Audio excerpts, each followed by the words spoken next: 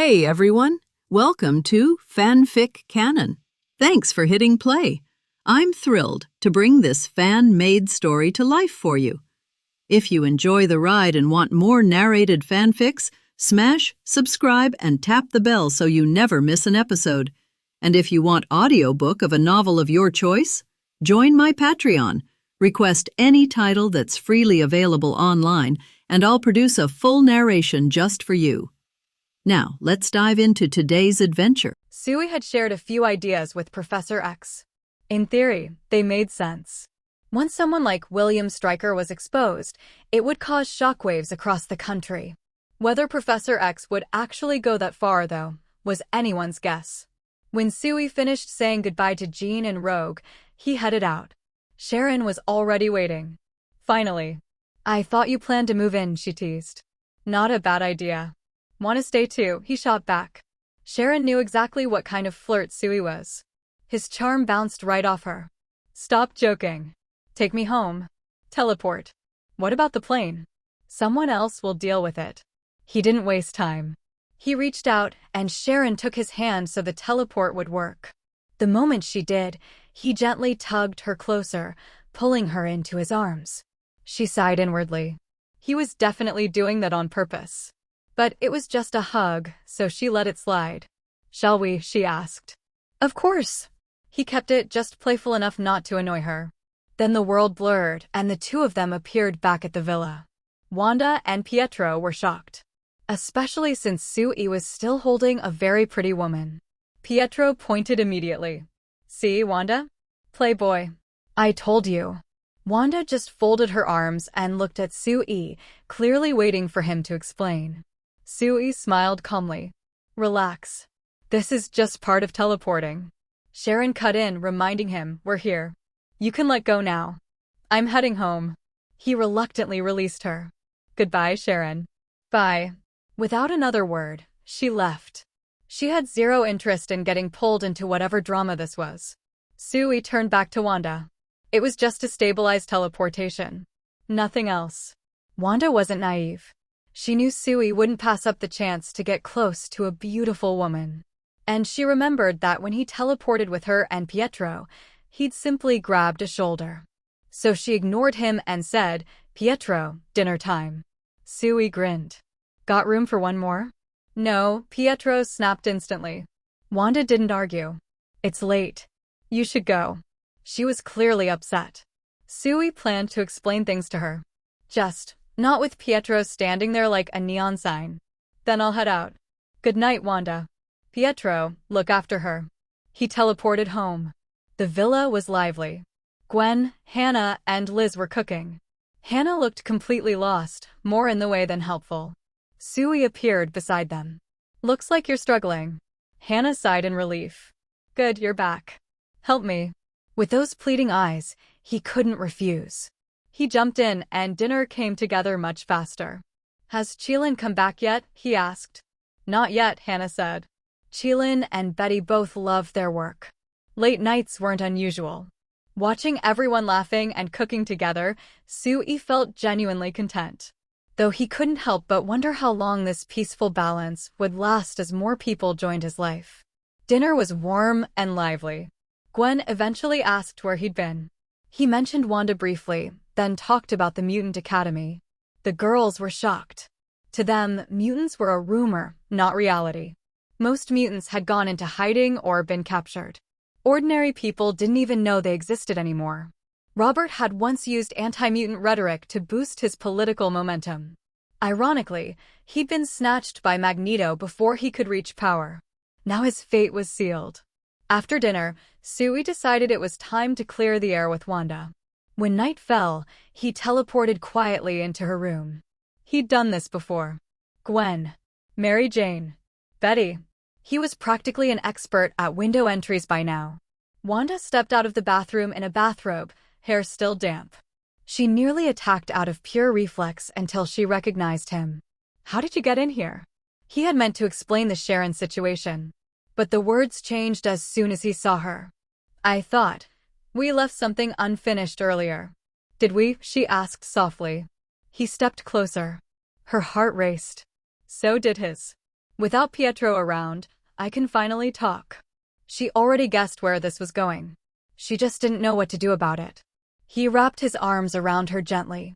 Meeting you feels unreal. I want to give you a home filled with warmth and laughter. A life where you're happy every single day. The words hit her deepest longing. Emotion surged. Power stirred inside her, unstable. Wanda, are you all right? He asked, concerned. She looked at him, eyes shining. I can feel it. Your heart. S.H.I.E.L.D could feel it the moment Wanda's emotions surged. Her chaos magic was awakening again. Her power had always been tied to her feelings.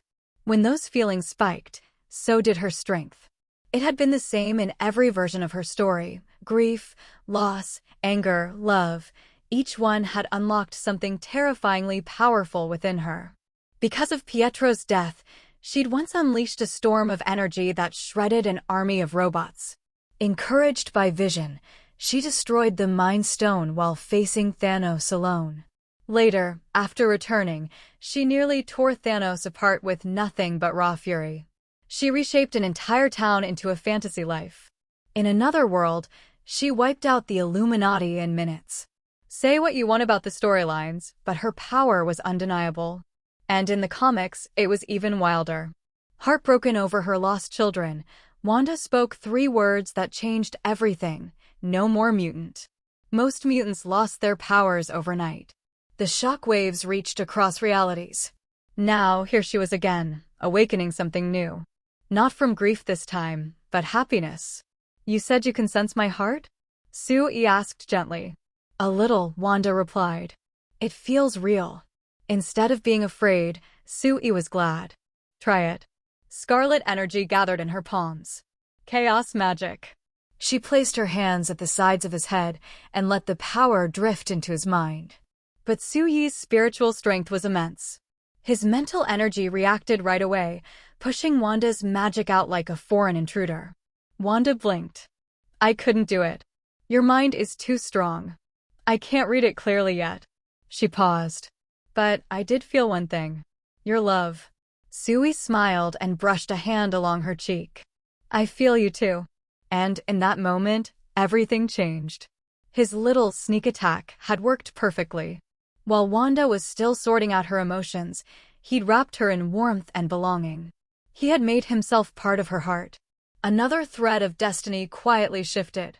He thought back over Wanda's tragic story, a shattered childhood, Pietro's death, falling in love with Vision only to lose him too. Again and again, the world took from her. Not this time. He stroked her hair gently. Her future would be different now. He promised himself that. She would have a home. She would have happiness. And he wouldn't break that promise. A familiar system prompt echoed in his mind. Harvest time. After the Thor incident, this was another huge turning point. No surprise, really. Wanda was one of the strongest beings in the Avengers. The reward reflected that. 1.2 million destiny points? Even Thor hadn't brought that much. But it made sense. With S.H.I.E.L.D here, Wanda's destiny had shifted entirely. No Vision. No Westview. No desperate, grief-driven rampage. A calmer life. A happier one. And then he noticed the bonus ability. Telepathy. A broad power evolving with strength. At the lowest level, it could sense emotion and faint thoughts. At higher levels, it could dive deep into memory, even rewrite it. With S.H.I.E.L.D's current mental strength, he could already communicate directly and read thoughts with clarity. He couldn't deny it. This was extremely useful. Wanda had already fallen asleep beside him. Peaceful. Soft breathing. Completely at ease. He practiced carefully, scanning only her memories, experiencing her life through her eyes, childhood warmth despite poverty, the night her parents died, wandering with Pietro, the hatred for Stark, the confusion, the loneliness. And then the moments after meeting him. Seeing all of it made him cherish her even more. He kissed her forehead lightly. Good night, Wanda. Sweet dreams. He drifted off soon after. Morning came. Wanda opened her eyes and smiled. Good morning. Good morning, he replied. But then he noticed something in her expression. Curious. Soft. a little accusing. "What is it?" he asked. "I can feel it," she said quietly. "You read my memory last night." He didn't deny it. He pulled her into his arms. I awakened a bit of telepathy. I wanted to try it. "That's not fair," she pouted. "I couldn't read you. But you read everything. If you want to, you can try again," he said softly. "I'll lower my defenses this time." Her mood brightened instantly. She focused. Chaos energy flowed into his mind. And this time, nothing stopped her.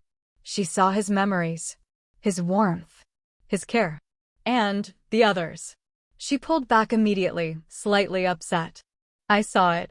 You don't just love me." Sue-yi pretended to be shocked. "Really?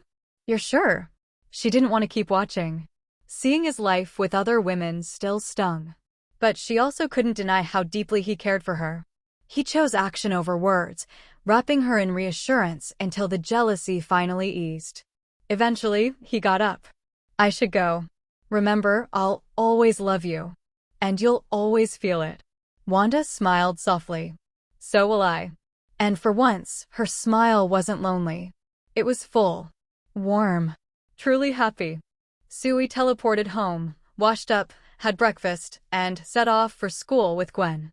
Sue and Gwen walked across the campus and came straight to the classroom. Sue doesn't have much interest in school clubs. Before time traveling, Sue joined the school club in college, which was a waste of time. The school club here may be a little better. However, it didn't appeal to Sue either. Isn't participating in club activities just to pass the leisure time, make friends, and meet girls? Sue is too busy to manage time now, so there is no need to participate. The class officially started, the professor gave lectures on it, and Sue taught himself on the bottom. This knowledge can easily be learned in 10 minutes. The current Sue has an intelligence of LV7 and has dabbled in many subjects. Although not the top in every aspect, at least the basic aspects are very good. What Sue is studying now is the knowledge of quantum mechanics. After one class, Sue learned a lot. Quantum mechanics is really complicated. Sue studies hard, on the one hand, to improve her intelligence. On the other hand, it is also to make preparations for finding Dr. Pym in the future. The university courses are indeed very easy. It's no wonder that the protagonists of many SLG games that Sue played before time travel can manage time well. After class, the school also became lively.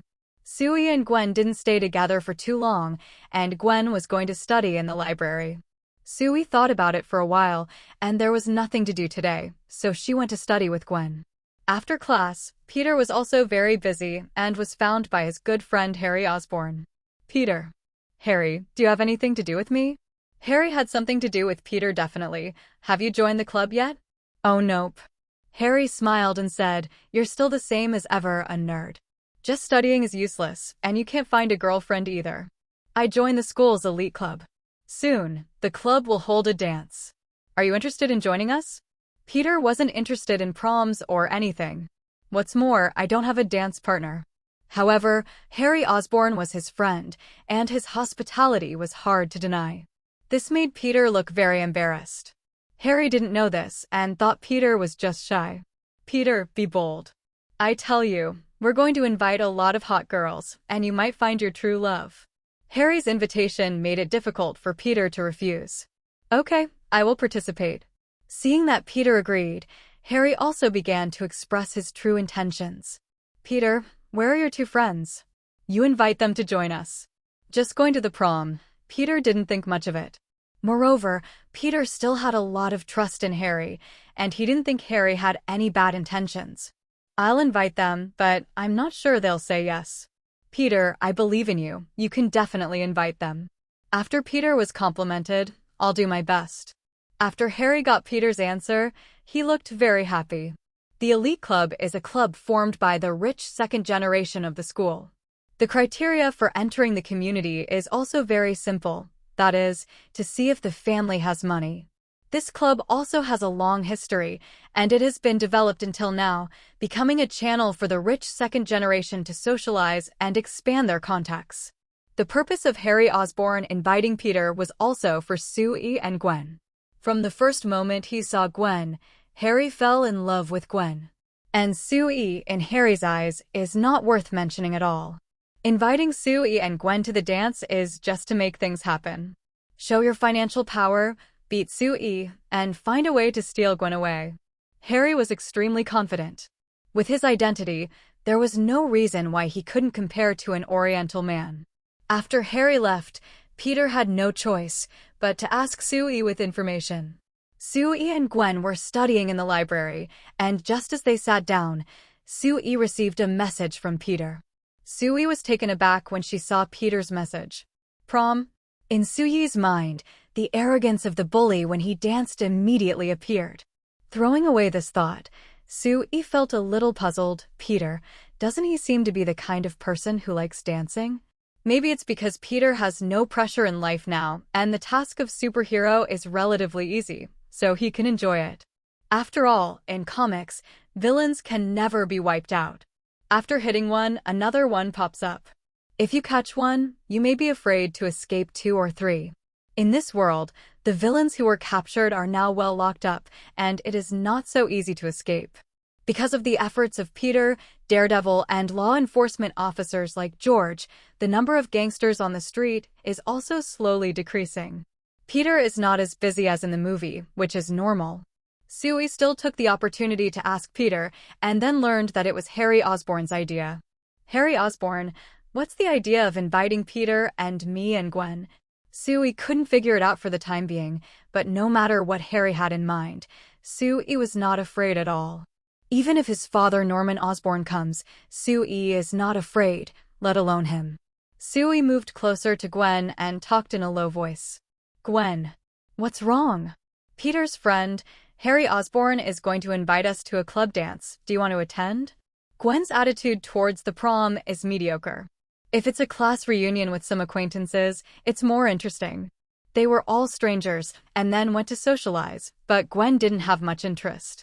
Definitely, there is also a reason for Sue. Gwen still remembers Sue's operation at the last class reunion. This time Sue attended the prom. Maybe she was attracted by hot girls again. Are you interested in going to the dance?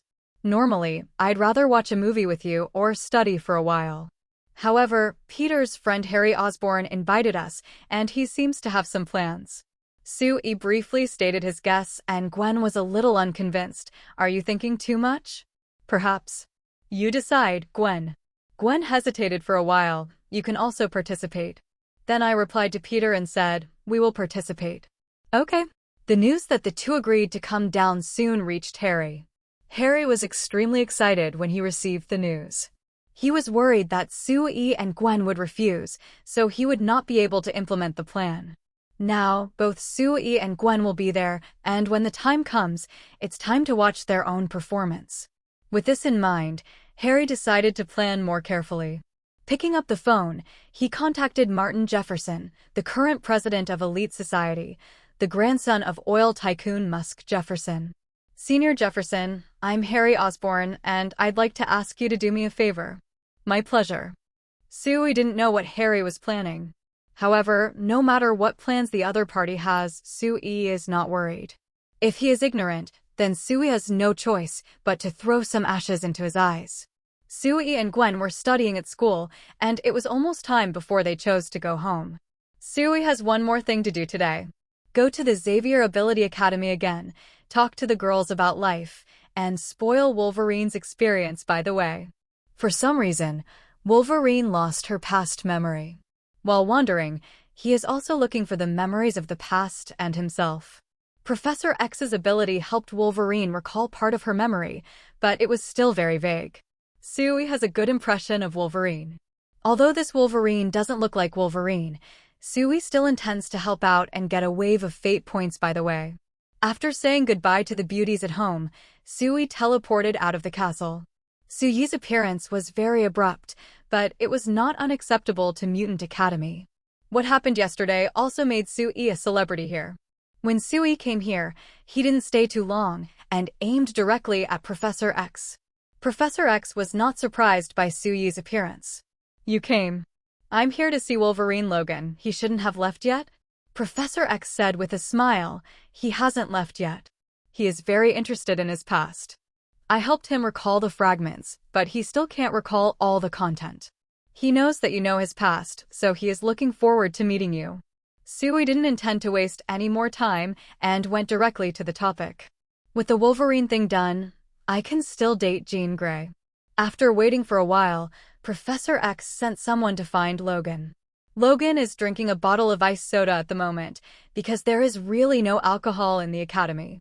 Looking at S.H.I.E.L.D, Logan was not polite. You are the one who knows about my past. You look a little young. Wolverine Logan has a bohemian temperament. S.H.I.E.L.D was not angry either. If you don't believe me, you don't have to listen. Logan also chose to endure it temporarily, found a chair, and sat down. You can start now. S.H.I.E.L.D didn't want to waste time, and directly started to tell Wolverine's life experience. Logan, you were born in the 18th century, in the home of a rich man in Maple Leaf Country. When you were young, you were weak and sickly. During one illness, you discovered that your parents were arguing with the gardener, and your father was killed by the gardener. In anger, you stretched out your bone claws and killed the gardener. You didn't know until the gardener died that the gardener was your real father. Your mother saw you as a monster, you were overwhelmed and ran away from home. On the way, you were taken away by your half-brother, Victor, and from then on, the two lived together. You have participated in many battles together. Because of your super self-healing ability, you are not afraid of death. However, in battle after battle, Victor becomes more brutal and bloodthirsty, like a beast, while you retain some humanity. In one battle, Victor killed civilians and even his superiors. You were arrested and executed by shooting. You didn't die, though, but were recruited by Wilhelm Stryker. Wilhelm Stryker led your mutant team on many missions. The last task is to find adamantium. Since then, you parted ways with the others, became anonymous, became an ordinary lumberjack, and even had a girlfriend. Security is always short, and one day Wilhelm Stryker found you. Not only Stryker, Victor also found you and brutally killed your girlfriend. You are so angry that you want to seek revenge on Victor, but you are not your opponent. In the end, you chose to join Stryker's Weapon X program, injecting adamantium into your body and becoming what you are today. Logan listened quietly, and some images flashed in his mind. Logan remembered Wilhelm Stryker, remembered the name of his girlfriend Kayla. Also, that story Kayla told herself, Wolverine's story. Because of that story, I have that necklace. Recalling the scene of Kayla being killed, Logan exploded with anger and almost lost control. Victor, I remember. Seeing that Logan was furious and ready to fight Victor to the death, S.H.I.E.L.D interrupted Logan. Are you sure you want to leave now? Don't you want to know about Kira's life or death? Logan calmed down. Kayla is still alive? I remember, I saw her die in front of me. At that time, she did not die. Logan was so excited that he almost grabbed S.H.I.E.L.D's clothes. Is she still alive? Listen quietly or leave. Logan hesitated for a while, but calmed down. S.H.I.E.L.D continued to narrate, telling Wolverine's story. You successfully completed the experiment, but Stryker planned to erase your memory, so you escaped from the experiment base. When I passed a farm, I was briefly taken in by a couple of farmers. However, Stryker sent someone to kill the couple, and you also succeeded in killing the pursuers and escaped the pursuit. Afterwards, you searched for old teammates to inquire about the news and prepared to take revenge on your big brother Victor. You have received a piece of news. It turns out that Victor and Stryker are in the same group. Their purpose is to let you voluntarily accept the experiment and become a weapon. Eventually, you made your way to Stryker's secret base and met the dead Kayla.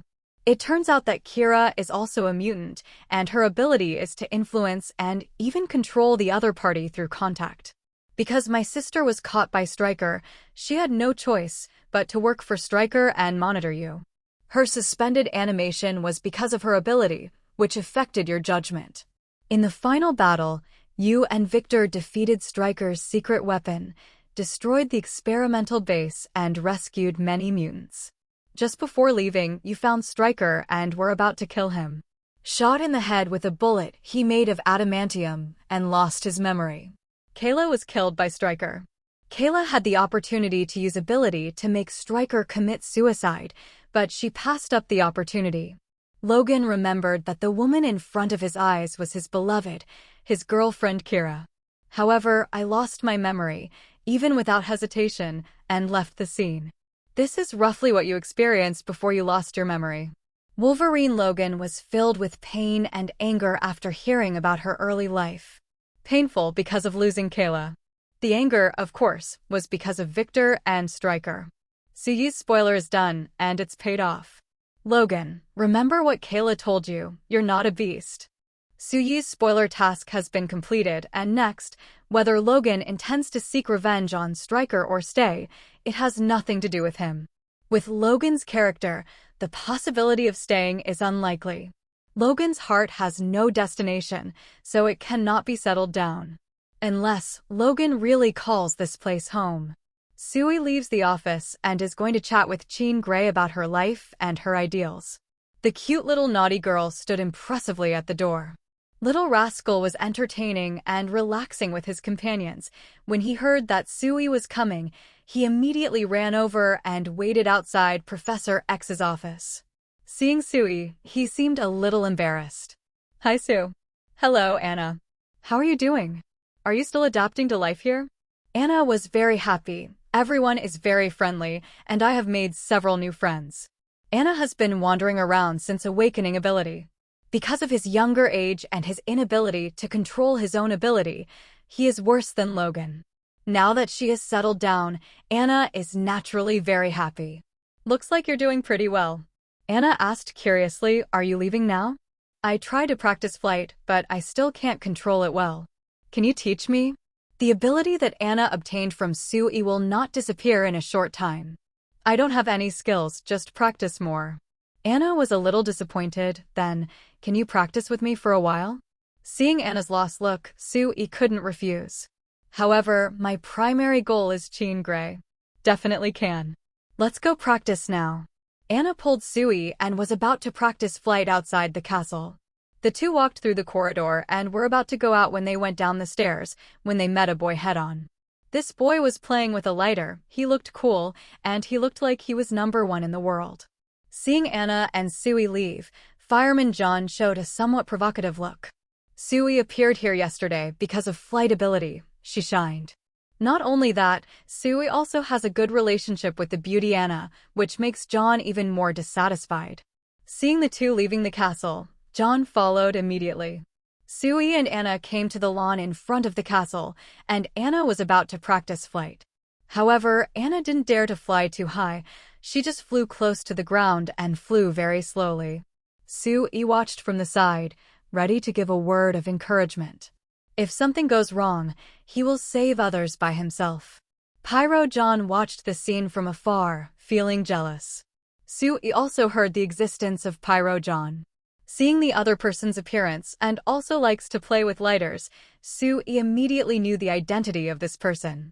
Pyro from Academy X, who eventually chose to join Magneto. In the movie, this kid seems to be interested in Anna. Originally wanted to show a wave of operations, but was destroyed by Iceman. This kid seems to be here. Could it be that he likes Anna? S.H.I.E.L.D. can also understand. Here are all mutants, most of them are not too old. Anna was around his age, both adults.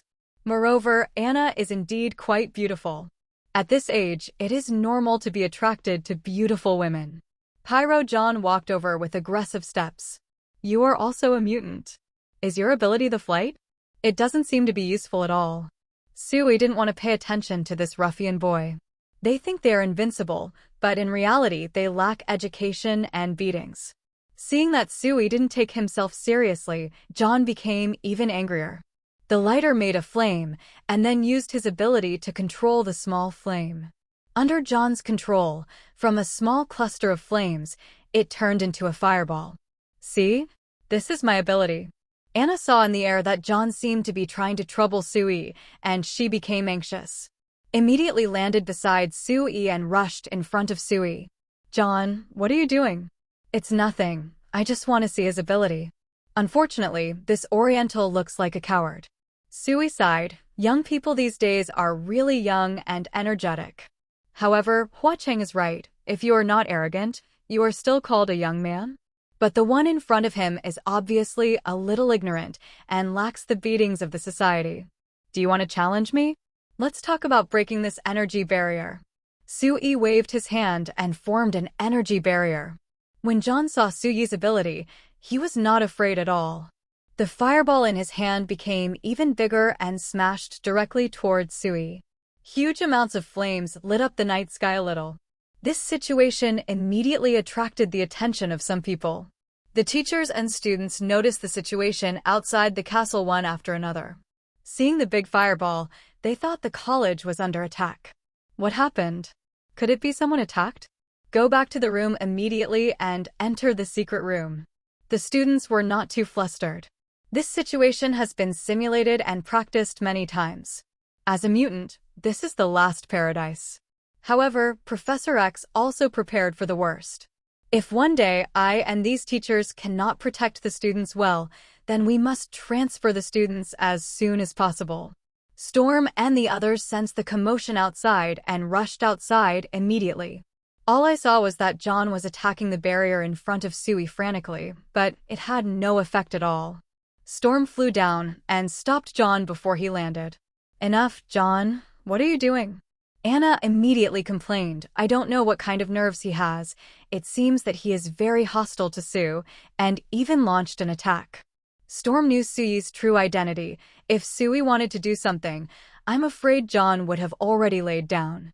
Scott didn't like Soo-yi very much. You have caused a lot of trouble here.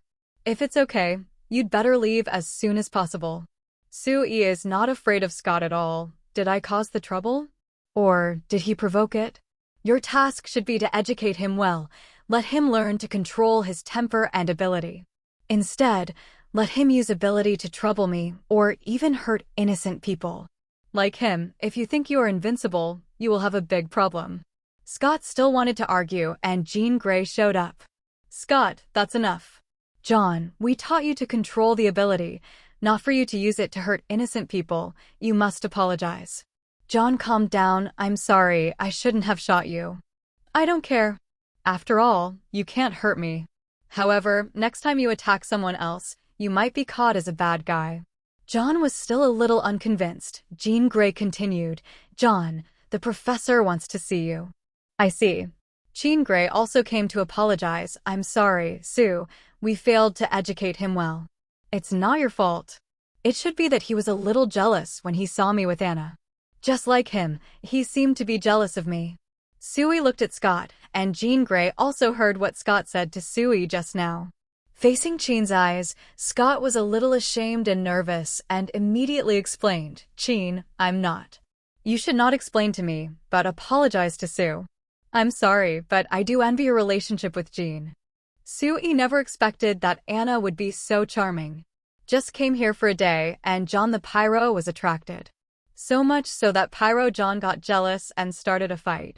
Soo-yi calmed down and thought about it, and he could understand. One is the age issue. The second is the personality of Burning John. Poppy Iceman wouldn't be so reckless. Soo-yi noticed that Poppy Iceman was indeed nearby. However, he had just arrived nearby, and before he could stop him, Storm and others came. With teachers like Storm coming forward, he doesn't need to make a move for the time being. If he had come early, he would have made an early move to stop Pyro's reckless behavior. John was taken directly to Professor X by Storm because of his recklessness. Using ability to attack others is not allowed. Even if Professor X is not punishing, education is absolutely indispensable. Soo-yi was not interested in what happened to Burning John and focused on Anna and Grey. When Jean sees Soo-yi and Anna together, she also knows that Soo-yi is helping Anna practice and control her abilities. Anna's ability comes from Soo-yi. With Soo-yi's help, she can indeed master ability faster. After John was taken away, the surrounding students also left one after another. Anna, Jean and I still have something to talk about, so let's stop today's practice. You have practiced very well, and you will be able to master ability soon. Seeing Soo-yi and Jean leave, Anna originally wanted to keep her. However, seeing that Soo-yi and Jean are extremely close, it is easy to guess that the relationship between the two is unusual. I have no choice but to bother the two of them. Anna could only look at the backs of the two of them, lost alone. It turns out that Sue likes teacher Chin. Miss Chin is very beautiful and Sue is also a good person. They're a good match. Anna was very disappointed, but seeing the two walking, Anna was very unwilling. I wanted to leave, but my footsteps seemed to be disobedient, so Anna couldn't help but keep up with the two of them. Looking at Sue-yi and Chin Hua, you and me, Anna can only observe secretly. After chatting with Chin, Sue-yi sent Chin back to the castle. Sue-yi had already noticed Anna's behavior of secretly observing from behind. Now, after sending Chin back to the castle, he can also deal with Anna, who is following behind. Sue-yi teleported and disappeared in place. Anna looked at Sue-yi's disappearing figure and was very disappointed. What the hell am I doing? Why would I do this? Sue and teacher Chin are lovers. I shouldn't think too much about it. Anna accepted this fact and was about to go back to rest. Suddenly, a figure suddenly appeared behind Anna. What do you think too much? The sudden sound coming from behind made Anna jump. What? Following the sound, he suddenly turned around. Turning around, I saw Sue-yi's face. Didn't you go back? Seeing Anna's slightly nervous expression, Sue-yi couldn't help but smile. I was going to go back, but I found that someone was watching me from behind. I thought it was some bad guy. Anna was caught and appeared, flustered, unable to think of a reason to explain. Sue pressed forward step by step, and Anna couldn't help taking a half step back. This half step back is serious. Because at this moment, Anna doesn't know how to face Sue-yi at all. Seeing that Anna was like a frightened cat, Sue-yi retreated every step of the way and didn't intend to tease Anna anymore. The hand that was stretched out suddenly went around behind Anna and wrapped around Anna's waist. With a slight force, he pulled the other party into his arms. Anna became even more nervous and at the same time also had some expectations. However, Anna chose to reject Sue-yi. Aren't you closely related to teacher Chin? Sue-yi smiled evilly. What does that matter? Seeing the little beauty so close at hand, Sue-yi decided to turn into a demon. Anna has some hesitation in her heart and knows one more thing. If Sue-yi is really a good man with one heart and one mind, then she has no chance at all. Without too much resistance, Anna chose to cooperate with Sue-yi. After a while, Anna breathed a sigh of relief. Anna looked at Sue-yi, who was right in front of her eyes, with mixed emotions in her heart. Anna, shall we do something fun? Is it here? Definitely not. This manor is so big, and everyone is about to rest. Sue-yi turned into a demon, and the devil in Anna's heart was also drawn out. Without too much hesitation, Anna chose to agree. The two disappeared in place and appeared in a secluded place in the manor. Sue, I feel it. My ability seems to have changed. What kind of change? Anna threw herself into Sue-yi's arms again, extremely excited. My energy, this time, has not dissipated. It seems that I have acquired these abilities forever. Anna's words surprised Sue-yi. Such a change was really unexpected. Then if Anna spends more time in the future, can Anna share her other abilities? Thinking of this, Sue-yi couldn't help but want to transmit more energy. Considering Anna's body's ability to bear, yesterday Anna's body had a limit. Still not very good for transferring too much power at once. Thinking of this, Sue-yi decided to take her time. There will be plenty of opportunities in the future. That's not bad. You have these abilities, and you can protect yourself. I will. Sue-yi saw Anna back to the castle, feeling happy. Sure enough, the ancestors were right. Appreciating beautiful women makes people feel happy. Sue-yi can not only appreciate the external beauty, but also appreciate the inner beauty of beauties, so she is naturally happier than ordinary people. I didn't expect that Anna would get the ability permanently by accident. With the addition of Wana, the rewards are quite rich. Not to mention earning some rewards, but also a confidant. Seeing Anna go back safely, Sue-yi also knew that it was time to go home. Sue-yi disappeared in place in an instant and teleported back home. Anna is crazy too, it's getting late. As soon as Sue-yi finished speaking, she felt that there were people in her bedroom, not just one. Honey, who is Anna? Sue-yi immediately recognized that it was Liz's voice. Liz and Hannah. In order to avoid too much conflict, Liz and Gwen briefly discussed the time allocation to help Sue-yi with time management. Sui looked at the two. Liz and Hannah seemed to have been waiting for a long time.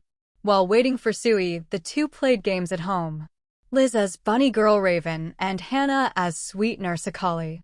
Are you guys spying? Should I be the big bad wolf or should I be the patient?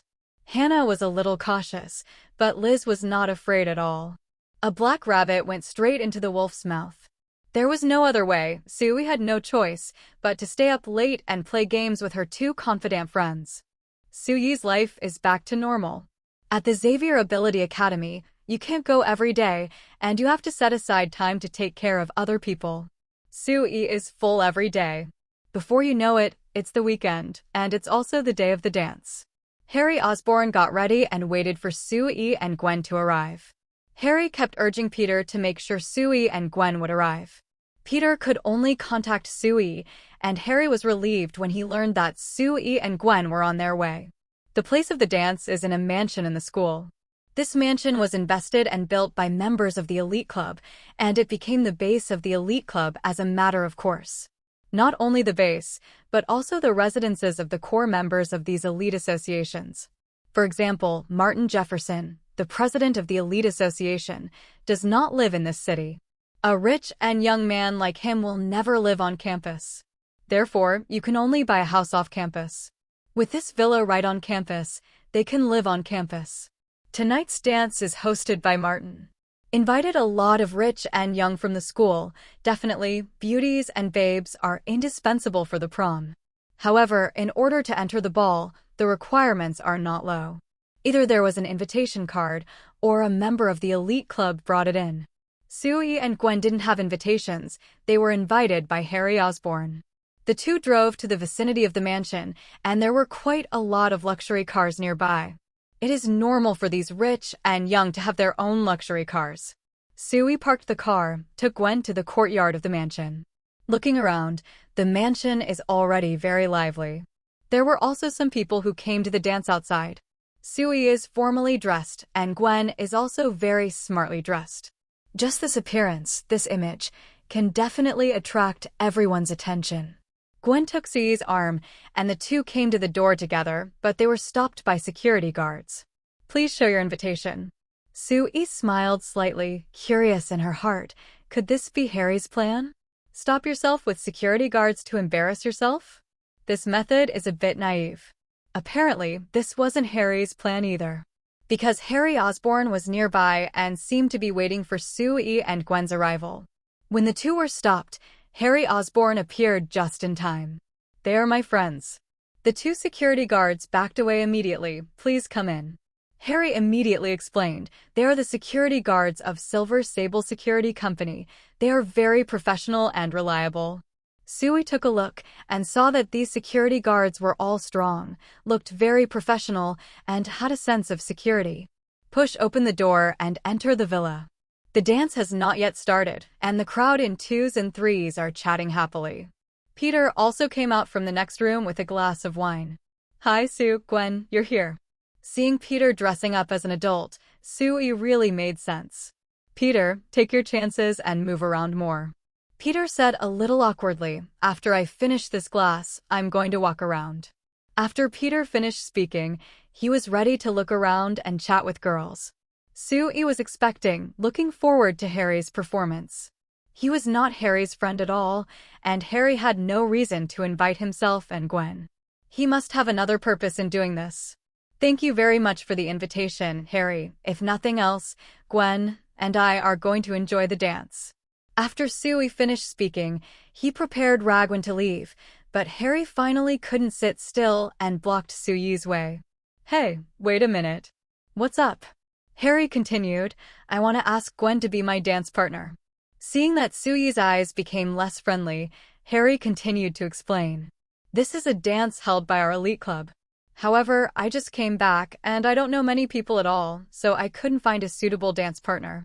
Our president, Martin Jefferson, has a bad relationship with me. If the dance partner I bring is inferior to his partner, he will definitely mock me. And the dance partner I invited couldn't come to the scene due to special reasons. I can only ask for your help. Sui watched Harry's performance quietly, unmoved. Edit, you continue to edit? If I believed one word, I would not be called S.H.I.E.L.D. Oh, really? I don't believe it. Harry's expression froze in an instant. S.H.I.E.L.D. did not follow the routine at all, completely disrupting Harry's train of thought. We're all friends with Peter. You gotta help me. I'm only wasting your time for a while. S.H.I.E.L.D. immediately agreed. I have no problem. You have to tell me where there are hot girls. S.H.I.E.L.D. obviously said that on purpose, and Gwen immediately understood. Sorry, Harry, our relationship is not that familiar yet. Besides, Sue's charm is too great. I worry that if I leave him, he will attract too many beautiful women. If you really lack a dance partner, you should hurry up and find another one. Harry couldn't believe that he was rejected by S.H.I.E.L.D. and Gwen. The most important thing is that Gwen also said that S.H.I.E.L.D. is too attractive and worried that S.H.I.E.L.D. will attract too many beauties. Isn't this excuse too outrageous? Harry still didn't give up. Hey, but I invited you to the dance just to do me a favor. S.H.I.E.L.D. patted Harry on the shoulder. Brother, we will help you find a dance partner right now. I think all I need to say is, Harry Osborn needs a dance partner. I believe there must be many hot girls who will come to you on their own initiative. Harry's face was ashen. His plan had failed just like that. However, this was only the first plan. Harry had other plans. Harry believed that he was definitely better than S.H.I.E.L.D. Okay, since you don't want to, forget it. I really can't imagine that Peter would make friends with people like you. S.H.I.E.L.D. didn't bother to pay attention. Gwen, do you want a drink? Definitely. S.H.I.E.L.D. and Gwen entered the next bar together. That's right, there is a bar of over 100 square meters in the villa. There are dedicated bartenders making drinks at the bar, and there are waitresses in maid outfits carrying fine wines. Let's leave here. This group of rich and young usually only have these few hobbies, so it seems normal to have a big bar in a mansion. S.H.I.E.L.D. and Gwen were about to drink when Harry joined them again. Have a shot of vodka with cranberries. Harry failed at one plan, so he could only move on to the next plan. The theme of the next plan is also very simple, which is to use one's own family background to attack S.H.I.E.L.D. Harry started planning and took the initiative to get close to S.H.I.E.L.D. Hey, let's talk to the side. S.H.I.E.L.D. looked at Harry with great interest, knowing that Harry must have other ways. Definitely yes, as long as you don't ask Gwen to be your dance partner, everything is negotiable. The two came to the side, and Harry stopped hiding. I'm into Gwen, so you'd better leave her. If you take the initiative to leave her, I can give you $1 million. If you continue to insist, you should know my identity. I have many ways to tear you apart. S.H.I.E.L.D. couldn't help laughing. Is this your plan? Harry Osborn. Too childish. S.H.I.E.L.D. looked at Harry with a sneer on his face, as if he was watching a Joker performance. Harry Osborn, I knew from the moment you invited me and Gwen that you must have plans. Otherwise, we don't know each other well at all, and you wouldn't invite us. I just didn't expect that your target was Gwen. 1 million. Just want me to leave Gwen? Are you kidding me? Harry's plan was ruthlessly dismantled by S.H.I.E.L.D., and his face was very ugly. S.H.I.E.L.D. didn't intend to let go of this opportunity and was going to continue teasing Harry. Harry didn't intend to pretend at the moment and went straight to the showdown. You'd better think about it. Maybe you have no competitors before, so you have a chance to be Gwen's boyfriend. However, if you compete with me, you have no chance of winning. I'm richer than you, I'm a local, I'm more suitable than you. As I said, I have many ways to break you up. S.H.I.E.L.D. does not deny this. Osborn's company does have money. Even if he hasn't inherited the family property yet, it's still okay to spend some pocket money. As for the locals, this is indeed a problem. Fortunately, neither Gwen nor the family cared about any of that. There is not much difference in living habits, and they are also getting used to each other. As for what Harry said, there were ways to break up the two. S.H.I.E.L.D. was also sure that Harry could think of many ways. In the third part, Harry regained his memory, and in order to get revenge on Peter, he deliberately separated Peter and Mary Jane. In this world, if Harry wants to separate S.H.I.E.L.D. and Gwen, he can definitely think of many ways. S.H.I.E.L.D. didn't think the problem was that big. No matter how many he tried, it was useless, and he and Gwen would not be separated easily. Hearing Harry's threat, S.H.I.E.L.D. suddenly had a new idea. Oh, it sounds like I'm bound to lose Gwen. S.H.I.E.L.D. changed the topic. You know, Gwen is very beautiful, prettier than many celebrities, and I love her very much. And I love her very much, very much. So, add money. Harry didn't realize it for a moment, Walter. After being stunned for a while, Harry finally came to his senses. Sui actually planned to give up Gwen for money. It's a good thing for yourself. Money is nothing at all. A beauty like Gwen is his goal. Okay, I'll give you another 500,000, a total of $1.5 million. Harry was in a good mood, and he shot very generously. Sui stretched out her index finger, denying Harry's proposal. No, no, no. $1.5 million is not enough. Gwen is priceless in my heart. If you have to use money to measure it, it must be at least 10% of Osborne's equity. Harry was shocked by Sui's appetite. One bite was 10 shares of Osborne Company. Even though Harry had been away for a long time, he didn't know much about Osborne Company. However, as one of the best large companies, there are still some worth hundreds of billions of dollars. While Harry was shocked, Sui continued. I've already met Gwen's parents. Gwen's father is George Stacy. You should know his identity. If I give up Gwen, it means giving up George, the father-in-law. I think he's worth 10 shares too. If you can give me 20 shares of Osborne Company, I will break up with Gwen and quit directly. Seeing Sui's playful smile, Harry realized that he had been played by Sui. Sui has no intention of giving up Gwen's idea at all. What I said was purely for fun. Harry's heart was burning with anger. As the son of Norman Osborn, he came from a wealthy family. I have been superior to others since I was a child. No one dared to treat myself like this, let alone treat myself like a joker. Are you kidding me?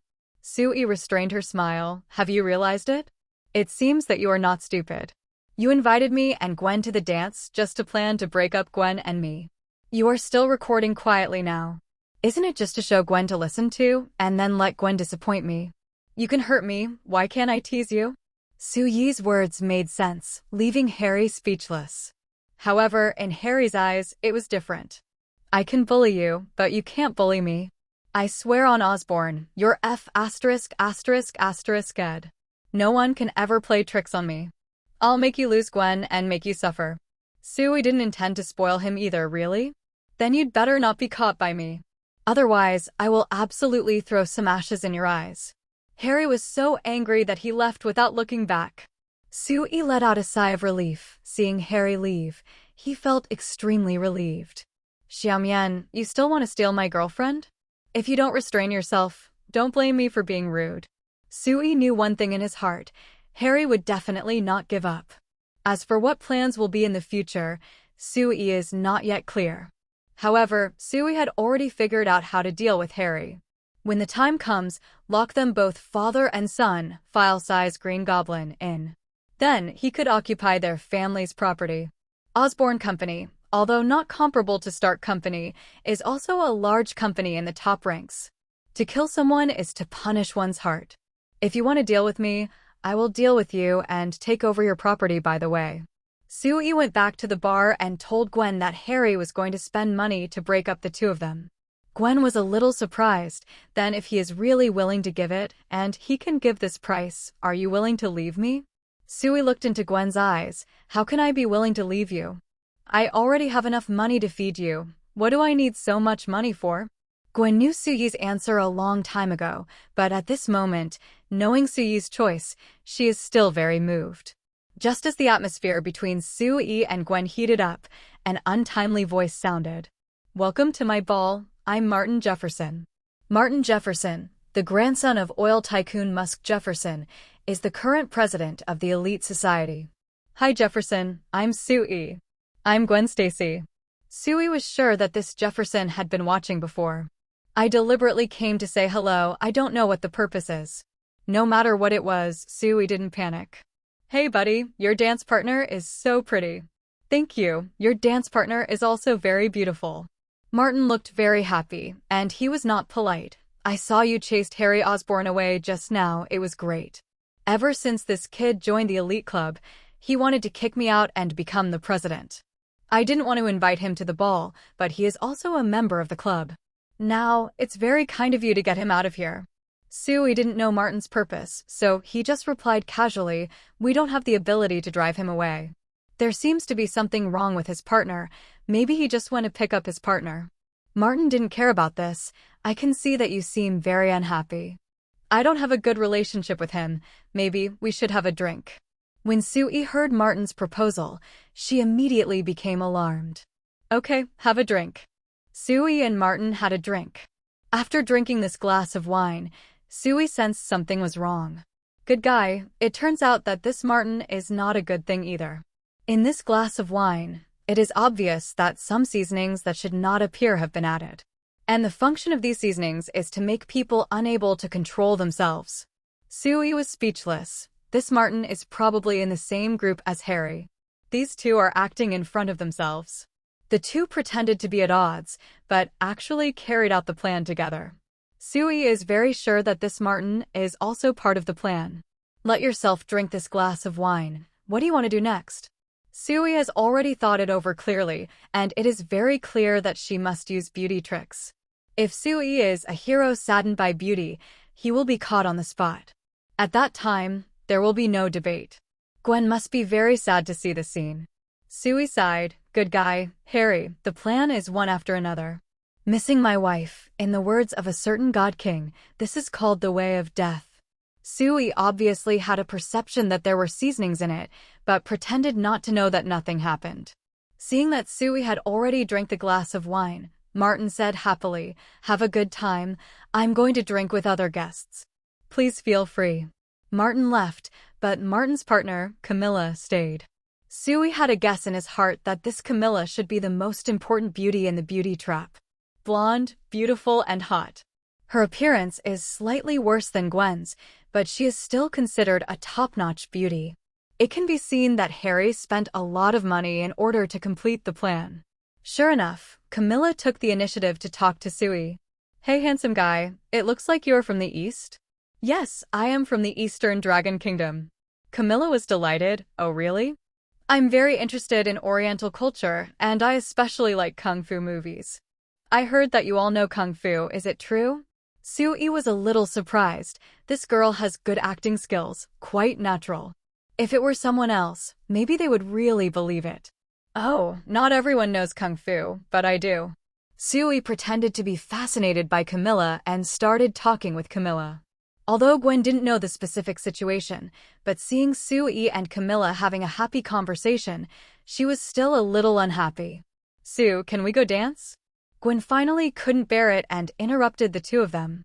Camilla pretended to be sorry and said, I'm really sorry, because I'm very interested in Oriental culture. It's okay.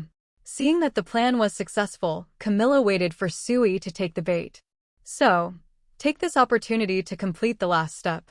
Handsome, shall we have one last drink? Very happy. The two drank another glass, and Camilla finished it. Just as he was about to leave, his feet suddenly softened, as if he was drunk. Sui could tell that it was Camilla faking it. Although it was a straight hook, Sui took the bait directly. Sui hurriedly supported Camilla and took advantage of the opportunity. Camilla smiled. I think I'm a little sleepy. Handsome, can you take me upstairs to rest? Definitely can. Seeing Gwen standing aside, Camilla hurriedly said, I'm really sorry to delay your boyfriend's time. I don't think you mind. Looking at the posture of the two of them, Gwen thought that Sui was planning to act boldly, but hearing Sui's voice sounded in his mind. Relax, Gwen. Gwen knew that this was Sui's ability, telepathy. Okay, I'll wait for you here. I'll be back in a minute. Sui helped Camilla leave the bar and went upstairs. Camilla also intentionally rubbed against Sui. I don't know, I thought these two people had some ulterior secret. Camilla showed the way, and Sui sent him to the bedroom. As soon as she entered the bedroom, Camilla stopped acting and closed the door directly, wrapping her arms around Sui's neck. Sui pretended to be a little panicked. Camilla, what are you doing? Camilla winked like silk. I know, you really want to. Why don't we do something happy? Sui took half a step back and leaned against the door. Well, my girlfriend is still waiting for me downstairs, and there is no time at all. Besides, you are Martin's partner, so I can't do this. Camilla smiled and said, Is it okay? We are very open here. Didn't you say you know Kung Fu? Show it to me. Eon, baby. Sui watched Camilla's performance without any interest. Her heart was like a dry well, calm and calm, without any evil thoughts. There's a question in my mind. What should I do next? If you don't cooperate, you may not be able to trigger the next plot. But if you cooperate by yourself, to what extent should you cooperate? S.H.I.E.L.D. perception checked the room and made sure there was no surveillance in the room. That being the case, it's easy to handle. S.H.I.E.L.D. walked to Camilla's side and used telepathy's ability to stun Camilla. Next, just wait for Martin's arrival with peace of mind. S.H.I.E.L.D. thought about the follow-up plan and quietly left the room. After a while, Martin came to the door, followed by a waiter and 2 bodyguards. Are you sure you saw the 2 of them go in? I am sure. Martin looked at his expensive watch and estimated the time. It's been 5 minutes since I went in. It should have started. Why is there no sound at all? Could it be that it's over? It can't be so fast, can it? It should be that the sound insulation effect is so good that I didn't hear the sound. Martin couldn't care less. Go in and take pictures immediately. Make sure to take clear pictures. In order to do this game, Harry paid a lot. Martin received the money and benefited, so he naturally wanted to help people finish the work. Pushing open the door, Martin, the waiter, and 2 bodyguards all started filming with their mobile phones. 2 people took pictures and 2 people videoed to make sure nothing was missed. However, as soon as the door was pushed open, the 4 people who swarmed in did not see the scene they imagined. The room was very quiet, as if no one was there. When Martin got closer, he saw only Camilla, who had fallen asleep. As for S.H.I.E.L.D., there was no one to be seen at all. What's the situation? Is it over? Isn't this too fast? The most important thing is that people are gone. Martin couldn't understand what happened. This plan is not perfect, but it is definitely not the result. S.H.I.E.L.D. drank that glass of wine, and there was such a moving Camilla in front of him, but S.H.I.E.L.D. was indifferent and even disappeared out of thin air. S.H.I.E.L.D. watched the movement of Martin and the others not far from the quiet door and smiled slightly. Hee, you just want to shake my heart because of a mere beauty trap? How do you know that there are too many beauties around you and you can't manage your time? The elite club held a dance party and many students filled it up. This is a dance held by the rich and the young. Being able to enter it represents identity. Felicia Hardy was also quite interested in this ball, but only interested. What she didn't expect was that Ryan found her and said that he had found a relationship and could enter the ball, so he invited Felicia to participate. Felicia also agreed, just in time to go to the ball and enjoy it. Felicia was already extremely beautiful, and with a little dressing up, it also attracted the attention of many people. Enjoying the lively dance, Felicia didn't realize that danger had come. Ryan left for a while and brought back a young rich and young man. Felicia, this is John Paul who invited us to the dance. After all, he was the one who invited him to the dance, so Felicia greeted her warmly. Hello, Paul. Let's get acquainted. Drinking 2 glasses of wine is also a normal social activity. But soon, Felicia felt something was wrong. I actually felt a little confused, as if I was drunk. Felicia is very aware of her drinking capacity. It is impossible to get so drunk after just a few drinks. However, Felicia, who was still a little immature at the moment, never thought that this was Ryan and John's plan. I'm going to the bathroom. Ryan knew that the opportunity had come. Felicia, are you all right? Felicia shook her head. It's fine. He quickly left the room and went to the bathroom.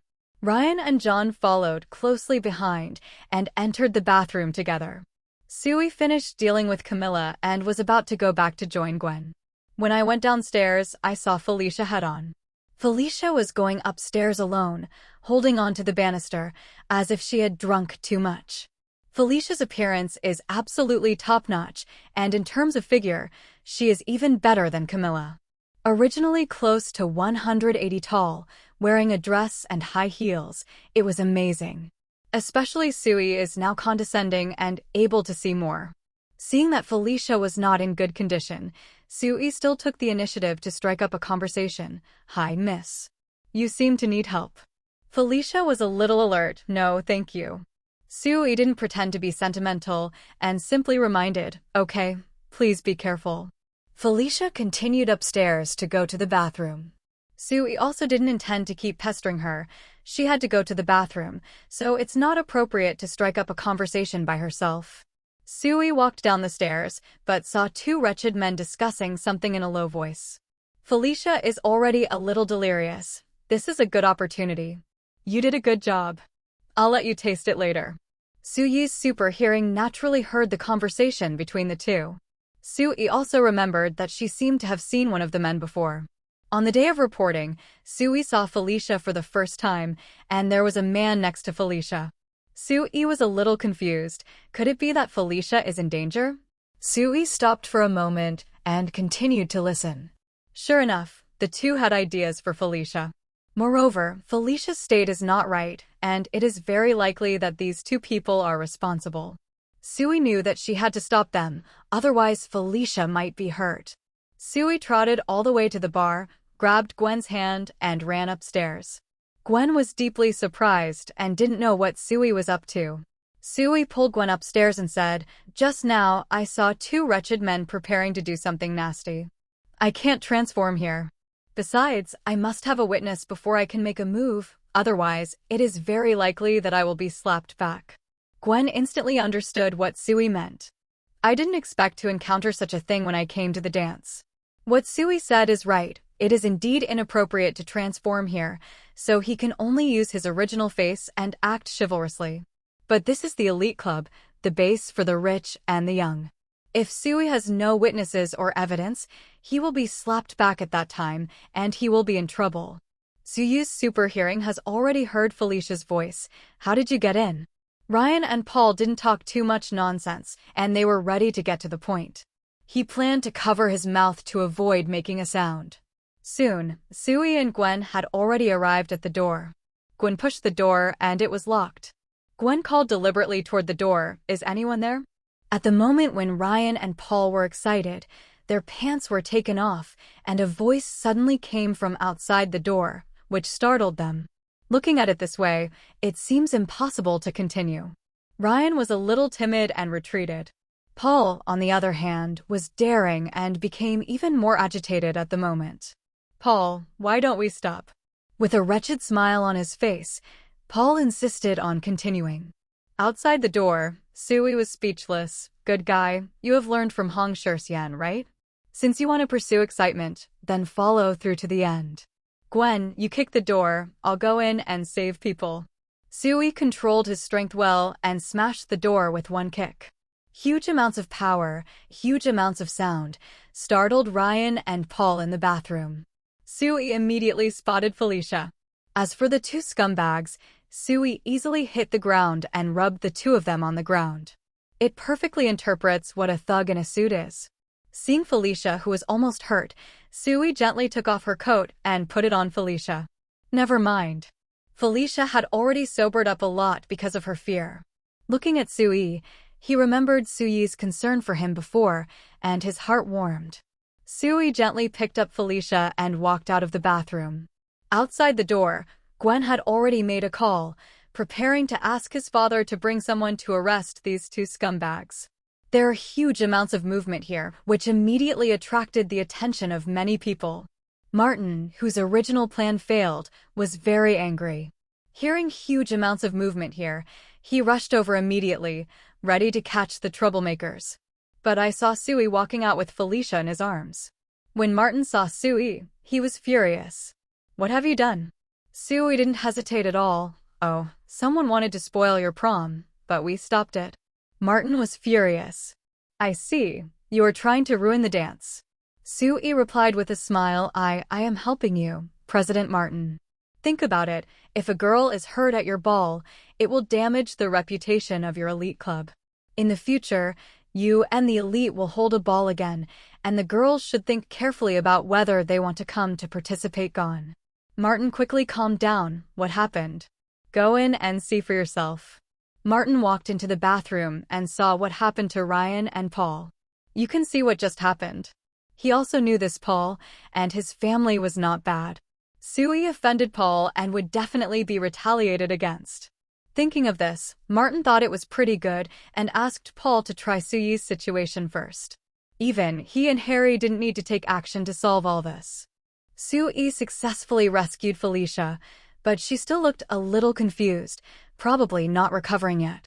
Peter also ran over to join in the fun. What happened? Gwen said simply, they were going to bully a girl, and it's all right now. Peter looked at this appearance, coupled with Gwen's explanation. He had already figured out what this scene was like. Peter breathed a sigh of relief. It was fine.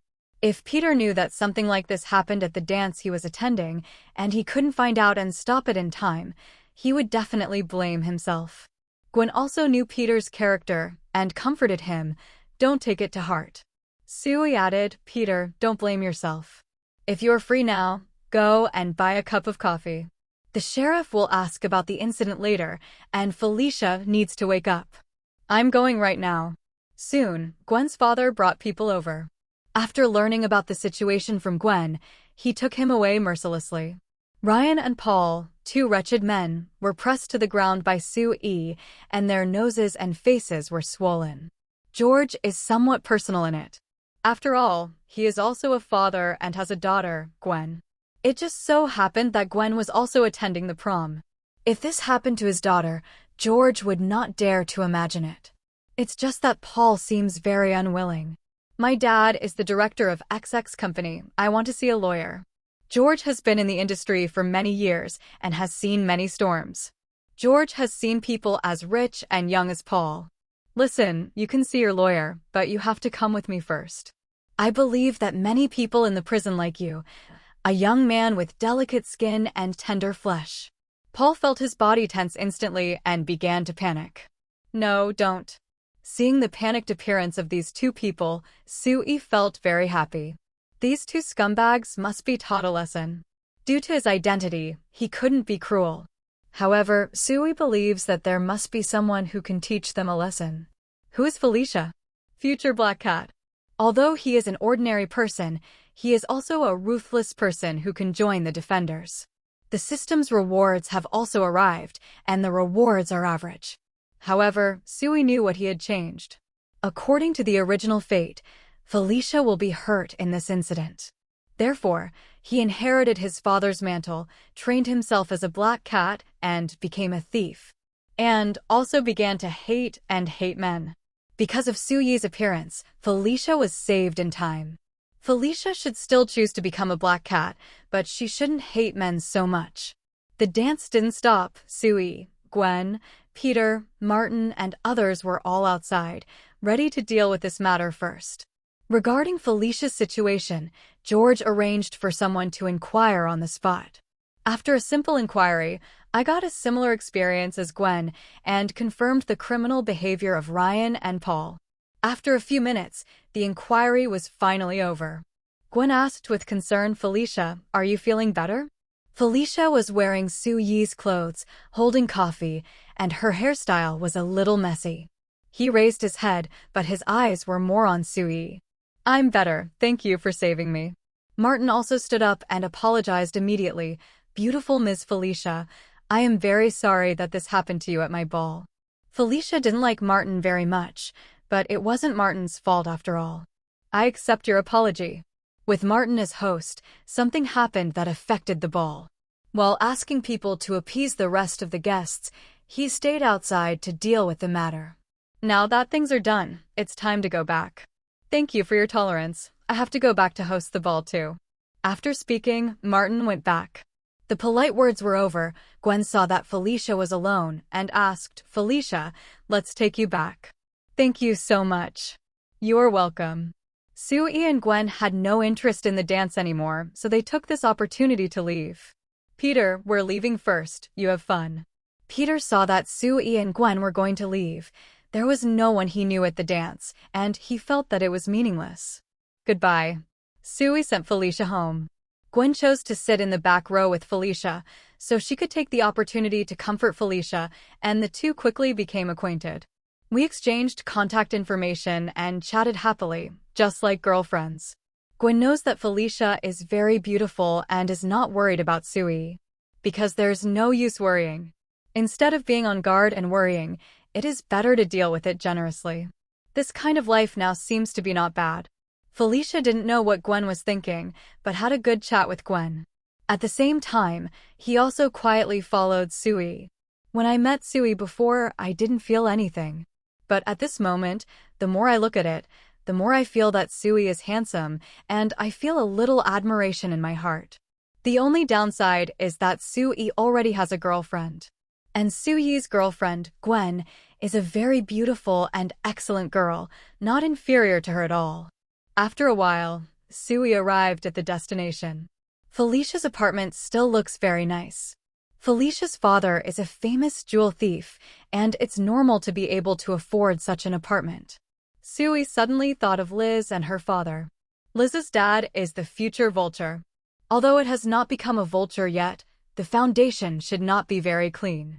If Felicia also becomes his confidant, Felicia's father is a big thief. S.H.I.E.L.D. felt that it had to be dealt with as soon as possible. Anyway, it's my old father-in-law, don't be caught in it when the time comes. Felicia, here we are. S.H.I.E.L.D. opened the car door and escorted Felicia out of the car. Felicia was already awake a lot and hugged S.H.I.E.L.D. lightly. Thank you, Sue. If it wasn't for you, I can't imagine what would have happened. S.H.I.E.L.D. is also very polite. You're welcome. I think most people would do that. Felicia let go of S.H.I.E.L.D. I want to buy you a cup of coffee tomorrow to express my thanks. Is that okay? S.H.I.E.L.D. also agreed, yes. Felicia seemed a little happy, then. See you tomorrow. Forget the unhappy things, have a good dream, and see you tomorrow. Felicia turned and left, and just took 2 steps before she realized that S.H.I.E.L.D.'s clothes were still on her body. At this time, it is obvious that S.H.I.E.L.D. can be stopped. Felicia hesitated for a moment. I should return it to him after washing it. Thinking of this, Felicia quickened her pace, afraid that S.H.I.E.L.D. would react and ask for a coat. Back home, Felicia looked at S.H.I.E.L.D.'s coat. Sue, I remember you. You are the only man who makes my heart beat. Felicia returned home and packed S.H.I.E.L.D.'s clothes before getting ready to rest. Felicia is a person who pursues perfection and perfection. Once she has set her goal, she must do her best. After experiencing this incident, Felicia not only raised her vigilance, but also decided to train her fighting ability and fighting skills. Just as they were about to rest, Felicia's father, Walter Hardy, returned. Walter Hardy, apparently a salesman, is actually a famous thief civet. Today, Walter went to check out another mansion, planning to do it soon. However, Walter is also a little worried that Spider-Man will appear again. Last time, after Walter succeeded, he quickly left the scene. Not long after they left, Spider-Man appeared. Walter can only sigh. Fortunately, he ran fast and was not found. Otherwise, you will definitely be caught by Spider-Man. This time, although the place he chose was relatively remote, Walter was still a little worried. As the saying goes, if you often walk by the river, how can you not get your shoes wet? Once found, be entangled. When Spider-Man shows up, there must be nowhere to go. The stakes are high, but Walter isn't about to give up. After completing this vote, you can wash your hands in the golden basin. When he got home, Walter discovered that his daughter Felicia had returned. Felicia, are you home? I'm here. Walter heard a small voice and came to Felicia's door. Knock on the door, may I come in? Definitely can. Walter just felt a little strange. Felicia clearly said that she was going to the dance and would come back later. However, I didn't expect Felicia Yabi to come back earlier.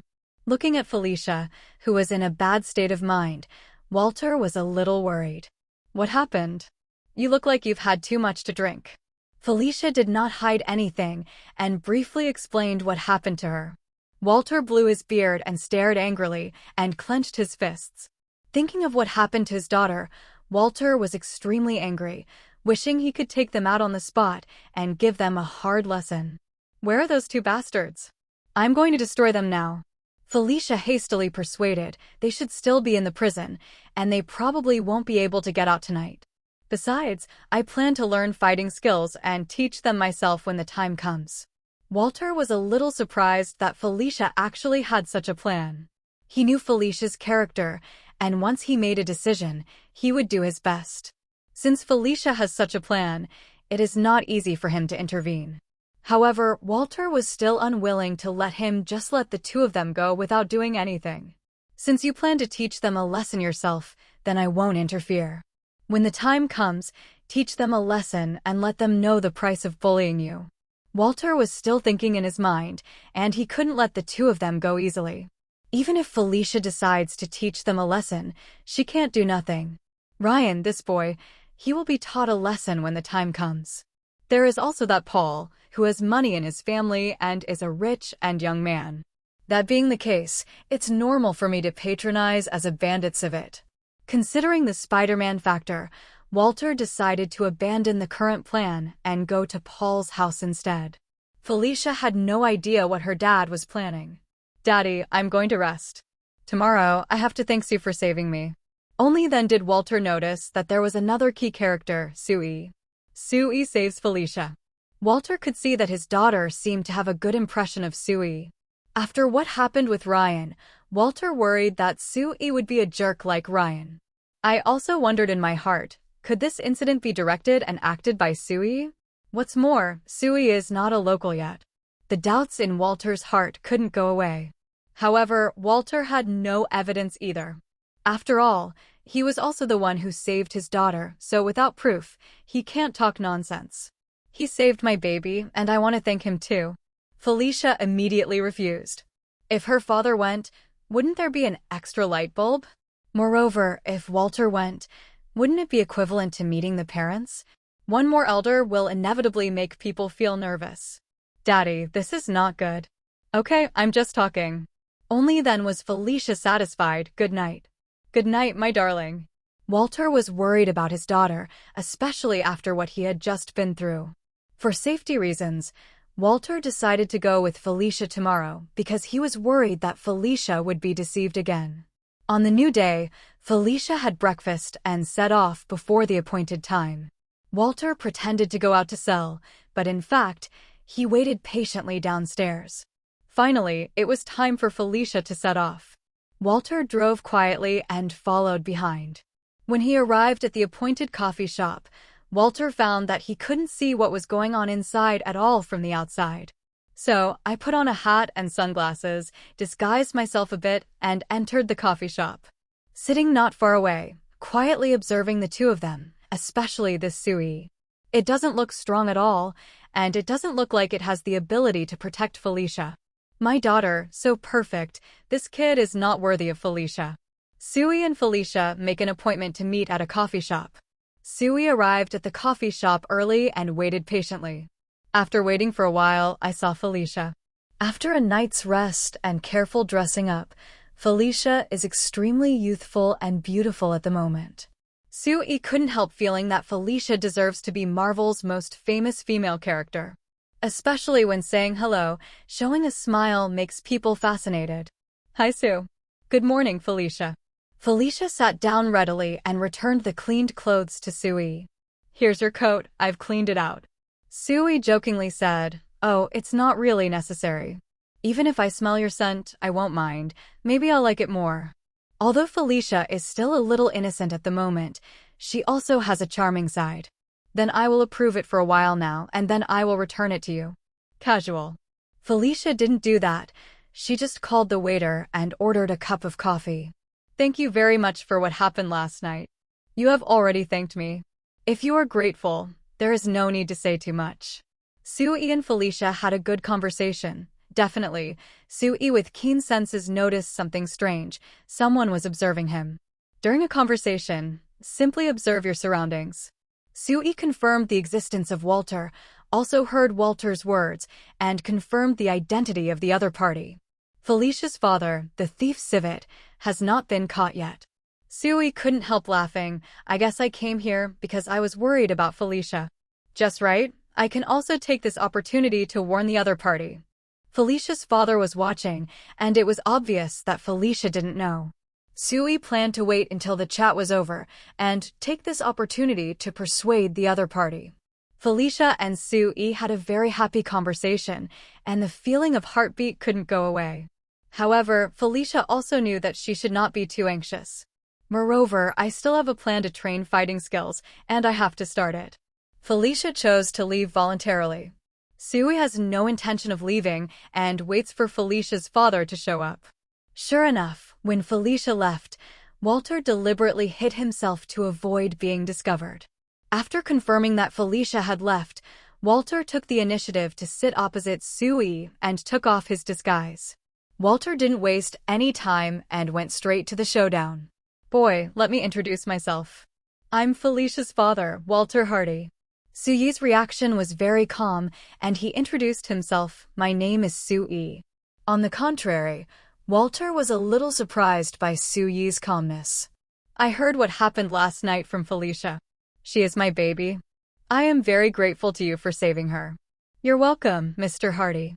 I think many people will choose to help when encountering such a situation. After Walter thanked him, he also got to the point. Although I thank you for saving my daughter, I don't object to her falling in love. However, I will pay attention to you. If you hurt her, you will die. I won't let anyone hurt my daughter again. S.H.I.E.L.D. was a little dumbfounded. I and Felicia are still early, and the horoscope has not been written yet. The other party had already put himself on guard mode, treating S.H.I.E.L.D. as a pig who stalked the cabbage. To be honest, Felicia's cabbage is really good. Mr. Hardy, don't worry, I won't hurt Felicia. That's good. Now that Walter's story is over, he doesn't intend to stay any longer. Put on your sunglasses and get ready to leave. Thanks again. S.H.I.E.L.D. stopped the other party. Mr. Hardy, wait. Anything else? Mr. Hardy, please sit down. There is one more thing I want to talk to you about. Walter looked puzzled. He and S.H.I.E.L.D. didn't know each other. The only thing we can talk about is Felicia. Thinking of this, Walter still stayed, ready to hear what else S.H.I.E.L.D. had to do. Anything else, kid? S.H.I.E.L.D. has already observed it, but there is no one nearby. So, he opened his mouth directly and exposed the identity of the other party. Hello, Civet Cat. As soon as S.H.I.E.L.D. opened his mouth, Walter immediately became alert, looking around to see if there was anyone in ambush. His identity has always been kept secret, even Felicia didn't know it. He also knew that once his identity was revealed, he would be arrested and implicated Felicia. And S.H.I.E.L.D., a person who has never met himself, directly pointed out his identity. How could Walter not be surprised by this? Walter, too, had a suspicion. S.H.I.E.L.D. knew her identity and saved Felicia. All of this is definitely not a coincidence, but a purpose. There is no ambush here. Definitely, don't try to deny it. I'm absolutely sure you're a civet. Walter had a lot of thoughts in his heart, guessing S.H.I.E.L.D.'s purpose and thinking about how to deal with it. Who are you? What is your purpose? S.H.I.E.L.D. said calmly, Don't be nervous, Mr. Hardy. I mean no harm. If I really wanted to do something, you should have been arrested. Walter didn't relax. This shows that your purpose is more dangerous. Suddenly, Walter thought of something. Don't try to threaten me with my identity. I won't let you hurt Felicia. S.H.I.E.L.D. smiled slightly, using Walter to pinch Felicia. It seems that there is no need for this. Seeing that Walter was very vigilant, S.H.I.E.L.D. stopped hiding. Stretching out his hand directly, the symbiote transformed into a mysterious Spider-Man in S.H.I.E.L.D.'s palm. Walter slumped on the seat directly, unexpectedly. S.H.I.E.L.D. actually had such an identity. Yesterday I was worried about Spider-Man, but today I was directly caught by the mysterious spider. What are you going to do? Have someone arrest me? S.H.I.E.L.D. shook his head. For yourself and for Felicia, stop. Let the identity of Civet disappear, or die completely. If you don't want to, I can only have someone arrest you. If it's because of difficulties in life, I think I can help you. With your ability, there is still room to play. After Walter encountered Spider-Man, he had the idea of stopping. Now, S.H.I.E.L.D. hardcore persuasion, he basically has no choice. I will stop, but before I stop, I want to go to that Paul's house for a while. S.H.I.E.L.D. doesn't like Paul very much, but she doesn't agree with Walter's plan either. Trust Felicia. After training, she will be better and more perfect than you. Let her handle this matter by herself. Walter finally determined that S.H.I.E.L.D.'s target must be Felicia. Even if Walter was caught by S.H.I.E.L.D., Walter did not decide to back down when it came to Felicia. What do you want to do with Felicia? S.H.I.E.L.D. replied calmly, I don't want to do anything to her. I just want to persuade you to stop as soon as possible, that's all. As for Felicia, I swear I won't hurt her. Walter finally chose to agree. I will stop, but I will also pay attention to you. If you hurt Felicia, I will not let you go. S.H.I.E.L.D. smiled and said nothing. If you want to hurt them, you must kill them. How can you give them a chance to retaliate? Felicia's father is done. Whatever. I have finished what I want to say, and I hope you can do it. About your true identity, in fact, you can also tell Felicia. Definitely, whether you want to tell her or not is up to you. Goodbye, Mr. Hardy. I hope next time I see you, it won't be me who catches you. Sui took her coat, got up and left, leaving only Walter. Walter sat silently in a daze for a while and finally made a decision. It is definitely necessary to stop. I have been a thief for so many years, and I have saved a lot of money, which is basically enough to spend. Maybe he can confess his identity as a civet to Felicia. Felicia's father, Civet, has already succeeded in persuading her. There's also Liz's father, Adrian, aka Vulture. So far, Adrian has not become a vulture. Sui reckoned that Adrian's background probably wasn't very clean either. I have to find an opportunity to persuade Ed Ryan. These old men really don't worry about themselves. It may also be that my father-in-law has too many people. Sui got into the car, ready to go to Wanda. Wanda has rested for so many days and plans to go back to practice magic. She is going to say goodbye to Sui, so Sui can't be absent. Sui goes back to the old villa and spends another day with Wanda before Wanda goes back. Wanda's appeal is also very simple, to watch sitcoms together. Sui naturally readily agreed to this condition. Pietro was very upset. Sister Wanda chose Sui even though she knew Sui was a playboy. But he also talked to Wanda and knew it was Wanda's choice. Pietro had no choice but to recognize Sui. Knowing that Wanda was going back to learn spells, Pietro took the initiative to return to the helicarrier early to receive training, leaving Sui and Wanda to live in a two-person world. Sui was a little surprised. Pietro's eyesight is not bad today. You know, the previous cheating yo has been wary of Sui like a thief. Anyway, this brother-in-law is considered sensible. Seeing that Pietro is so sensible, Sui also gave up the idea of increasing the amount of training before. After sending Pietro away, Sui and Wanda live a two-person world. On the side of Xavier Ability College, Anna is sitting on a bench in the campus, thinking of Sui. A girl approached and sat next to Anna. Anna, what are you thinking? Anna was suddenly interrupted and came back to her senses. The one who came to her side was none other than Anna's new best friend in college, Shadowcat Katie Pride. Katie, I'm not thinking about anything. Katie sat next to Anna and said, I know, you should be thinking about someone, right? With a single sentence, Katie could tell through Anna's mind, as if she could see through Anna's heart. Anna was obviously flustered. How do you know? Your ability is not telepathy. Katie smiled and said, your thoughts are written on your face. You don't need telepathy to see through. Anna is a little worried. After all, she likes Sui. In the eyes of most people, Sui and Jean Grey are just a couple, for which Scott is very sad and disappointed. It would be bad if someone found out about his relationship with Sui. In particular, there are all mutants here, and they may be perceived by people with the ability perception of the mind. Is it that obvious? It is clear. Anna was a little flustered, but fortunately, it was Katie who noticed this. Katie didn't have telepathy ability, so she didn't know the specific situation. Therefore, I can still hide it. Katie seemed very interested in Anna's concerns, and continued to ask, Anna, tell me, who is he? Is it Poppy, Iceman, or the mysterious Sue? Although Anna pretended to be calm and tried her best to perform, she was still spotted by the other party. Is it Sue? Do you like Sue? Anna was guessed to have something on her mind, so she had to admit it. Definitely, just admitting that she likes Sui, more specific things, naturally Anna will not admit it easily. Katie, don't tell anyone. Katie didn't think much about it. Don't worry, I won't tell anyone. It's just that he seems to like Teacher Jean. That's why you are so distressed, right? Anna didn't refute. She couldn't expose her true relationship with Sui. Yes, that's right. Katie said mysteriously, actually, I have a way. Any solution? Katie quietly looked nearby and looked around.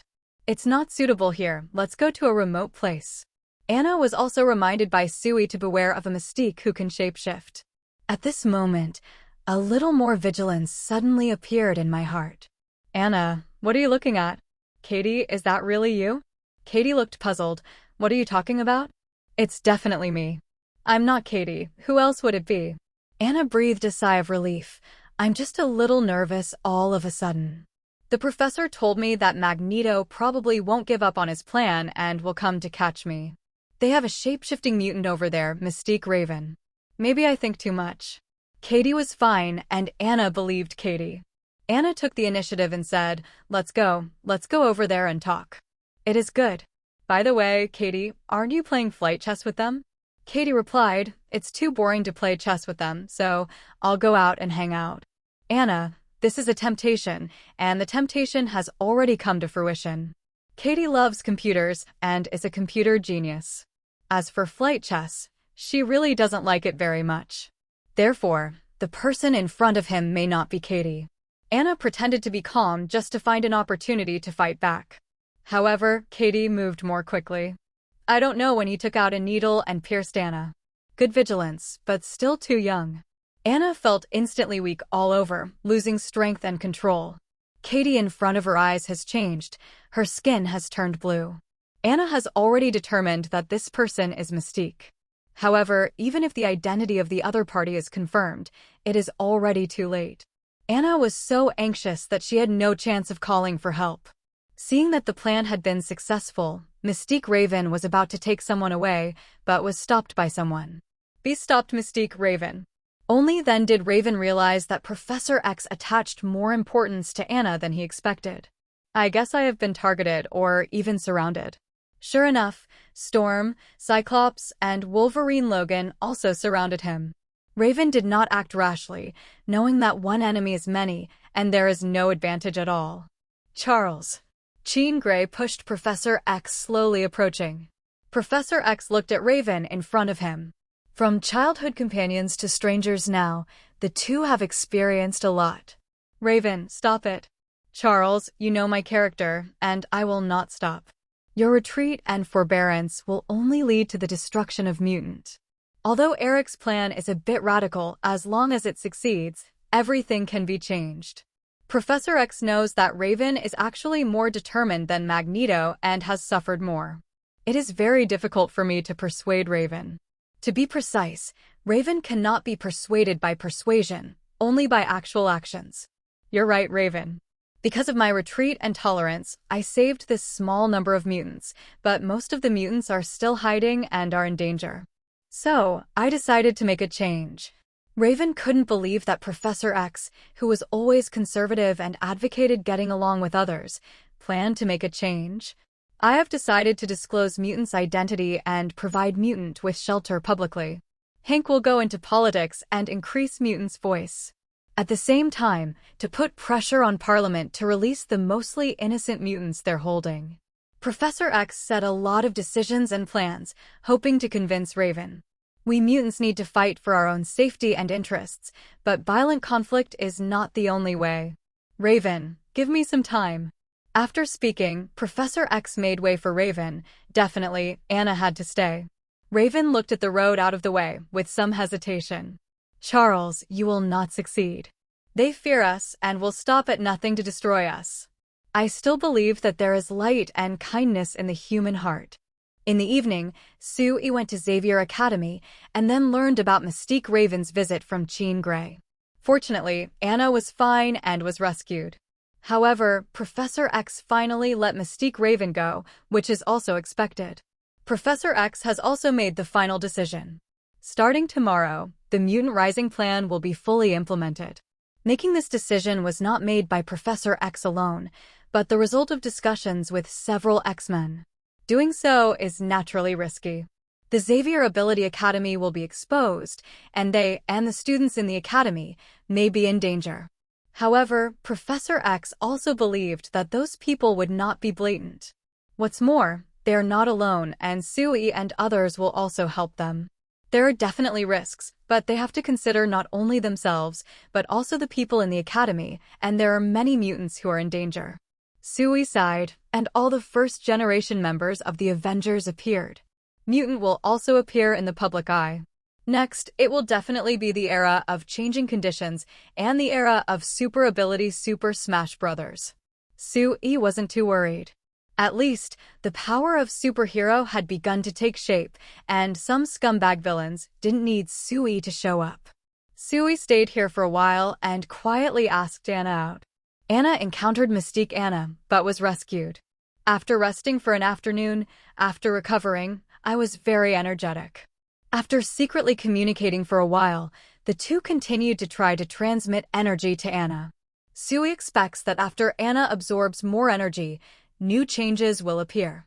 The energy transmission process lasted for more than an hour, and Anna's body reached the limit before ending the energy transmission process. Anna's ability has also evolved again. Last time, Anna's energy basically didn't decline, it existed forever, and she also got the flight ability. This time, Anna gained a new ability, telepathy. However, Anna's telepathy is still relatively weak, far inferior to S.H.I.E.L.D, let alone a master like Professor X. However, Anna's growth rate is very impressive. As long as S.H.I.E.L.D transmits energy frequently, Anna will definitely grow up quickly. According to this calculation, Anna's potential is also immeasurable. Anna improved again and S.H.I.E.L.D got feedback. By transmitting energy, I can continuously improve Anna's ability, and I can get feedback. Getting feedback makes me stronger. In this way, more energy can be transmitted to Anna, allowing her to obtain more powerful abilities. Unfortunately, the system rewards are relatively small, so it can only be regarded as positive feedback. If the system rewards a little more, it will be called a card bug. After a short rest, Anna quietly returned to the castle, ready to go back to rest. As soon as I entered the castle, I saw Jean Grey. "Anna, were you outside just now?" Anna remembered that she was staying with S.H.I.E.L.D just now and immediately felt guilty. "I was a little too awake to sleep, so I went out for a stroll." Jean Grey also has telepathy ability, but because of fear, it has not been developed.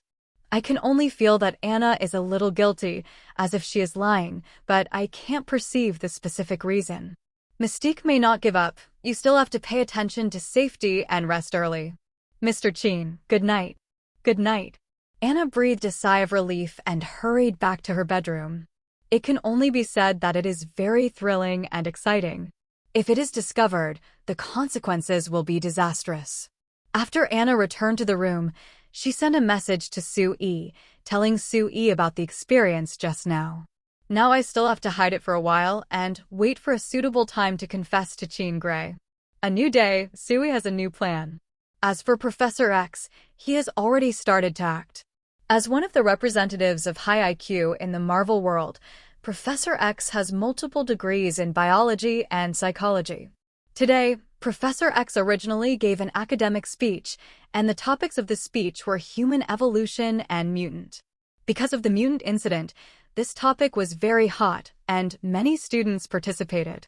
This is not only an academic speech, Professor X is also preparing to make an official announcement at this speech. Although Peter didn't study biology, he was very interested in this lecture because of his mutation, so he was naturally prepared to listen to it. After all, Gwen did not study biology, so she did not participate. Before the academic lecture started and there were not many students, many media came to hear the news. Mutant is a hot topic, and Professor X is a well-known professor in the field of biology. Many people hope that Professor X can make some high-level remarks. Peter was very excited and arrived at the scene early. Looking at a large group of reporters, I was amazed. There were too many people. Wow, it's really lively. It's a pity that Sue is not interested in this academic lecture. Peter has no friends to accompany him, so he can only wander around by himself. Finally, the speech began. From an academic point of view, Professor X talked about the reasons for human evolution and the evolution process. Definitely, mutant is also a manifestation of evolution, and it is one of the topics of academic speeches. Professor X will naturally mention it from time to time. The speech lasted for nearly an hour, and many students actively asked questions. "Professor, I think the emergence of mutants is not the result of human evolution. The evolution process is long, but mutants appear together in this era. I suspect that the emergence of mutants is man-made. This point of view, from an academic point of view, is indeed correct. But the problem is, this student is a bit too ignorant. Student, your point of view is very good. You think that mutants appear together in this era. Don't they exist before? Actually, mutants appeared a long time ago. Mutants may have existed hundreds of years ago, or even thousands of years ago. It's just because the science is not developed enough, because the transmission of information is too slow, plus various reasons, everyone doesn't know. However, the mutant genes are gradually accumulated through inheritance and more. Combined with factors such as changes in the environment, many mutant genes appeared and became mutants. So, Professor Xavier, do you think the appearance of mutant is good or bad? Professor X patiently explained his point of view. Everything has two sides, good and bad. I think the emergence of mutant will bring a lot of trouble. For example, mutant is better than ordinary people, which is not fair at all and will cause many social problems. Moreover, mutant also has the ability to kill ordinary people easily. I've heard about mutant harming people, but I haven't heard about mutant doing anything good. Professor X listened carefully. I don't think there is any need for everyone to worry about mutant. The shooting incidents have obviously injured more people. As for the fact that mutants did all bad things and didn't do good things, the reason is also very simple, because most mutants dare not reveal their mutant identities. Once they reveal their identities, people around them will be afraid and jealous, making them unable to live a normal life. Even many mutants who are clearly innocent are arrested and detained. There are also many mutants who are arrested for experiments. I know this because I am mutant. Professor X officially announced on the spot that he was a mutant, which immediately aroused many people's exclamations. Many people didn't expect that Professor X dared to admit that he was a mutant. The students and reporters at the scene were shocked. This is big news. You know, Mr. Robert, who disappeared not long ago, is suspected to be the work of mutant. At this juncture, Professor X was able to admit his identity as a mutant. Mystique Raven turned into an ordinary person early on, sitting on a chair, watching Professor X quietly. Professor X has really made an official announcement, and it seems that he really intends to make a change. However, Raven knows that human fear and discrimination will not disappear.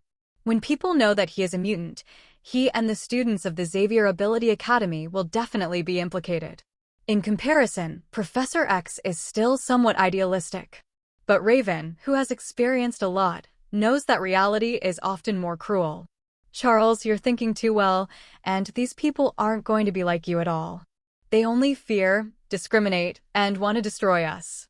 If you do this, you will only drag yourself and the students in the academy into trouble. Raven is not disappointed with Professor X. On the contrary, he is even more happy to see Professor X who is willing to stand up and work hard for mutant. At the same time, I couldn't help but feel worried for Professor X. Sure enough, after Professor X revealed his identity, some people immediately questioned him. Professor Xavier, is Mr. Roberts' disappearance really related to mutant? Professor X is basically sure that this must have been done by Magneto. However, I didn't investigate after all, so I definitely couldn't just talk nonsense. Moreover, Professor X didn't want to deliberately suppress his good brother on this occasion. Professor X's goal is to help mutant, not start fighting now. As for what happened to Senator Robert, I don't know the inside story. However, I totally disagree with Senator Roberts' previous remarks, blaming mutant for all problems. Mutant has been persecuted over the years. In the northern part of the state, there is a prison dedicated to detaining mutants. Many innocent mutants, who did not commit any crimes at all, were directly imprisoned without trial. There are still many people who covet mutants' ability and have secretly captured many mutants to conduct brutal experiments. For this reason, the vast majority of mutants can only hide their identity as mutants and live in silence like I did before. And once someone discovers mutant's identity, he can only be forced to wander, otherwise he may be caught. Many people naturally don't believe Professor X's words. Professor Xavier, do you have any evidence? We have not heard of such a thing. Professor X has long expected. You haven't heard of it. It doesn't mean it doesn't exist. After this speech is over, I will hire a well-known lawyer to let those innocent mutants who were imprisoned return to society through legal channels. After Professor X revealed his identity, The first goal was mutant prison. The people present were discussing one after another. If what Professor X said was true, it would be big news. In this free country, there is such a thing, it is simply appalling. Professor X answered the questions one after another calmly and calmly. An academic lecture, such a big thing happened.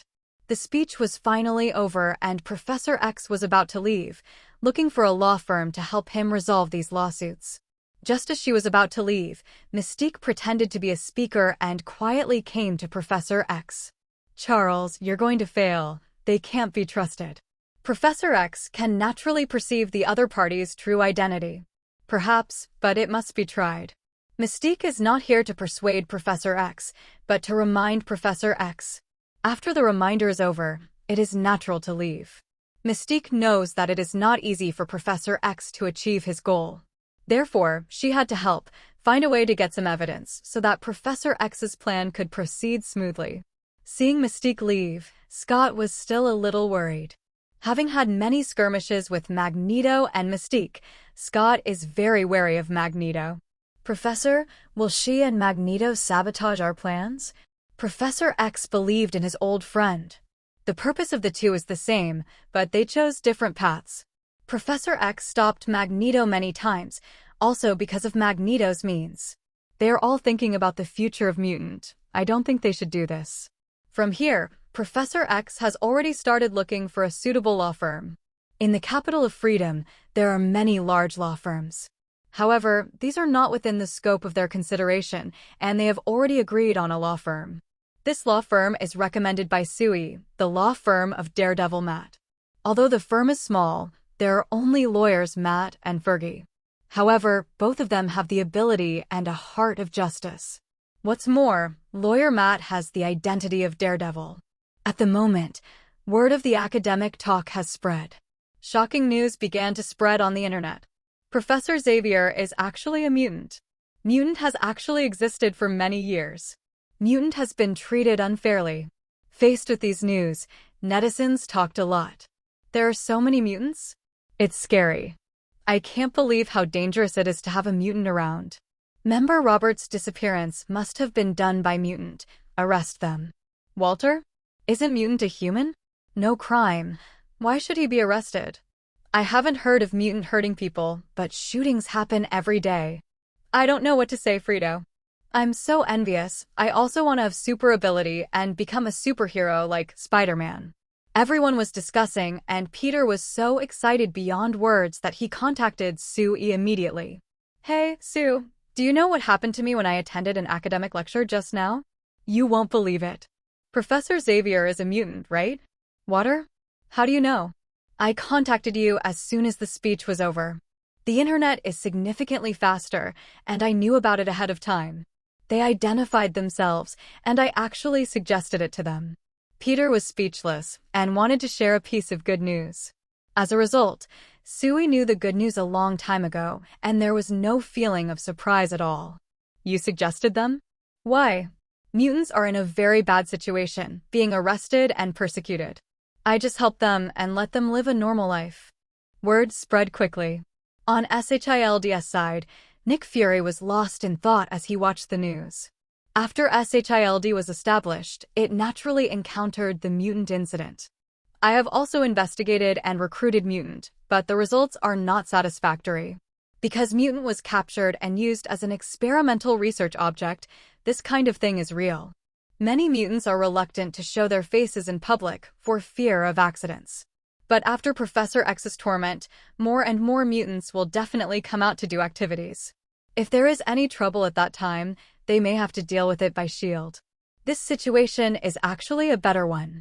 The worst-case scenario, of course, is that the mutant prison and the mutant experiment are fully exposed. If someone leads a large group of mutants and starts causing trouble, it will have a big impact. Mutants have a variety of abilities that a mutant might handle well. But when a group of mutants gather together, their absolute destructive power is astonishing. An event of this magnitude has the potential to cause more damage than Hulk vs. Abomination.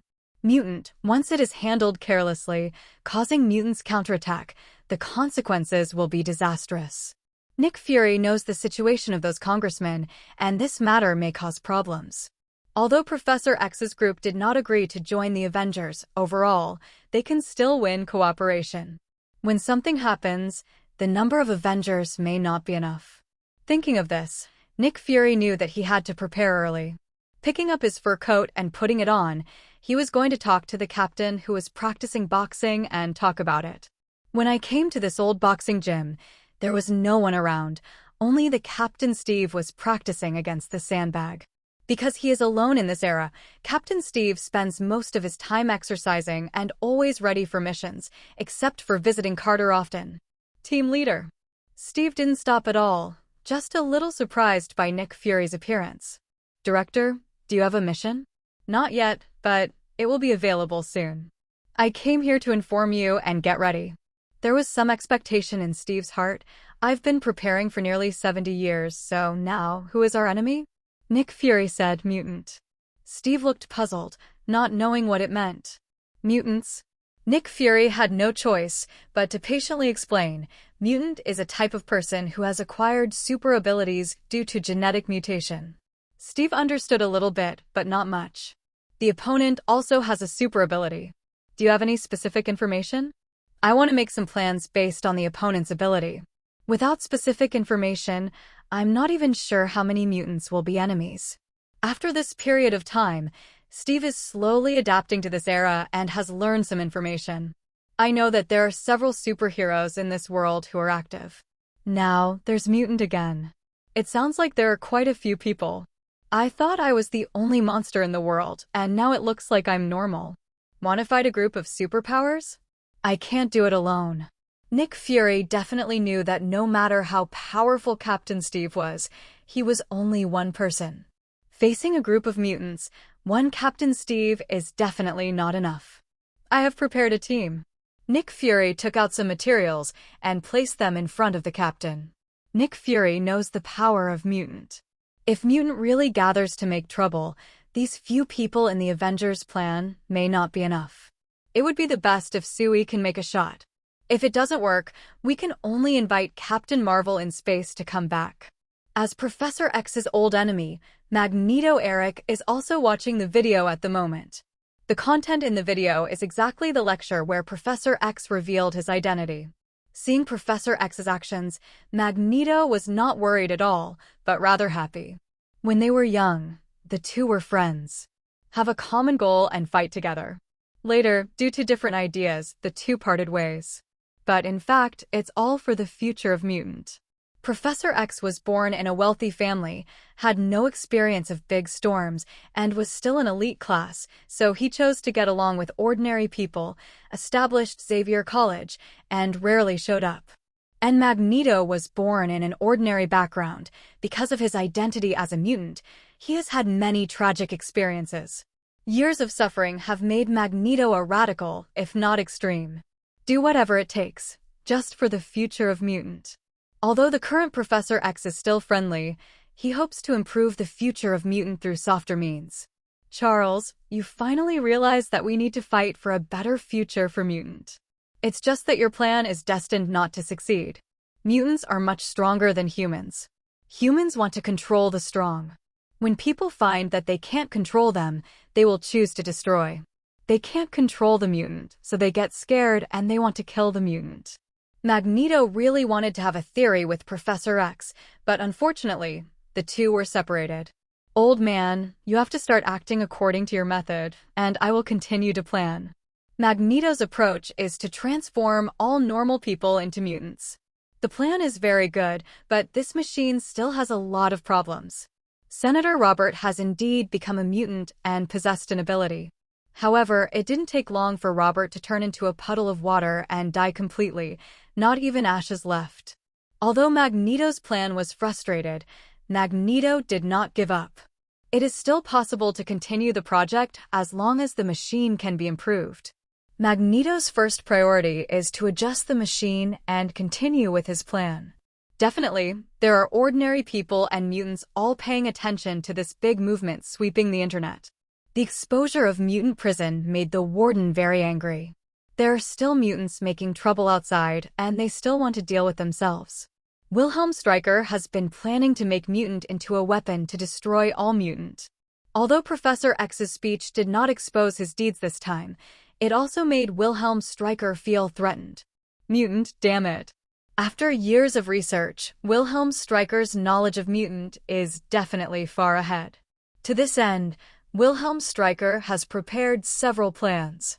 Wilhelm Stryker's plan, of course, is the Sentry Plan. Using Mystique Raven's genes, Sentinel was created. It's just Mystique comes and goes without a trace, kaleidoscopic shapeshift. He has no chance to get Mystique Raven's gene at all. In this event, he was sure that Mystique Raven would definitely appear. As long as you seize this opportunity, you can get Mystique Raven's genes and complete your plan. The matter of mutant caused a lot of noise on the internet.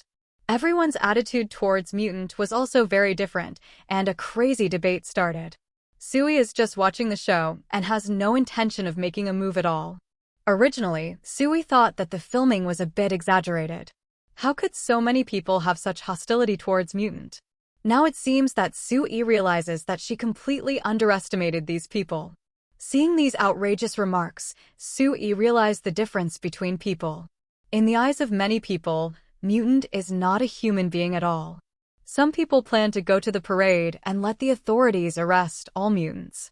There are also people who are more extreme, saying that if they let themselves meet mutant, they will directly serve them with bullets. After reading these, S.H.I.E.L.D didn't know what to say. Forget it, it has nothing to do with me anyway, as long as these people don't mess with me. S.H.I.E.L.D doesn't care about these things anymore. Since someone has a headache anyway, it's not her turn to worry about it. S.H.I.E.L.D does her own thing with peace of mind and continues to wander among her confidant friends. Recently, S.H.I.E.L.D has been busy because Jane Foster is coming back. Jane observed and studied outside for a long time and finally returned to the capital of freedom. S.H.I.E.L.D can't even teleport because he has no fixed place to live. Now that Jane is back, she notified S.H.I.E.L.D early. S.H.I.E.L.D greeted the two Jane Foster. Jane was dressed similarly to before, looking dusty. Seeing S.H.I.E.L.D, he threw himself into S.H.I.E.L.D.'s arms immediately. "Sue, do you miss me?" "Definitely miss you. This time, how long do you plan to stay when you come back?" Jane stroked her hair. "I'm not sure either. Maybe a month, maybe a week or so." S.H.I.E.L.D knew that this was Jane's career and also her dream. It is definitely impossible for S.H.I.E.L.D to persuade Jane to stay and be a canary. What's more, if Jane stays, there will be more people in her backyard, and there will be more problems. It's good to keep it like this for the time being. Oh, what a pity, I wish you'd stayed longer. The two were very close, and Daisy on the side couldn't stand it anymore. "Hey, have you two hugged enough? Can't you take my feelings into consideration?" S.H.I.E.L.D said with a smile. "Daisy, do you want a hug too?" Daisy was a little flustered by S.H.I.E.L.D's bold move. Naturally, S.H.I.E.L.D simply hugged her and didn't move too much. "Don't be so stingy. We have an idiom in the East, which is called tolerance is greatness. People like you should be broad-minded." Both Daisy and Jane couldn't help laughing when they heard S.H.I.E.L.D's joke. "You two beauties, it's time to go. I've made a reservation for the restaurant." S.H.I.E.L.D is going to clean up the two beauties. All the way to a high-end restaurant, both Jane and Daisy were amazed. Especially Jane, who looked at the people who came in and out were all gorgeously dressed and looked either rich or expensive. The clothes of himself and Daisy looked a bit ordinary. Jane basically lives and sleeps and doesn't have much spare money. Neither of them had ever been to such a high-end restaurant. Jane was still a little uncomfortable, but Daisy was very happy. "Jane, this looks great, and it's the first time I've been to such a good restaurant." Jane also echoed, "Me too." S.H.I.E.L.D knew the worries of the two. "I seldom come here. I prefer to cook by myself. I just heard from people that the food here tastes good. Today is the day you come back. Definitely pay more attention to it." Jane also dispelled too many doubts, and the three sat down together. The food here was really good, at least to Jane and Daisy's taste. It may be that S.H.I.E.L.D still prefers wuxia food. In S.H.I.E.L.D's opinion, these foods are just average. S.H.I.E.L.D chatted with the two, chatting about some lighthearted things. Just when the atmosphere was getting better, S.H.I.E.L.D noticed her phone rang. This call is really inappropriate. S.H.I.E.L.D didn't want to pay attention to it at first, but the other party didn't give up. S.H.I.E.L.D had no choice but to answer the phone. "Jane, Daisy, I have a call, I have to leave for a while." "Fine." Sui left her seat and came to the side to answer the phone. Hi, hello, I'm Sui. Hey, Sue, didn't bother you? Sui was so familiar with this voice, it was obviously the playboy Tony. No, the current Tony Stark has changed his ways. Tony, you almost messed up my date. Tell me, what's important? It's nothing important, just an old man who has been frozen for nearly 70 years and asked me to join the Avengers to deal with the crisis that may arise next. Sui was a little surprised. You mean Captain Steve? Yes, that's him. Before the plot of Avengers Alliance appeared, the two giants of Avengers Alliance met. Such a commemorative scene, it is a pity that I was not there. Is that all? The matter of Tony Stark's call was naturally because of the very hot topic of mutant these 2 days. The action of S.H.I.E.L.D and Steve at this moment is to deal with the coming mutant crisis. Speaking of mutant, Tony Stark knows something from Sui.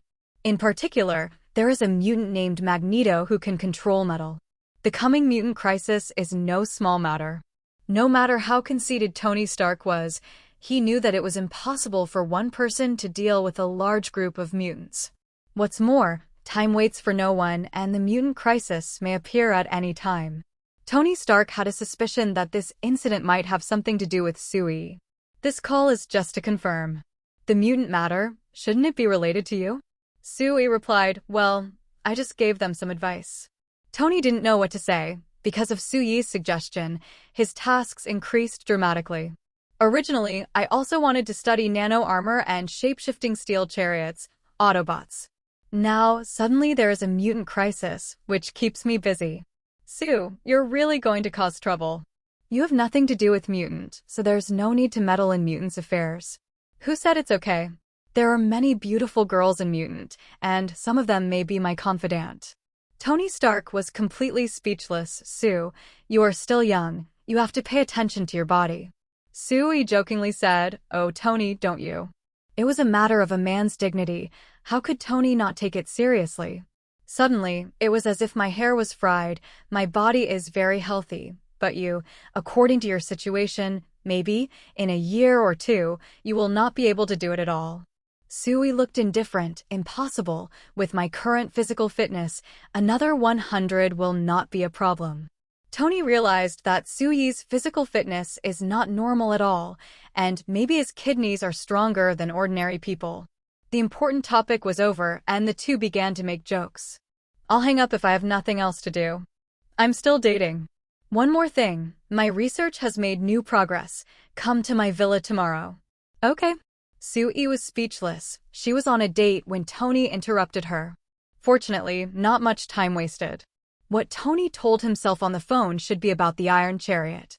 Sui didn't expect that Tony's speed is quite fast. In less than a month, he has almost finished his research. Wait until tomorrow. Go and see for yourself. In the evening, Sui has a long talk with Jane and Daisy. On a new day, Sui took time out and went to Tony's villa at night. Because there is an extra hostess in the villa, it looks more lively. Tony, here I come. Sui teleported to the studio again. Looking at the mess here, he knew that a lot of thought was put into making this thing. Sui naturally set his eyes on the central position. This is a car that doesn't look so normal. In order to facilitate shapeshifting, the vehicle must not use a large amount of a whole piece of steel, but assembled like a battle armor. Tony carefully designed the shapeshifting module, which is a lot of work. After all, after shapeshifting a car, that's the Autobot. With a huge body, the workload naturally increased. Hey, Sue, you're finally here. Sui made some observations and came to a conclusion. Tony is indeed the top talent in the world today. Such a structural design is simply perfect. This was the moment Tony Stark had been waiting for, to accept the compliment. However, it looks like it hasn't been painted yet, and the last step has not been completed. Tony said, no, there is one last test left. I need to test various data of Steel Chariot too. This task needs your help. You mean, let me try this on? Sui is still very interested. Autobots, who wouldn't want to have one? However, before Sui got into the car, he was stopped by Tony. No. I mean, using you to test the data, I think that only you can resist the true power of this armor. Sui's interest faded by half in an instant. He thought he was wearing a battle armor, and after a long time, he was acting as a sandbag. Be a sandbag, let's be a sandbag, seeing that he can PR*SD**** Gouda a suit of armor for nothing. Sui also endured it. Okay, but I need to customize a set of armor. The Mark series made by Tony is very valuable and the cost price may be tens of millions. This does not include the technology of the arc reactor and Tony's labor costs.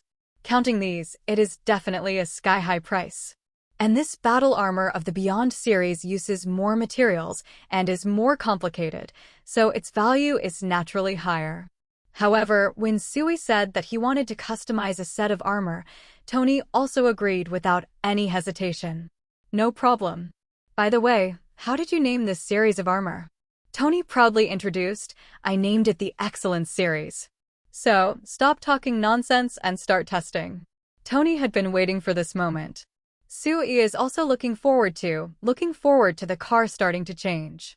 It can't be used here, let's go out and test it. No problem. Tony drove out of the laboratory directly. Sui followed behind the car and flew out slowly. Out of the villa, came to the outdoors. Tony couldn't contain his excitement anymore. JRVIS, activate the excellent armor. The first thing to change, of course, is the seat. The seat began to wrap around Tony's body, becoming the inner armor. This inner armor is more advanced than the Mark V portable armor and is basically close to the number 41 detachable armor. Also, because of the change in the plot, Tony didn't spend too much time building a functional armor. Moreover, the early exposure to and research on nanotechnology made Tony's armor evolve much faster. While the seat wraps the whole body and becomes the inner armor. The car also began to change, standing up directly, becoming a mechanical titan close to 3 meters high. The subtle changes in the process are amazing. Seems simple enough, but it's actually a surprisingly large amount of work to make sure the change process is accurate. Only Tony cooperated with JRVS to complete it so quickly and so well. The change process is still relatively long, and it took nearly 1 minute. However, after the change is completed, the effect is amazing. Sui looked at the excellent battle armor in front of him. It was really similar to the Mark series, as if it had been scaled up in proportion and then a little stronger. It looks powerful and full of technology. The most important thing is that there is no sense of fragmentation.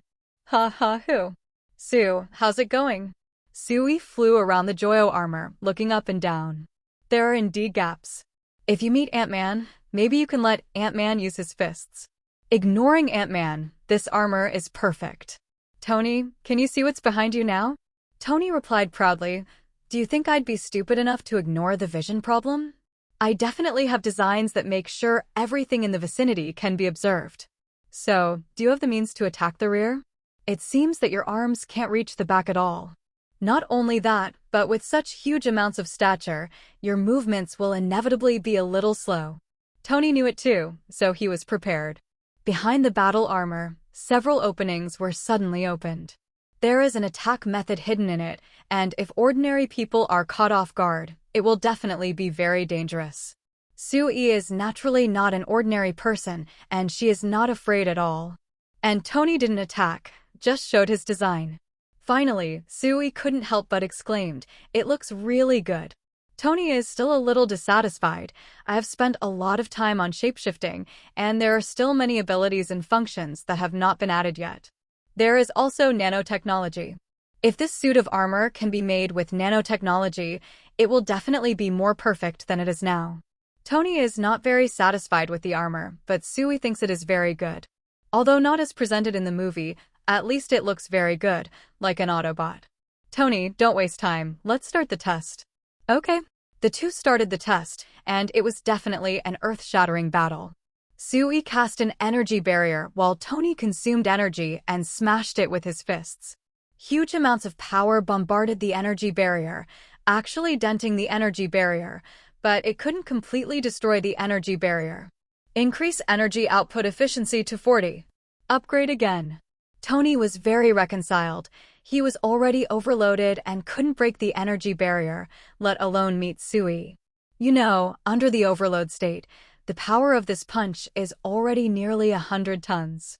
Unfortunately, it's still not enough. Hey, Sue, can you not use super ability? Try it with your body's strength. Sui is also very helpless. For the sake of his armor, this sandbag can only be used to the end. Okay, let's start directly. I'll start with 30 energy first. Sui was a little impatient. Just start at 60. Start at 30. It's too troublesome. Oh, this is not good. As much data as possible is good. Are you ready? Sui suddenly realized that this old boy Tony must have some other purpose. Maybe he planned it long ago. No wonder he made a special trip to call himself yesterday. Let's start. Tony waited for this day for a long time. Tony has been simulating and calculating various data of Sui, but the data is still not enough.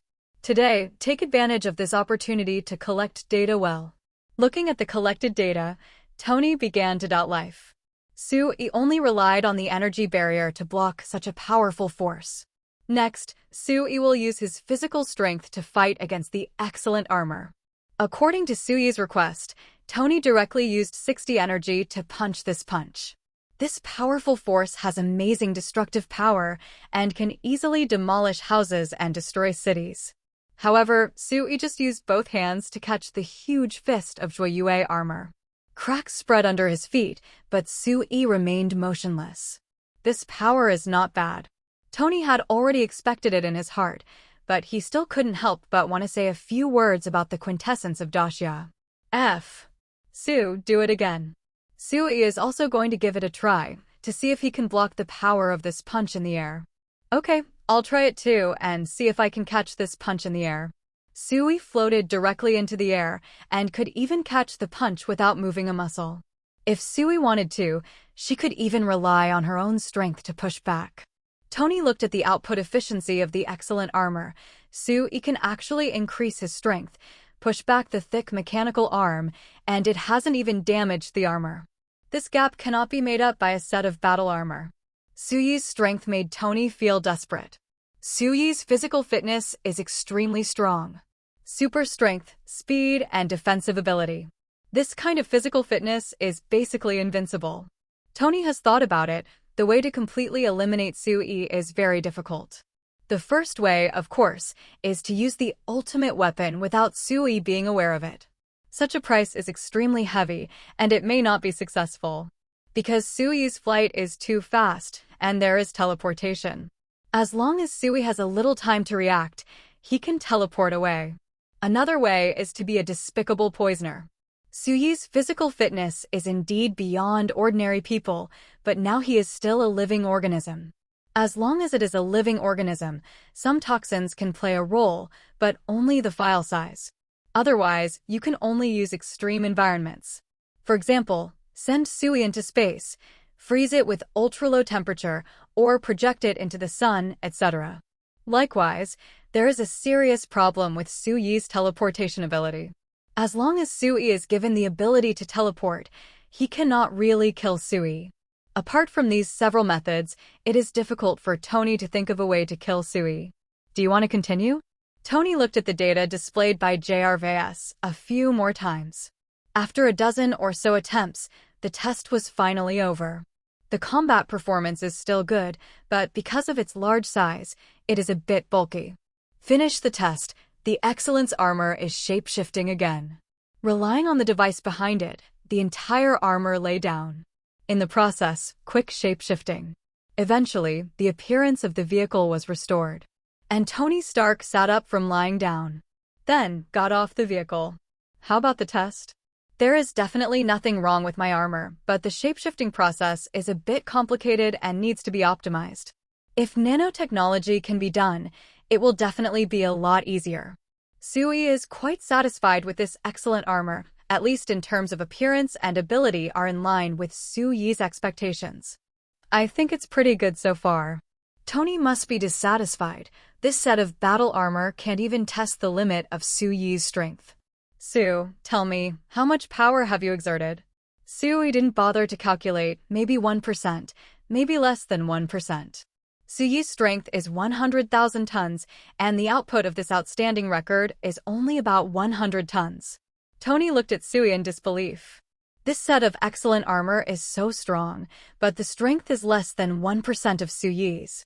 If this is the case, Tony feels that the battle armor alone may not be able to match Su-Yi. You are a monster. Su-Yi was very indifferent. Is this a monster? My own level is stuck at LV7. If I upgrade to a higher level, what should I call it? God? Su-Yi has no interest in being a god. After the 2 tests were over, they naturally had to go back. However, the cracks on the ground made it impossible for the 2 of them to ignore them. Tony, I think you've got a chance to fix this up. Tony didn't care about it at all. He just had to find someone to do it when the time came. The 2 returned to the villa, and Maya was waiting for them. Hey Maya, you're just getting more and more beautiful. After Su-Yi greeted Maya, the 2 continued to chat. About Mutant, about Avengers. After Su-Yi left, Tony returned to the studio and continued to study. JRVIS. Keep improving Su-Yi's model. JRVIS projected a virtual screen showing Su-Yi's appearance, and then various data. These are the data collected by Tony's secret investigation. It's just that it's not quite ready yet. JRVIS increased the power attribute by 100 times. Looking at Su-Yi's strength attribute, it has reached a terrifying 100,000 tons. Excellent physical fitness, 100,000 tons of strength, and a speed exceeding 10 times the speed of sound. As well as teleportation, flight, energy barrier, and other abilities, and maybe other abilities. Looking at the data model in front of him, Tony felt dizzy. Solving Su-Yi is much more troublesome than making a set of excellent armor. First of all, it is necessary to limit Su-Yi's teleport super ability. Then, there must be a means to kill Su-Yi. Tony immediately thought about it, and there were several feasible ideas. However, it is only theoretically feasible, and in practice, it is estimated that it will not work at all. After much deliberation, Tony thought of a way to clone a Su-Yi. As the saying goes, beat magic with magic. If you want to defeat Su-Yi, the best way is to use Su-Yi to defeat Su-Yi. This method, Tony hesitated for a while and finally chose to give up. Tony suddenly thought of the story of Avengers Alliance Civil War, told by Su-Yi when he went to solve the Red House incident. In that story, Tony used Thor's hair to clone a robot Thor. The ending of the Civil War is naturally not very happy. If he did this, Tony knew that he would definitely lose Su-Yi as a friend and end up being betrayed by all relatives. After repeated hesitation, Tony still made the final decision. JRVIS, destroy the data model. There is no point in studying this monster. He has a lover and a family. If he wants to destroy the world, I don't need to take action at all. His lover will definitely stop him. Soon, the voice of JRVIS came. Sir, the data model is destroyed, and all data has been cleared. It's time to accompany Maya. Tony turned and left the studio. The busy period was over, and it was time to take a break. Su-Yi came back from Tony's house and stopped by Pepper. After Pepper got back on track with Stark, he also found an assistant. Although it is much easier, but after all, he is the president of a big company, and there are still many things to do. Su-Yi returned to her normal life until she received a message from Natasha Romanoff. Su-Yi was a little surprised. Natasha Romanoff was the quietest and never took the initiative to contact herself. More or less, other people will also take the initiative to contact Su-Yi to chat about their relationship. And Natasha Romanoff never did. When it was empty, Su-Yi teleported to the space carrier immediately. Su-Yi teleported to Natasha Romanoff's room, but Natasha Romanoff was not here. Using the space carrier's internal communication facilities, Su-Yi quickly found Natasha Romanoff's location. Natasha Romanoff, do you need me? Natasha Romanoff approached Su-Yi. I miss you. Natasha Romanoff's provocative tone and this charming expression. If you use this to test veteran cadres, you will definitely be unstoppable. I miss you too. Training room? The location is also quite good, just in time for special training. After the special training, Natasha Romanoff explained why she called Su-Yi. Sue, I called you here for another purpose. What purpose? You must take Yelena and Antonia back. Su-Yi doesn't quite understand. What does it have to do with these two people? Could it be? What tasks are they going to do? Natasha Romanoff also slowly explained the whole story. Because of the mutant incident, director Nick felt the pressure, so he is recruiting Avengers members. And they will become Avengers. Sui was not a little surprised, but very surprised. Walter, are they going to join the Avengers? Sui also calmed down quickly, because all of this was related to herself. Because of my spoilers, cuts, and other operations, the plot has been completely messed up. The original Avengers Alliance has changed drastically. Except for the two cores of Captain Steve and Iron Man Tony Stark, the others must have changed a lot. Sui thought for a while. Natasha Romanoff probably won't be able to join the Avengers Alliance. Because of the bombing plan, Natasha Romanoff is already a dead man on the surface. At least until Hydra is removed, normal activities cannot be performed. Otherwise, it will definitely be noticed by Alexander. Bruce Banner can't transform into Hulk anymore, and he probably won't be a member of the Avengers Alliance either. Thor, Sui is not sure either. After all, Loki has been arrested. If not for Loki, Thor probably would have no reason to come here again. Counting, the original F6 of the Avengers Alliance has been half changed by Sui. Without these three, the spider trio of Sui, Gwen, and Peter would not ostensibly join the Avengers Alliance. Captain Marvel is still in space, and it is far away and cannot quench thirst. Most of the time, it may not be possible to come back in time. Well, Nick Fury can only pick someone else to join the Avengers. From Natasha Romanoff, Sui also learned about Nick Fury's other options. Number 13 Sharon Agent, second-generation Widow Yelena, Imitation Master Antonia, Dr. Ant-Man Pym, or second-generation Wasp Woman Hope. This lineup looks okay, but it feels like it still lacks a bit of powerful output. Sharon and Antonia are still in the range of agents, and ability is still a bit short. The frontal combat power of Ant-Man or Wasp is actually not very strong. Only Yelena got the Fire Spirit Orb from Sui. With the means of energy attack and some special abilities, the combat power is not bad. Is this Nick Fury's idea? Natasha Romanoff explained. What I suggested to Nick was to have Yelena and Antonia join the Avengers Alliance. I plan to let them establish a stronghold in the capital of Freedom as a place to stay for the agents. Sui didn't continue to ask. Okay, I will take them there. Natasha Romanoff said, so you have to take care of them? Seeing Natasha Romanoff's expression, Sui felt a little weird, as if it was intentional. It was as if they were encouraging Sui to find a way to take them down. How do you want me to take care of them? Natasha Romanoff hooked Sui's neck, looked at Sui with a playful expression. What do you think? Sui felt that she was a bit overwhelmed. As for Yelena and Antonia, they were indeed very pretty. At least, it's much prettier than shown in the movie. Yelena, although not pink and tender, is not that strong either. Antonia, a fighting nation under the age of 20, has also been baptized by the water of life, and she is also top-notch.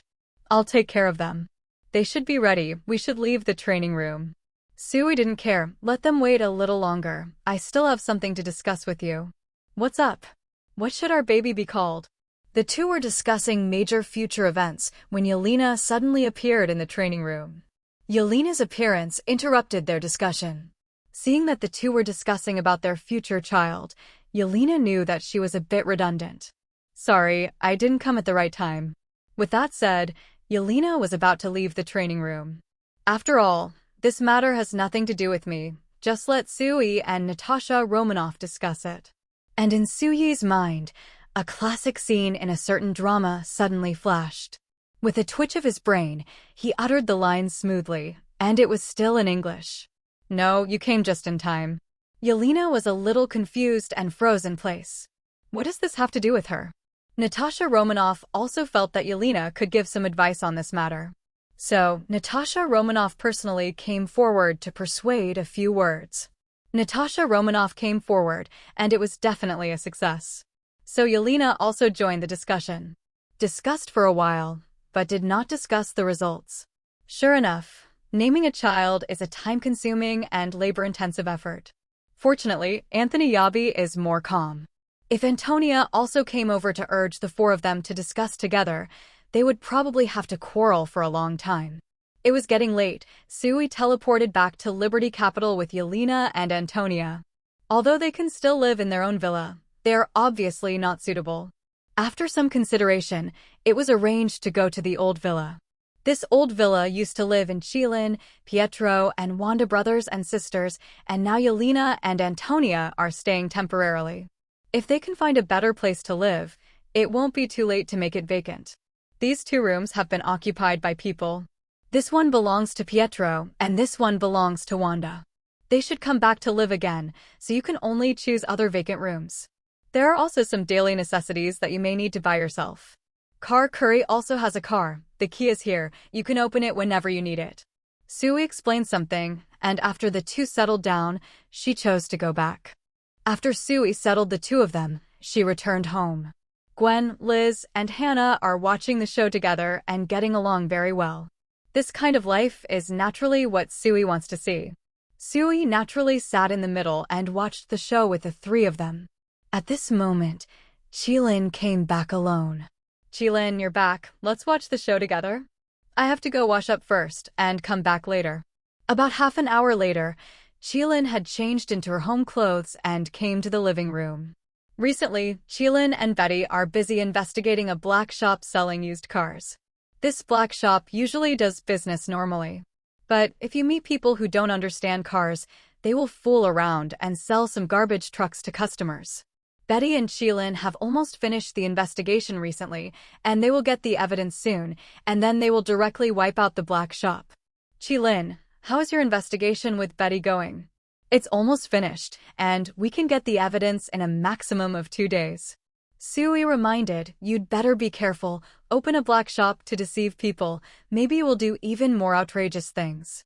S.H.I.E.L.D herself is a divine body, so don't worry too much. However, Betty is just an ordinary person after all, and can still be hurt by weapons. S.H.I.E.L.D also considered transforming all her confidant into god bodies, but the technology of god bodies is still a bit complicated. The technology is so powerful that S.H.I.E.L.D doesn't have many people to trust. In addition, ability is naturally needed. It is really difficult for S.H.I.E.L.D to find someone who is both trustworthy and capable. Tony Stark was half of him. S.H.I.E.L.D couldn't trust him completely, and besides, he also had his own business to attend to. S.H.I.E.L.D can only start research and manufacture equipment by himself. Although it was a bit slow, it took a few months to produce related equipment. When the time comes, strengthen the confidant around her into a generation of gods. S.H.I.E.L.D readily agreed. I will protect Betty well. And yourself? S.H.I.E.L.D's cheeks were slightly rosy, and she was a little shy. I see. By the way, Betty and Bella have packed up their new home and invite you to visit their house the day after tomorrow. S.H.I.E.L.D naturally readily agreed. No problem. Several people chatted on the sofa for a while, and it was getting late, so they dispersed. On the way back to the room, Gwen quietly grabbed S.H.I.E.L.D. Sue, when are you and S.H.I.E.L.D? Although S.H.I.E.L.D is a scumbag, her thoughts are her own, but she must never admit to what she has not done. Gwen, don't talk nonsense. I have nothing to do with S.H.I.E.L.D. Gwen naturally knew this, because she didn't. She felt embarrassed seeing us so close. S.H.I.E.L.D understood what Gwen meant in an instant, and it seemed to make sense. S.H.I.E.L.D thought about it, and it was time to eat the grass beside the nest first. I know what to do. Gwen reminded herself that S.H.I.E.L.D would naturally repay Gwen well. As for S.H.I.E.L.D, we will wait a little later. After all, S.H.I.E.L.D is not as proactive as Liz and Hannah. Even if the love process can be saved a little, but the classic 3 steps, eat, watch a movie, and then get to the point. S.H.I.E.L.D thinks that at least there must be a dating process, so that S.H.I.E.L.D can accept it more easily. 2 days passed in a flash. In addition to her normal class, S.H.I.E.L.D also runs around in several places, trying to take care of everyone around her. In the evening, it was a small party for Betty and Bella to move to a new house. Bella didn't have many acquaintances, so Bella didn't invite anyone. On Betty's side, they simply invited S.H.I.E.L.D and the others over. Coincidentally, the task of Betty and S.H.I.E.L.D has also been completed. After finding all the evidence, the 2 reported decisively and took over the black shop. Afterwards, Betty also wrote a report, passed the review of Bella, and reported it. As a reporter, Betty has taken a crucial step. Both Betty and S.H.I.E.L.D are very happy. After all, this is also their achievement. When the two things come together, it can be regarded as double happiness. At least, that's how it was for Betty. After moving here, it is much closer to Sooyi's villa. At that time, you can come and visit frequently. Bella also prepared a very sumptuous dinner. Everyone had dinner together, which was very lively. A dinner can be regarded as a feast for the guests and the host. Tonight's time must belong to Betty. Sooyi naturally wants to stay. Gwen and the others also tacitly agreed. After dinner, they rested for a while and went home together. Sooyi stays here and helps tidy up. When everything was settled, Sooyi and Betty were going to go back to the room and spend some intimate time together. The two returned to the room hand in hand. With a bang, the door was closed. This door cuts off the outside world, and the inside of the house is naturally the two-person world of Sooyi and Gwen. The atmosphere gradually heated up, but there was a knock on the door. "Sue, I need your help." This critical moment was unexpectedly interrupted, and I felt unspeakably uncomfortable. Fortunately, it hasn't started yet. It's never too late for a good thing, it's just a short while. Bella already knew about the relationship between the two and would not stop them. Sooyi didn't need to worry about anything at all. Sooyi tidied up a bit, suppressed the rising flame in her heart, and opened the door. As soon as she opened the door, Sooyi saw Bella in pajamas standing at the door. "Bella, is there anything I can do for you?" Bella immediately said, "My computer seems to have a problem. I am writing a manuscript. This manuscript is very important, and I will use it tomorrow. Hope it doesn't bother you." Repairing a computer is not a difficult task. Your own ability should be able to solve this problem. "Definitely no, I'll fix your computer right away." Sooyi didn't need to explain to Betty anymore. Betty was on the side and heard everything. Betty also looked at Sooyi with a smile on her face. "Sue, go and help fix the computer first. I'll wash up first." Sooyi watched Betty deliberately tempting herself, and the flame that had been suppressed just now started to burn again. "Wash the fragrance, I will make you look good later." Sooyi followed Bella to Bella's room to help fix the computer. At this moment, Sooyi has only one idea in his mind: to get rid of this broken computer quickly. "If things go well, you can also wash yourself first. It's the computer on the desk, right?" "Right." Sooyi sat down resolutely, ready to check the computer problems. With just a glance, Sooyi found that there seems to be no problem with the computer. "Bella, there seems to be no problem. It can be operated completely." Bella moved closer, took the mouse, and tried it out. Just now, the computer suddenly turned into a blue screen. "My files seem to have disappeared." Sooyi looked at Bella, who was so close, and couldn't help but sigh in his heart. "You really don't treat me like an outsider, do you? If you continue, I'm afraid something big will happen." "So," Sooyi hurriedly interrupted, "it's okay, I'll look for it for you." Sooyi didn't expect to waste so much time by repairing a computer. Although, it's a bit unorthodox. But for Sooyi, being able to appreciate such a performance is not a bad thing.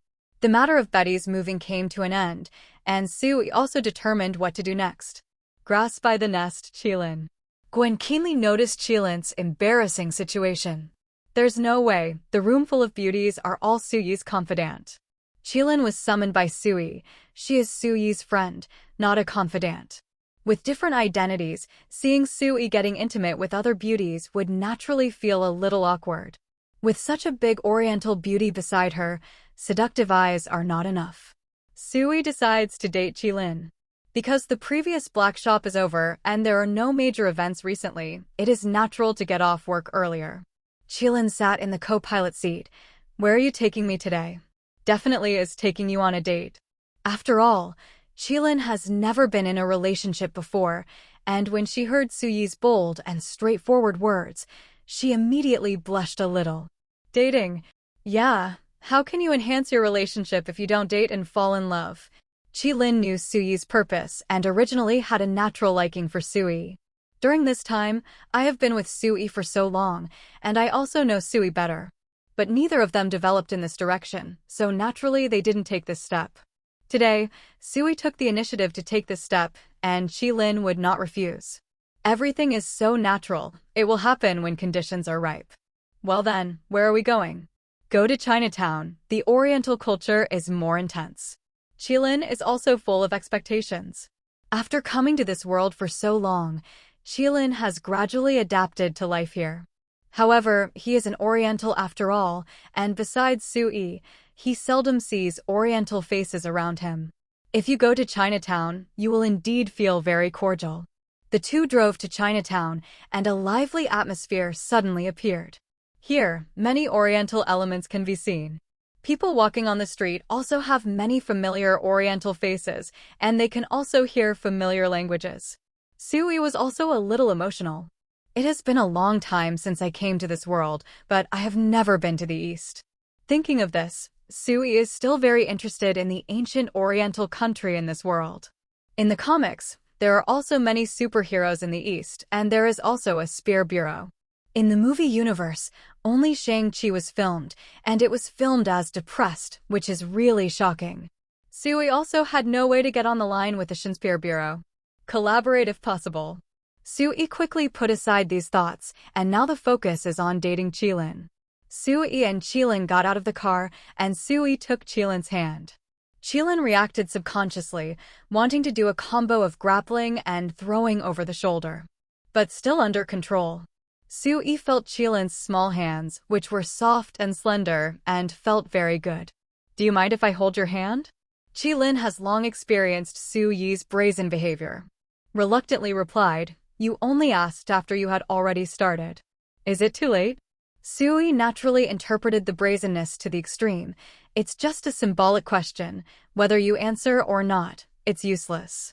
Qilin also acquiesced to Sui's actions, and even took the initiative to hold Sui's hand. The two intertwined their fingers and walked on the street. Where are we going? There is a hot pot restaurant not far in front. You know, Gwen and the others can't eat spicy food.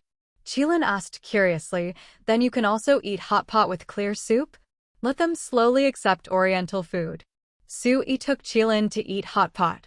If it was in the original world, taking a girl to eat hot pot on the first date would probably be a blow. But this is the Marvel world, and the date is still Qilin. Qilin didn't mind, but looked forward to it. As soon as the two entered the hot pot restaurant, they smelled a familiar smell. Hot pot still has a familiar taste and a familiar feeling. Most of the people who come to eat hot pot are from the East, and only a few are from the West. After all, not everyone can accept hot pot.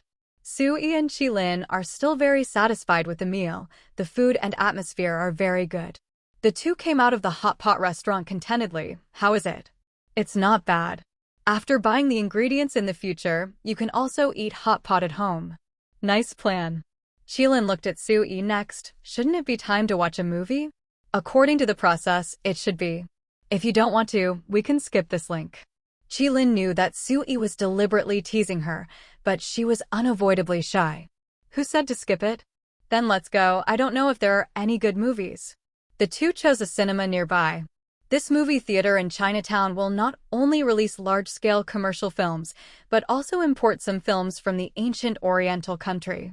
After all, it is Chinatown, and theaters have to adapt to the surrounding environment and choose suitable movies. Especially during the Spring Festival, the box office of some cartoons imported from ancient Oriental countries is not low. Sui and Qilin entered the theater, watching the popular movies, not knowing which one to choose. Looking at these celebrities, they basically don't know each other, and Qilin's situation is even worse. Which movie do you want to see? Qilin looked at it, but she wasn't sure what it looked like. Then watch this, Golden Heist. It looks like an action and suspense second-generation commercial film, and the scene looks pretty good. Don't watch romantic movies? Qilin tilted her head and looked at Sui. If you think the atmosphere of watching a romantic movie is better, I can accept it. Sui doesn't care, it's just a general routine. That is, a love movie or a horror movie. I don't care about these, so let's watch this movie. In the theater, Sui watched the movie seriously.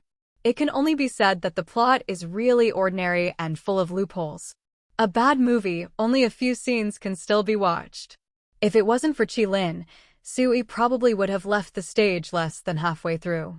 Qilin looked at it with gusto, and seemed to enjoy it very much. Sui has nothing to do, so she can only study Qeelin's little hands. The love line, career line, and fate line seem to be pretty good. Qeelin must have noticed it, but she didn't withdraw her hand, nor interrupt Su-yi. Just keep watching the movie and put up with Su-yi's trickery. The movie was finally over, and Qeelin couldn't help asking, is that enough? It's not enough. I feel that I can appreciate it for a lifetime. Qeelin blushed, but did not withdraw her hand. The movie is over, it's time to go back. Su-yi took Qeelin back to the car. The next step is the last procedure. Qeelin, are you ready? Qeelin also knew what Su-yi meant. Facing such a straightforward question, Qeelin did not hesitate. Qeelin was slightly shy, and her voice was much lower. Let's go home. Seeing Qeelin's appearance, Su-yi couldn't bear it anymore and kissed her. Su-yi has experienced another kind of beauty of Qeelin, tenderness like water. This feeling made Su-yi almost indulge in tenderness. From now on, the king will not go to court early. Su-yi really wanted to stay in Ranxiang and didn't want to leave. But in the end, Gwen interrupted. Su-yi was extremely reluctant, but she also struggled to get up and wash up. There is still a lot of time in the future, and there is no need to rush for a while. While at school, Su-yi also took stock. Of the confidant around me, there are only a few who have not finished cutting off their beards. First up is Kristen. Su-yi and Kristen have simply dated many times. The current situation is that Su-yi can finish the final cut at any time. The next ones were Felicia and Antonia. The difference is that Felicia is the active one and teases Su-yi from time to time. As for Antonia, she didn't have much contact with Su-yi, and it still needs some process. After school, Su-yi and Gwen were about to leave when they ran into Felicia. To be precise, Felicia is waiting for Su-yi. Hi, Sue. Felicia. Felicia was a little dissatisfied with Su-yi's reaction. Oh, Sue, your attitude is so indifferent. It's really sad. Sorry, how can I make it up to you? Shall we have a cup of coffee together? Felicia invited Su-yi to drink coffee with Gwen, and Gwen was no stranger to it. She knows Su-yi's charm. Such a change in Felicia was expected. The three of them were walking on campus and were about to leave. Su-yi was stunned suddenly, because, in the campus, Su-yi saw a figure that shouldn't appear here. A young gentleman, wearing a well-fitting black suit and holding a cane in his hand, looked very regal. This gentleman has a smile on his face, but he looks a bit evil. S.H.I.E.L.D is very handsome and charming, but Su-yi doesn't like him very much. Hey, old friend, you don't seem very happy to see me. Su-yi remained calm. Loki, you always have a way to sneak out. The person in front of him is none other than Loki, who should be imprisoned in the prison of Asgard. He was able to appear here. He was definitely not released, but used some method to sneak out. Such an operation is not difficult for Loki. Hearing Su-yi's words, Loki smiled even more happily. You guessed it, I ran out secretly. Su-yi didn't say anything. If you're here for tourism, it's up to you. But if you want to do something, I think I've warned you. As a smart person, you should know what the end of doing this is. Loki definitely knew Su-yi's strength, and it was not a problem at all to rub him against the ground. No, I'm not here to destroy this place. I'm here just to make a deal with you. Su-yi had no interest in Loki's affairs at first. He ran out as soon as he ran out, and Su-yi had no intention of arresting him. However, Loki said to trade, which got Su-yi some interest. In Asgard, there wasn't much that Su-yi was interested in. Although there are many Ulu alloys and more advanced technology than the Earth, these are not what Su-yi wants most. To say, Su-yi is most interested in infinite gems. In current Asgard, there are no infinite gems. However, Loki can go to Thanos and bring the mind gem. Su-yi didn't know what Loki wanted to do with her, but she had strength and was not afraid of Loki's tricks at all. Trading? I do have a treasure I'm interested in, and only you can help me get it. I think we can have a good chat. That's great. I think we'll have a great time working together. Let's go together. Let's chat over coffee. The team that originally drank coffee expanded again. Only this time, it became 4 people. Loki also took the initiative to introduce himself to Felicia and Gwen. Nice to meet you 2 beautiful ladies. I am Loki, son of Odin, god of trickery, from Asgard. Felicia didn't know anything about Loki's self-introduction. Gwen has heard Su-yi talk about Loki and has heard a little about Loki. As the god of intrigue, Gwen definitely has to be vigilant, worrying about the conspiracy of Loki's so-called deal. Hello. Loki's social ability is really not weak. If it is an ordinary person, it must be a few words, and it will be integrated into it. Too bad Felicia is now P*********** D off. P********* D off that Loki showed up out of the blue and ruined her chance. Gwen knew Loki's identity and was always on guard. When we arrived at the coffee shop, a few people ordered coffee and started chatting. Loki, tell me, why did you come to me? Loki directly explained the purpose of coming. The dark elves are about to attack. I want you to help. Make sure I can save my mother and save Asgard. If you can do it, you will gain the friendship of Asgard, the blessing of Odin, and the terms I promise you. Since the S.H.I.E.L.D. spoiler, Loki has not been idle in prison, read a lot of books, learned a lot of things. The power of the dark elves made Loki extremely worried. God Empress Frigg and Asgard are parts he cannot part with. So, after learning what's going on in the future through S.H.I.E.L.D.'s spoiler, Loki is determined to change his destiny. Even if he doesn't guide the Dark Warrior, with the strength of the Dark Elves, Asgard may suffer heavy losses. Under such circumstances, God Queen Frigga may still be in danger. If it was before, Loki must have chosen to protect Frigg himself. But now, Loki has some doubts about his combat power. What if she couldn't protect Frigg herself? With this thought, Loki decided to find a powerful target to cooperate with. What do you think? It sounds like the reward is very generous, but asking me to do it will cost you a lot. Loki isn't worried at all. What do you need? S.H.I.E.L.D. said with a smile, I need infinite gems, but Asgard doesn't have them right now. If you can get the Mind Scepter from Thanos, give me the Mind Gem, and I can grant your request. Loki's smile froze. Thanos, the Mad Titan. Slaughter wantonly in the universe, with a great reputation. Because of Odin's presence, Thanos dared not invade the Nine Realms.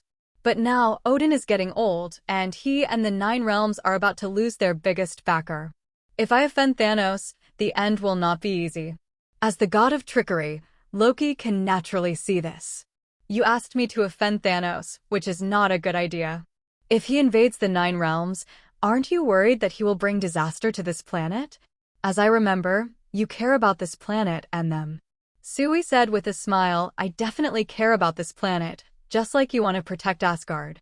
Loki was lost in thought. If you can stop Thanos, I can try.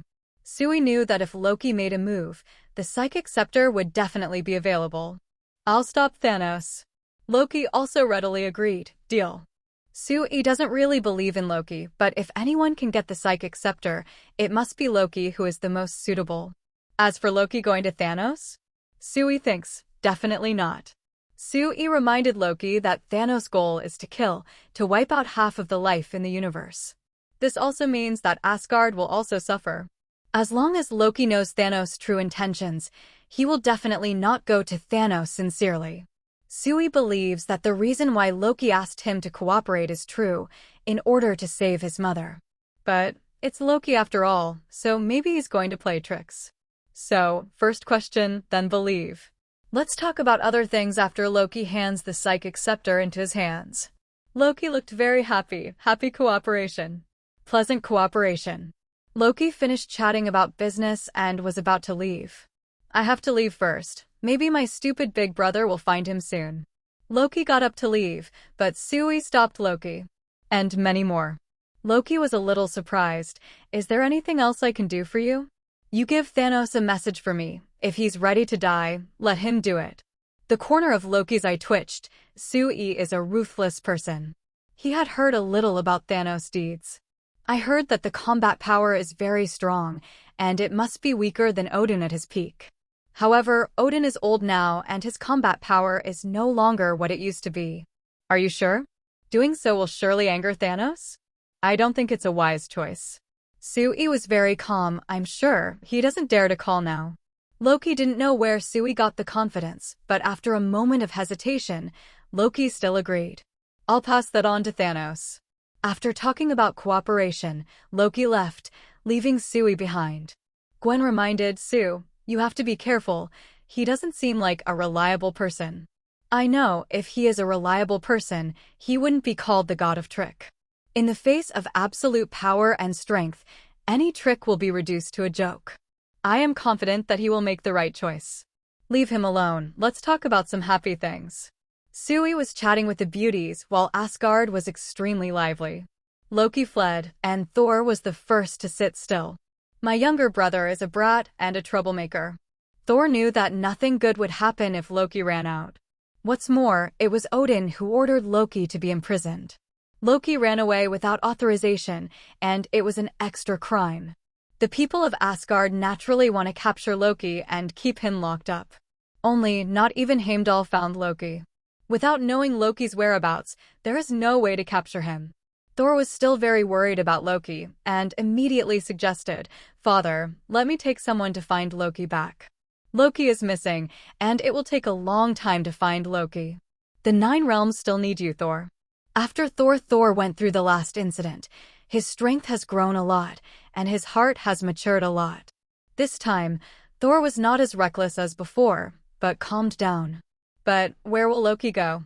The 3 warriors of Asgard, Thor's good brother, Fandral with a very romantic temperament said, "Maybe it's Midgard. He failed in Midgard. Maybe he will find a way to get revenge." Fandral obviously understood Loki, and he pointed out Loki's whereabouts in one sentence. God King Odin also thinks there is this possibility. "Thor, you go to Midgard and tell their people to watch out for Loki." Thor readily agreed, "Yes, father." "Heimdall, keep an eye on Midgard. If you spot Loki, report it." Unbeknownst to them, Loki is on Earth as they discuss it. Felicia also chatted about her recent situation. Because of what happened last time, Felicia is practicing fighting skills. Felicia is a smart person with high ability, coupled with serious work, but also the pursuit of the ultimate. Therefore, the progress is naturally very fast. According to the speed, Felicia can become a master in half a year. After drinking coffee, S.H.I.E.L.D and Gwen went home. Before I could sit still for 2 seconds, I received a call. When S.H.I.E.L.D saw the phone number, he knew that the matter was not simple. "Phil Coulson, agent. Mr. Sue, we just welcomed an old friend from God's domain, Thor, and he wants to see you." Suyi's expression was speechless. These 2 people are not brothers, they are better than brothers. Did he say something? Yeah, he said Loki has escaped and is likely to come for revenge on you, and the world, let's get ready. It turned out to be a reminder, so it's not a big deal. "I've met Loki, you tell Thor. Loki won't be here to cause damage, and he is left here to find infinite gems in the universe." Although Phil Coulson doesn't know what infinite gems are, it sounds like it's very powerful. He still chose to believe Suyi's words. Phil Coulson has learned about infinite gems from S.H.I.E.L.D before, and the cosmic cube is one of them. S.H.I.E.L.D asked Phil Coulson to tell Nick Fury not to continue working on the cosmic cube. However, Nick Fury did not listen to this suggestion and invited Dr. Savig to the past. "Mr. Sue, if Loki finds infinite gems, it's not good news." Compared to the politicians of this world, S.H.I.E.L.D trusts Loki more. These politicians have no bottom line. For the sake of profit, they can disown their relatives. But S.H.I.E.L.D knows Loki's weakness and can handle Loki. "It's okay, if something goes wrong, I will take action." Phil Coulson could only choose to believe it temporarily, hung up the phone, and passed the news to Thor. Thor learned that Loki was looking for the whereabouts of infinite gems. Knowing that the matter was important, he didn't stay any longer and immediately returned to God's domain. Phil Coulson naturally reported all the news he got from S.H.I.E.L.D to Nick Fury. As an old fox, Nick Fury will not put all his hopes on S.H.I.E.L.D alone. After learning this information, Nick Fury is ready to call Captain Marvel at any time. Infinite gems with powerful energy. At the beginning, Dr. Lawson used the cosmic cube to carry out the Pegasus project. Captain Marvel was also accidentally impacted by the energy of the cosmic cube to obtain such an ability. If Loki gets infinite gems, maybe his combat power will be enhanced a lot. Loki, who has increased his fighting power, might endanger the world. Not only Nick Fury, Odin also has such concerns. Odin lived so long to know more about infinite gems. At the beginning, Odin's father defeated the Dark Elves and sealed the TIE particles. Odin also got the cosmic cube, but he didn't choose to keep it for himself, but buried it deep in the earth, which was very backward at that time. If Loki gets the power of infinite gems, maybe it will really bring huge amounts of crisis. Loki's appearance is just a small episode, waiting for Loki to get back the scepter. Su-Yi's thoughts are all on time management, and she plans to win Christine in the near future. However, Jane Foster, who had just returned to New York for a few days, couldn't sit still. This time, where the brief goes is even more distant. Not other states, but outer space. Su-Yi didn't know it at first, but Jane had Su-Yi's undercover agent, Daisy, by her side. After Daisy knew about Jane's crazy plan, she quietly told Su-Yi. Su-Yi didn't expect Jane to be so crazy, and she planned to go to heaven. It's just that going to heaven is not so easy. Technology and money are indispensable. Jane just came back. If she wants money but no money, and technology but no technology, how can she go to heaven? Anyway, it's not a small matter, and Su-Yi must check it out. Don't wait, something really happened. Jane is also in hesitation. Should I tell Su-Yi about this? Daisy must have persuaded Jane to confess to Su-Yi directly. After thinking about it again and again, Jane agreed and decided to have a good chat with Su-Yi about God. Jane decisively invited Su-Yi to discuss this matter together. Su-Yi rushed over without stopping and met Jane and Daisy in Jane's room. Seeing Su-Yi appearing, Jane looked a little nervous. Going to outer space is no small matter. After all, Jane is just an astronomer, not an astronaut, but she has never had such an experience. He didn't even receive the corresponding training. Sue, are you here? Su-Yi also pretended not to know. Definitely. You said you have something to discuss with me. I must have rushed here as quickly as possible. Jane was at a loss and didn't know where to put her hands. Yes, I have something to discuss with you. Su-Yi could also see Jane's situation, hugged Jane lightly, and then found a place to sit down, letting Jane sit on her lap. Don't worry, as long as it's what you want to do, I will support you. After being comforted by Su-Yi, Jane felt a lot easier. Sue, I want to go to outer space. Su-Yi didn't refuse at all, but it's better to ask some questions clearly. Su-Yi directly threw out the classic triple question, why? Seeing that Su-Yi didn't deny her own thoughts, Jian felt even more joyful and said slowly, These days, I met a friend, Susan. They observed that there will be a cosmic storm in outer space in the near future, so they plan to take a spacecraft to outer space for observation. You know, a cosmic storm, a cosmic spectacle that is rare in thousands of years. I plan to go and have a look together. Su-Yi was startled. Susan, cosmic storm, should be the invisible woman in Fantastic Four? They're going to outer space, and you're going with them? They were hit by cosmic rays, gained super ability, and became the Fantastic Four. If you follow, the danger may be great. When exactly? The cosmic storm, 1 month later. We may go up early, live in the space station, and stay in outer space for about a month. I will come back when the cosmic storm is over. Go to outer space? I'll go too. This time, it was Jane's turn to be stunned. I went up to observe the cosmic storm, but aren't you going to class? I can go to the space station with you and then teleport back. I will teleport there before the cosmic storm comes. I think it should be able to protect you. Jane was very moved. Only Daisy ate snacks silently and couldn't help complaining in her heart. Crazy, completely crazy. It's not enough for one to go to heaven, and the other one will also go to heaven together? Is there really such fun in heaven? Su-Yi planned to go together, which made Jane a little embarrassed. This, I have to discuss it with Susan and the others. It is good. Thank you for supporting me, Sue. Jane is very happy. She should not miss this opportunity. If the cosmic storm, which is rare in 1,000 years, can be observed and enough data is collected, my understanding of the universe will go a step further. Jane was also thinking about how to tell Susan about this. Suddenly, Jane had an idea. Sue, I have a suggestion. What advice? Susan's team still needs some funds. If you can sponsor some funds, both of us can definitely get places. Sponsorship money, no problem. Su-Yi is not really short of money, as he owns the shares of Stark Company. The dividends will be quite a lot. There is also a friend like Tony. Even after Xiaojiao became the president, He also got a little share, so he can be regarded as a rich woman. Sponsorship is fine.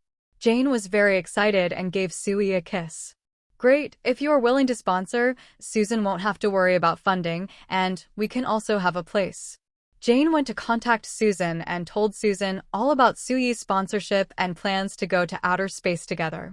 It is a great thing to have sponsorship, but it is not a big thing to bring more people. Daisy was a little helpless. You want to go crazy with Jane and go to outer space together? I'm sure I won't go crazy with you. Sui said, I just make sure that nothing happens to Jane, and I'm here most of the time. Only then did Daisy calm down a bit.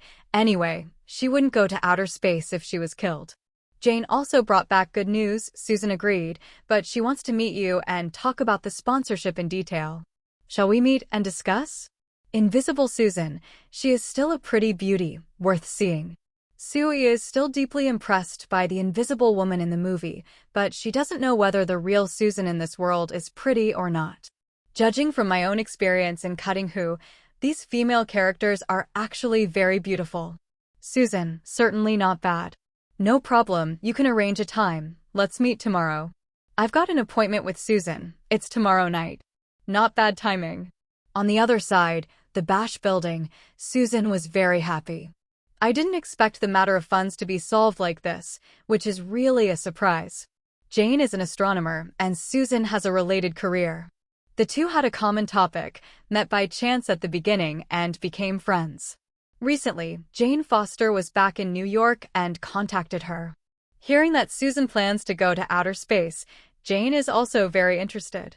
Unexpectedly, Jane actually had a way to help solve the financial problem. After all, their team's lack of funds now is not just a little bit, but tens of millions or even more. Great, the funding issue has finally been resolved. Thinking of this, Susan relaxed and prepared to tell Reed the good news. Reed, I have good news. Reed looked impatient. Oh, God, Susan, I remember I told you, I'm busy now, don't bother me. My current job requires a lot of focus. Susan's good mood was swept away, and she didn't bother to continue talking, so she just turned around and left. Susan was in a bad mood, and left the laboratory angrily, going to the bar to have a drink or two to relax. However, going to drink alone is too boring, so I plan to find someone to go with me. His younger brother, Johnny, is indeed a bar lover. However, going to a bar for a drink with my brother felt a little out of place. Susan immediately thought of Jane, who had contacted her just now. The two had a good relationship, and it happened that they could meet for a drink together. Susan immediately contacted Jane. Jane was disturbed and felt a little unhappy. However, as soon as he saw that it was Susan calling, he had no choice but to answer the phone. Hello, Susan. Jane, are you free? Come out for a drink together. Jane looked at Sui beside her, thinking about what she had just done. But on the other end of the phone is my friend Susan, who is also related to the next trip to outer space. Jane immediately had an idea. I have time. I'll come right away. And my boyfriend, come together too, can you? Susan knew about Sui's existence before, and also knew that Sui was the one who sponsored her. It was originally planned to meet tomorrow, but it seems like a good choice to meet in advance today. No problem. After agreeing on a time, Jane hung up the phone. It seems that our business has to be postponed. Susan asked us to have a drink together. The meeting that was originally scheduled for last night may have to be brought forward to today. It didn't matter to Sui, and it didn't matter to meet this beauty earlier. Then I'll call Daisy, and we'll go together. The three of them set off together and arrived at the agreed-upon bar. After arriving at the bar, it took a while to find Susan. Susan had already drank a lot alone, but she was still sober. Several people got to know each other, naturally sat down to drink and chatted. Susan, it's just right, let's discuss the sponsorship first. Susan intended to drink away her worries and didn't want to talk about business. What's more, it's not suitable for a place like a bar to vent your emotions. But this matter is related to her dream after all, so Susan still agreed. Anyway, things are not complicated, and the chat will be over soon. Sui contributed, and Susan also promised to give Sui a place. Susan's group of 4, plus Sui and Jane and one Victor, made a total of 7 people. The business is over soon, and next, it's time for drinking and carnival. The three beauties are very happy, as long as S.H.I.E.L.D, the flower protector, does her job well. Definitely, S.H.I.E.L.D also took the opportunity to get in touch with the beautiful Susan. With many confidant friends, S.H.I.E.L.D also developed a pair of discerning eyes. It was obvious at a glance that Susan was not happy, so she was going to take the opportunity to comfort Susan. "Beauty Susan, you don't look happy? You look like a broken love." Susan was a little surprised that S.H.I.E.L.D could see through her situation at a glance. "It's not lovelorn, but the situation is similar. Thinking about myself and Reed, I have a good impression of Reed, but Reed is puzzled and has not confessed for a long time. Not only that, but Reed's attitude towards himself just now was also very bad." Thinking of this, Susan said angrily, "I don't have a boyfriend yet." This sentence is not wrong. Reed has yet to confess, and the two have not formalized their relationship. How is it possible? A beauty like you, Susan, doesn't have a boyfriend? I think that a man who is willing to pursue you can line up from the bar to the White Palace. Susan is still very confident about her appearance, and she is also very happy to hear S.H.I.E.L.D's compliment. "Sue, you're so funny." S.H.I.E.L.D continued to praise, "It's such a pity, I met Jane first, if I met you first." Susan looked at Jane at the side, and deliberately followed S.H.I.E.L.D's meaning to ask, "Could it be that you will choose me?" S.H.I.E.L.D was not fooled. "I met you first, and I will definitely pursue you first, but I can't say the result. If Susan Beauty agrees to my pursuit, maybe there will be no follow-up."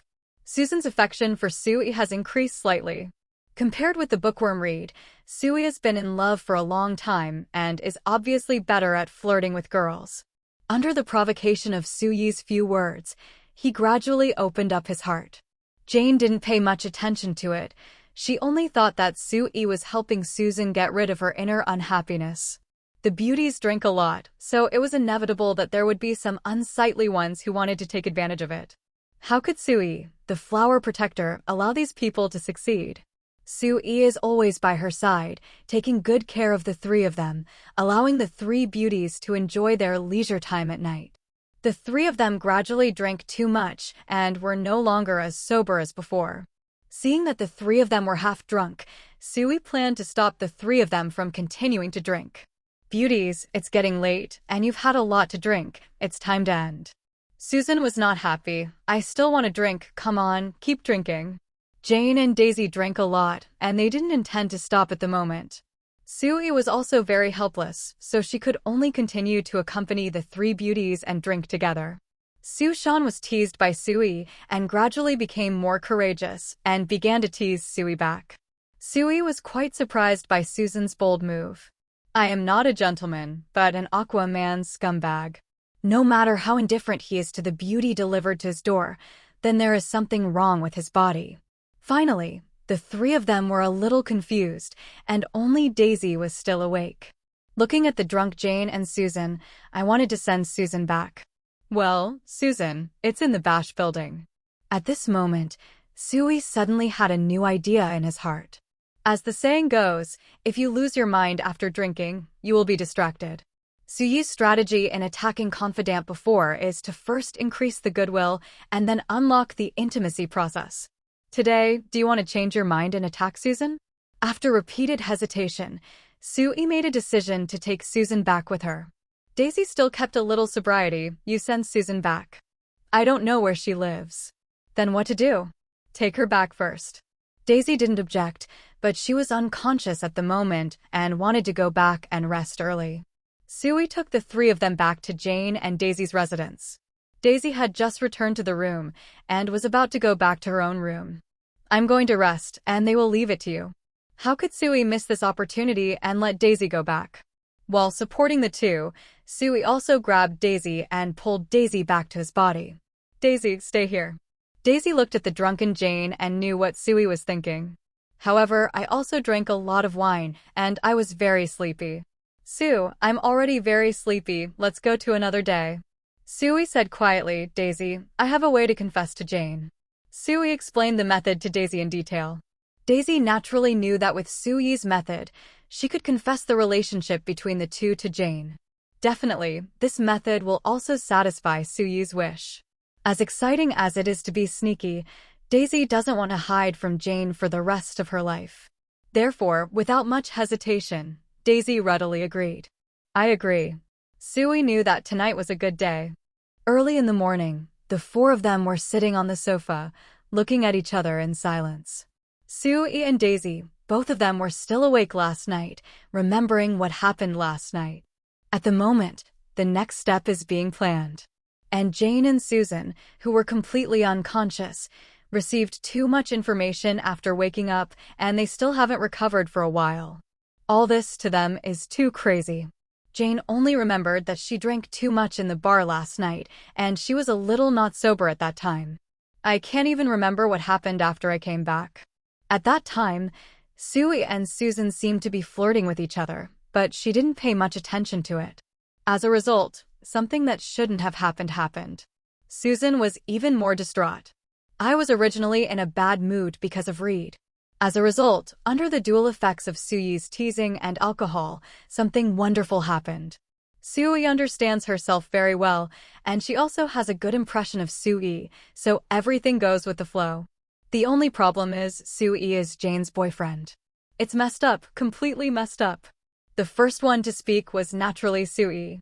As soon as you open your mouth, admit your mistake first. I was still awake at the time, but you are so beautiful I lost control. Jane was also very puzzled at first. She knew a little about S.H.I.E.L.D's physique. If she never gets drunk after drinking 1,000 cups, it couldn't be something after drinking. As a result, S.H.I.E.L.D confessed herself. This situation is indeed difficult for ordinary people to endure. S.H.I.E.L.D also took the opportunity to apologize. Jane, I know it's my fault. I just hope you can forgive me. Susan, I'm sorry that it's just you, I'm overwhelmed. Susan also didn't know how to face S.H.I.E.L.D. I really have a crush on S.H.I.E.L.D. At least S.H.I.E.L.D is not as bookish as Reed, and she is good in every way. She also said that she has no boyfriend, and also responded to S.H.I.E.L.D's teasing. After some hesitation, Susan still chose to forgive. Okay, I'm fine. But, Jane? At this time, Daisy also said, actually, I wasn't drunk when I came back. But, Jane, you know, I've always been single and never had a boyfriend. Since you have Sue as your boyfriend, you often show affection, which makes me very envious. What's more, Sue is a very good man, he is hard to refuse, isn't he? What Daisy said seemed to make sense. From Daisy's point of view, it seems reasonable. S.H.I.E.L.D is so good, it's hard to say no. But anyway, Daisy stole her own tower and put a hat on herself. Jane, if you can't accept it, treat it as a dream. If you want to break up with Sue, I will definitely not let Sue go. Jane's thoughts were confused, and at this moment, under Daisy's few words, she finally figured it out a little bit. Daisy, you're right, treat it as a dream, and all this is over. The problem is solved. It can be said that everyone is happy. However, this result obviously did not meet the expectations of S.H.I.E.L.D and Daisy. Jane, I have another idea. What idea? Daisy said her thoughts. Jane, I think I have fallen in love with Sue, and I can't leave him anymore. How about happy together?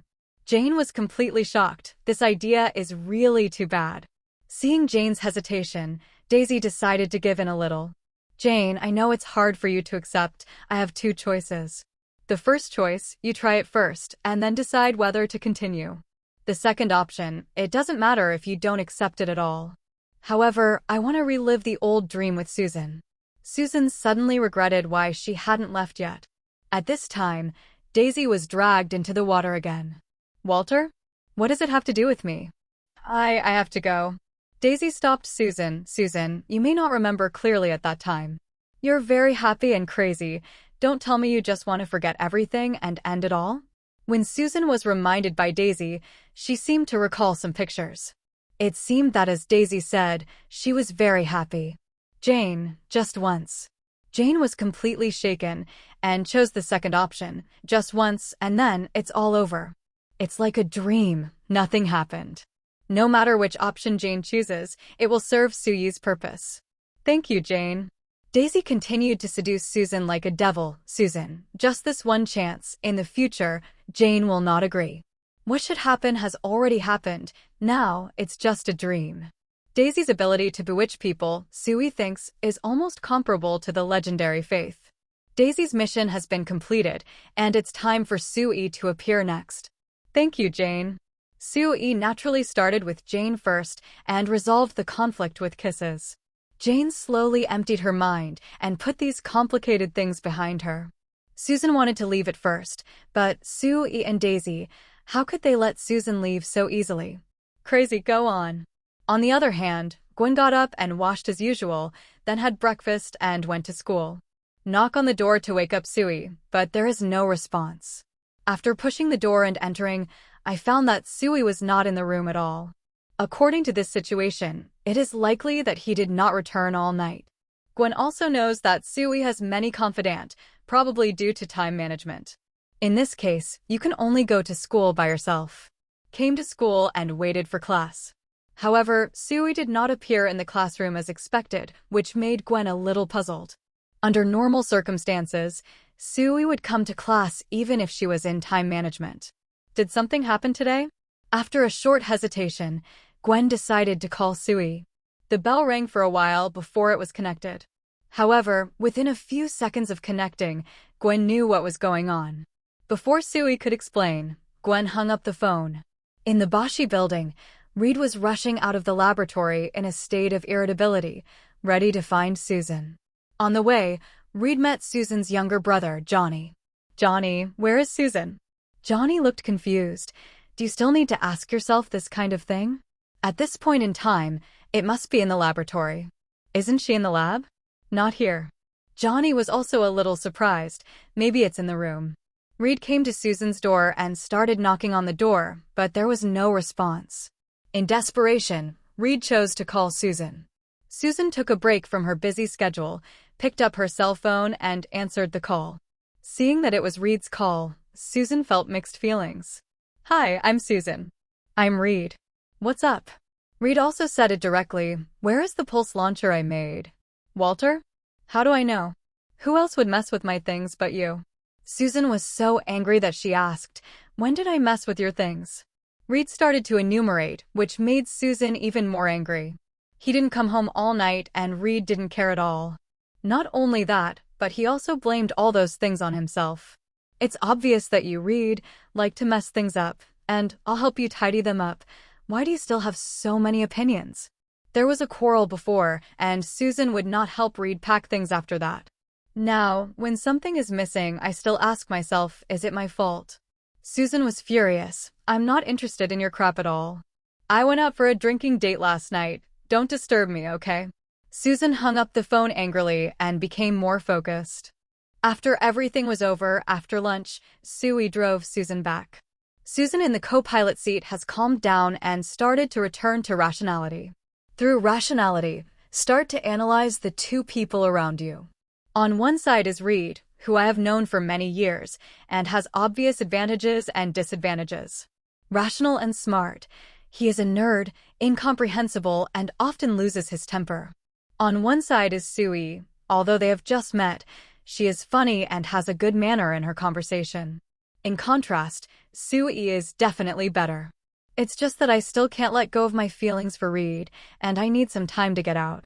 Sue can also see Susan's troubles. She definitely needs to continue to improve her favorability. Along the way, Sue relied on her flirting skills to improve Susan's impression of herself a lot. Finally, we arrived at the Bash building. Sue escorted Susan out of the car. Do you want me to take you up? Susan flicked her hair. Don't bother. Thank you for sending me back. Sue didn't force it. You're welcome. I'm happy to work for a beauty like you. If you have anything, you can contact me at any time. Sue's tenderness and consideration are something that Susan can't see in Reed, which makes Susan gradually fall for her. I will.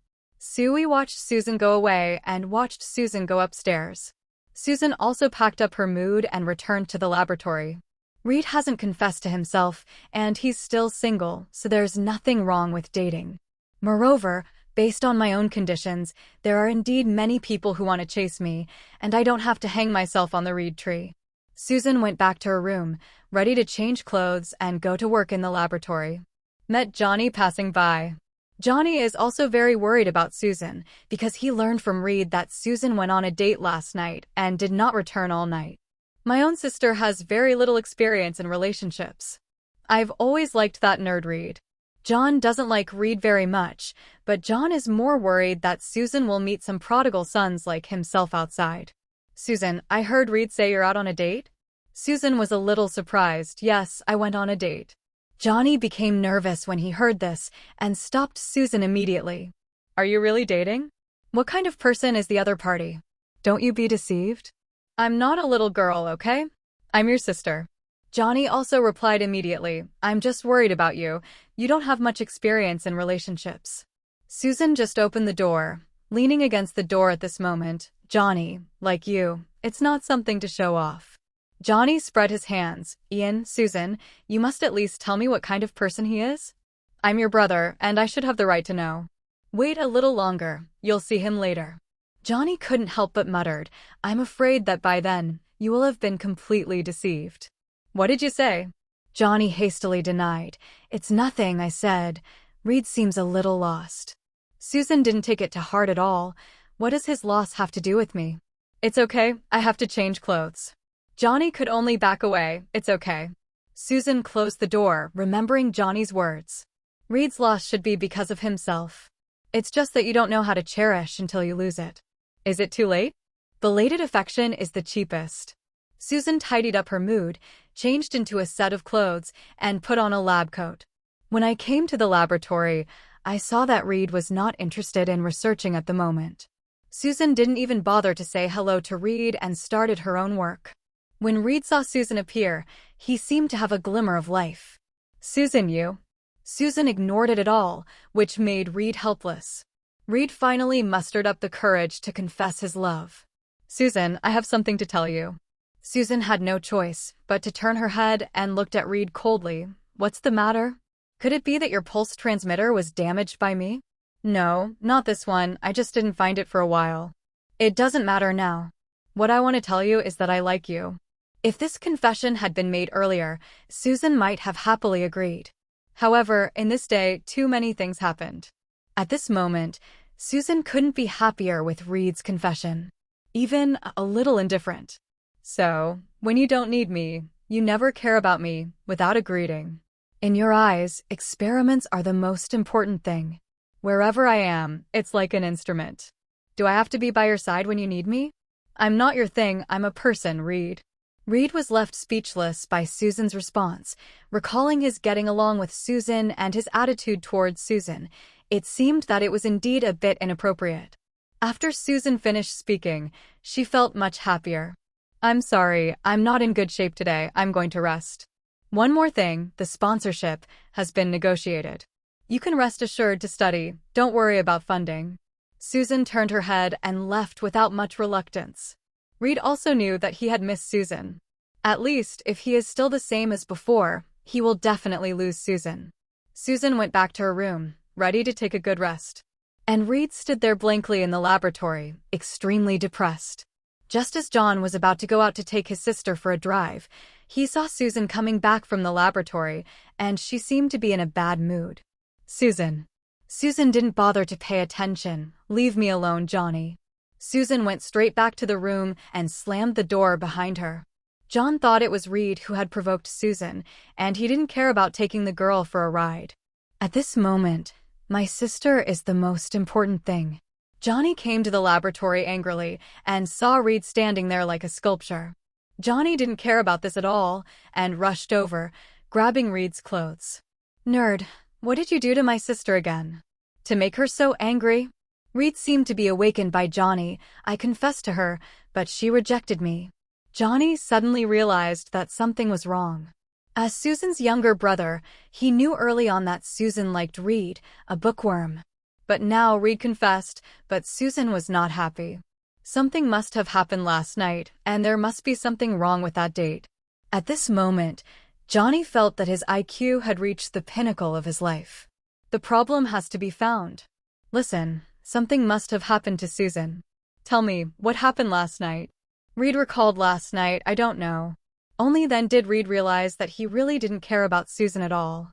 Last night, Susan seemed to have something important to do with herself, but she didn't spare any time for it. No wonder, Susan would be so disappointed in herself. It doesn't matter anymore. She was right. I never cared about her. I always ignored her. Reed also realized his mistake, felt hopeless, and prepared to drink away his sorrow. Johnny, I want to drink 2 drinks. Do you want to go with me? After S.H.I.E.L.D sent Susan back, she also returned to her normal life. Thinking of last night's experience, S.H.I.E.L.D was in a good mood and couldn't help whistling. Invisible Susan, that's how successful it was. It can even be said that it was delivered to the door by Susan herself, and S.H.I.E.L.D didn't bother at all. Next, we have to work hard to make Susan completely give up on Reed. S.H.I.E.L.D is very confident in herself and can definitely attract Susan firmly. When Gwen saw S.H.I.E.L.D, she didn't say much. At that time, the voice on the other end of the phone had already explained everything. Fortunately, the teachers here don't have the habit of calling names, and S.H.I.E.L.D's truancy was not discovered. For S.H.I.E.L.D, skipping classes is nothing. S.H.I.E.L.D has fully grasped the knowledge learned now. In contrast, life events are more important. S.H.I.E.L.D decided to strike while the iron was hot and quickly increased Susan's favorability. Who let Susan have such a rival in love as Reed? Like Christine, S.H.I.E.L.D originally had a rival in love with Strange. But now, Strange has given up on Christine. Therefore, S.H.I.E.L.D doesn't have to worry about Strange's problems at all and can slowly develop with Christine. Susan is different. S.H.I.E.L.D has to strike while the iron is hot and make Reed completely lose the possibility. Otherwise, S.H.I.E.L.D can't rest assured that someone is thinking about her woman all day long. After school, S.H.I.E.L.D decided to continue to act. Gwen, I have to go see someone, and I may be back later in the evening. I see. After S.H.I.E.L.D and Gwen separated, they went straight to their destination. S.H.I.E.L.D contacted Susan directly, planning to ask Susan out. Susan is in the lab, minding her own business. When the phone rang, he picked it up. Hi, I'm Susan. Beauty Susan. Susan was stunned by S.H.I.E.L.D's voice for an instant, and the man who confuses her appeared again. Susan didn't know whether to be happy or worried. Sue, are you okay? I want to have dinner with you. Susan's heart wavered even more, and the appointment seemed to be progressing a little too fast. If Reed is so good at teasing, maybe he has children. Unfortunately, Reed is Reed. Susan wanted to go on a date, but she was still a little worried. It's just us? I mean, Jane, does she know? S.H.I.E.L.D lied decisively. Jane, she definitely knows. Susan hesitated and asked, did she agree? Definitely. Susan's heart beat faster, panicked, and almost touched the experimental equipment. Hi, I need a little time to prepare. No problem, I'll wait for you downstairs. Susan couldn't calm down. She was very happy and a little surprised. At the same time, she felt inexplicable excitement. Returning to her room in a hurry, she immediately changed into a set of clothes and tidied herself up. Susan, who was already very beautiful, looked even more glamorous and beautiful after dressing up. S.H.I.E.L.D was standing by the car, watching Susan appear in sight. Susan, you are so beautiful. Susan didn't know how to answer the sentence, so she changed the subject. Sorry to keep you waiting. It won't be long, please get in the car. Susan sat in the co-pilot's seat, like a girl on a first date, feeling extremely anxious and full of expectations. In fact, Susan was indeed on a first date. After getting into the car, S.H.I.E.L.D drove away with Susan. Coincidentally, Johnny and Reed took a ride back to the building. Damn it, this guy can't drink at all. It takes my time and affects me and my girlfriend. While complaining, John carried Reed into the building. When I was about to enter the building, I found a figure not far from the door, which seemed to be very similar to Susan. Johnny can almost confirm that this is his sister Susan. Susan appeared to be having a good conversation with someone and got into the car. John was worried that Susan would be cheated. Now that he saw the scene, he wanted to chase after her to see who wanted to be his brother-in-law. However, Reed beside him couldn't be thrown aside. Just 2 steps away, the vehicle has already started. Johnny could only watch the vehicle go away, but he still stopped Susan. Damn it. Extremely helpless, Johnny can only send Reed up first, and then talk about other things. Susan will come back sooner or later, and when the time comes, I just need to wait for Susan downstairs. Then you will know who your sister's dating. S.H.I.E.L.D and Susan are dating in a restaurant. S.H.I.E.L.D's dating experience can be said to be quite rich. Naturally, I know how to express myself to attract girls. Sure enough, after just 1 meal, Susan's affection for S.H.I.E.L.D soared again. This kind of dating, this kind of heart-wrenching feeling, Susan knew that she had gradually fallen into a trap. Susan didn't wake up until the dinner was over and the two left the restaurant. For myself and S.H.I.E.L.D, it seemed impossible. S.H.I.E.L.D was about to send Susan back, but she saw Susan froze in place. "Susan, what's the matter?" We shouldn't be doing this." S.H.I.E.L.D knew what Susan meant and hugged Susan gently. "It's okay, I'll take care of it." Susan wanted to say a few more words, but S.H.I.E.L.D directly blocked Susan's mouth. After a while, the two separated and Susan looked at S.H.I.E.L.D with a slight resentment. "It's hard for me to fall in love once, but S.H.I.E.L.D has such an identity." "Don't worry, Jane will agree." Susan recovered quite a bit. The two returned to the car and walked all the way back to the building. S.H.I.E.L.D just took Susan's hand and asked Susan to get out of the car. Johnny, who was waiting at the door, saw his sister Susan at a glance. "Oh, it's you." Johnny rushed to Susan immediately, aggressively. S.H.I.E.L.D noticed it naturally, and Susan also noticed Johnny. Seeing that Johnny's posture was wrong, she immediately stopped Johnny. "Johnny, why are you here?" Johnny said unruly, "I'm waiting for you. By the way, who are you dating?" S.H.I.E.L.D calmly said, "Hi, my name is S.H.I.E.L.D. You must be Susan's younger brother, Johnny, right? Nice to meet you." Johnny felt the same kind of breath from S.H.I.E.L.D, and the S.H.I.E.L.D in front of him was probably also a prodigal son. "My sister dated such a person.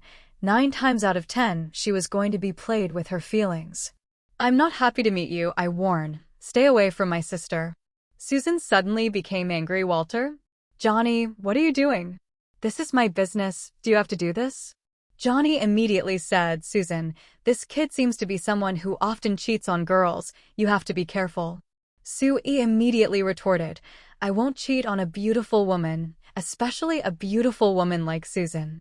Susan knew she couldn't continue arguing, so she immediately apologized. "I'm sorry, Sue, but John is not like this usually."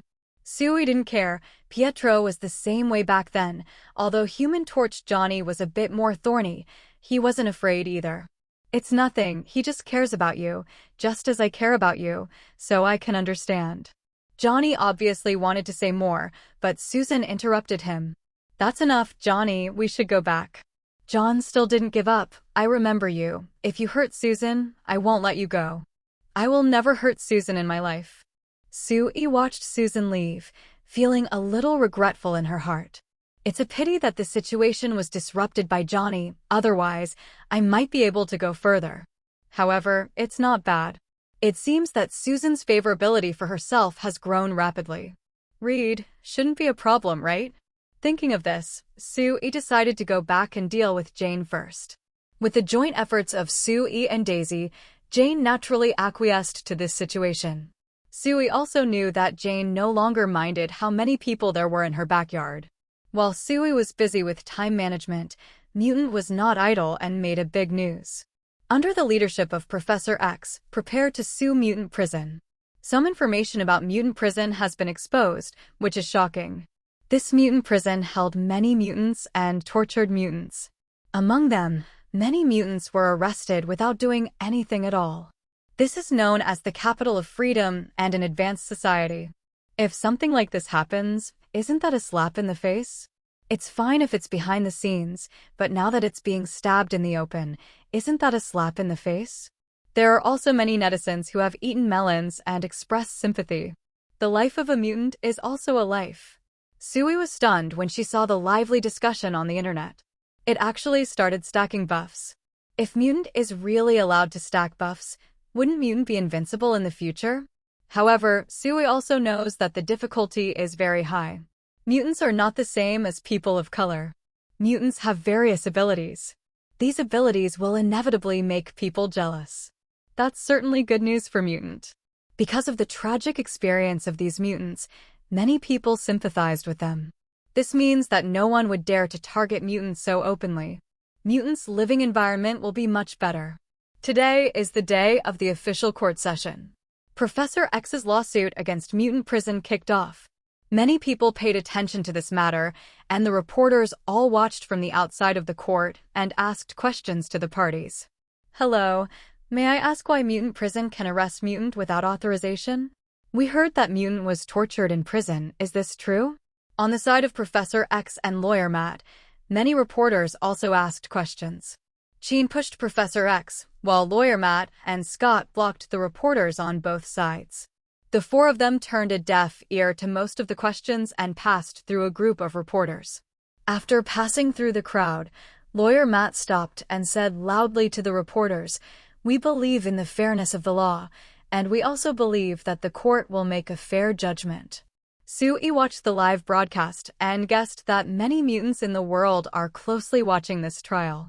In this case, no matter what the outcome of the trial is, I have to accompany S.H.I.E.L.D. If it's good news, then as soon as Jean Grey is happy, doesn't his chance come? If it's bad news, I can comfort Jean Grey and then take advantage of it. In the Xavier Ability Academy, because several teachers were absent, only Storm and Wolverine Logan took care of these students temporarily. It is definitely impossible to attend class, and students can only learn by themselves. And today is an important day. Many students are looking forward to the results. Everyone stood in front of the TV, ready to watch the live broadcast and see the result of the trial. And somewhere in a hidden place, Magneto is also watching the live broadcast. In Magneto's eyes, mutants and ordinary people cannot really coexist in a friendly way.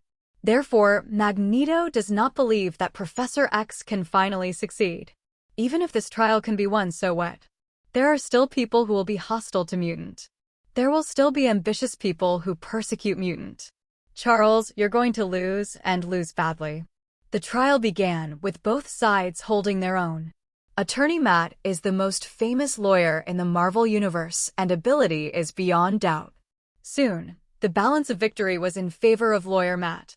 The final result, as Lawyer Matt and Professor X expected, Mutant won.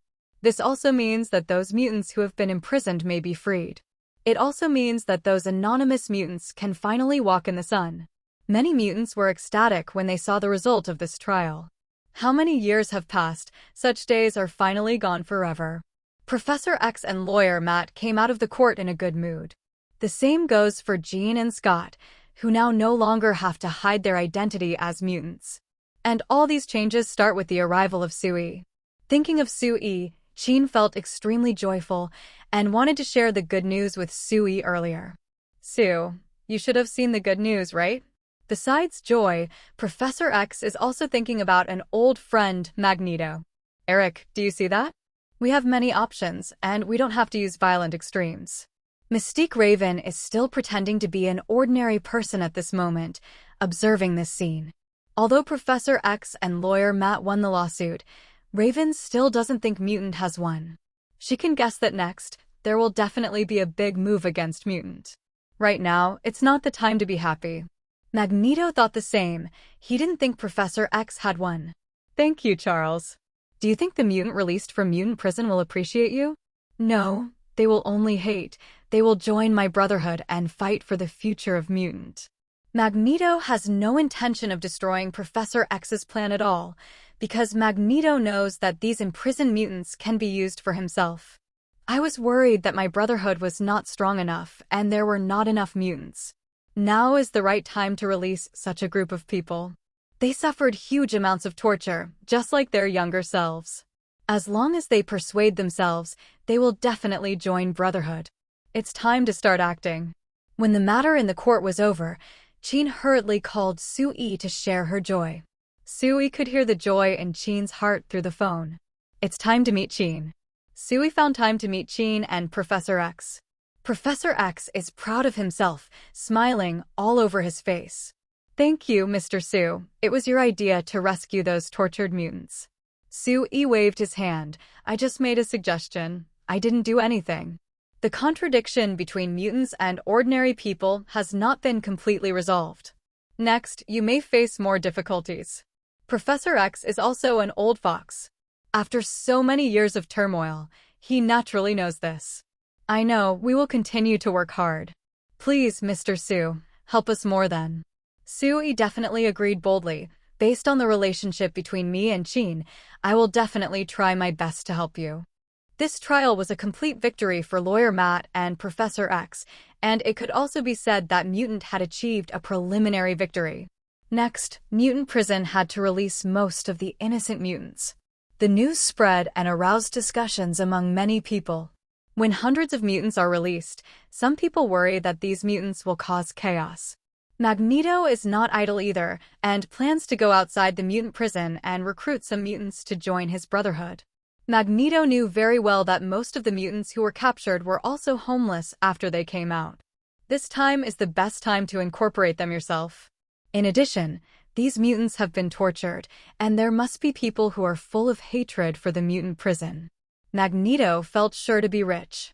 Not only that, but Magneto has a new plan, which is to completely destroy this mutant prison.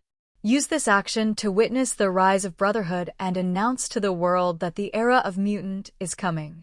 Professor X will not be idle here and plans to go to mutant prison himself. So many mutants tormented. Professor X intends to lend a helping hand and provide help. It is also good news if someone is willing to join the Xavier Ability Academy.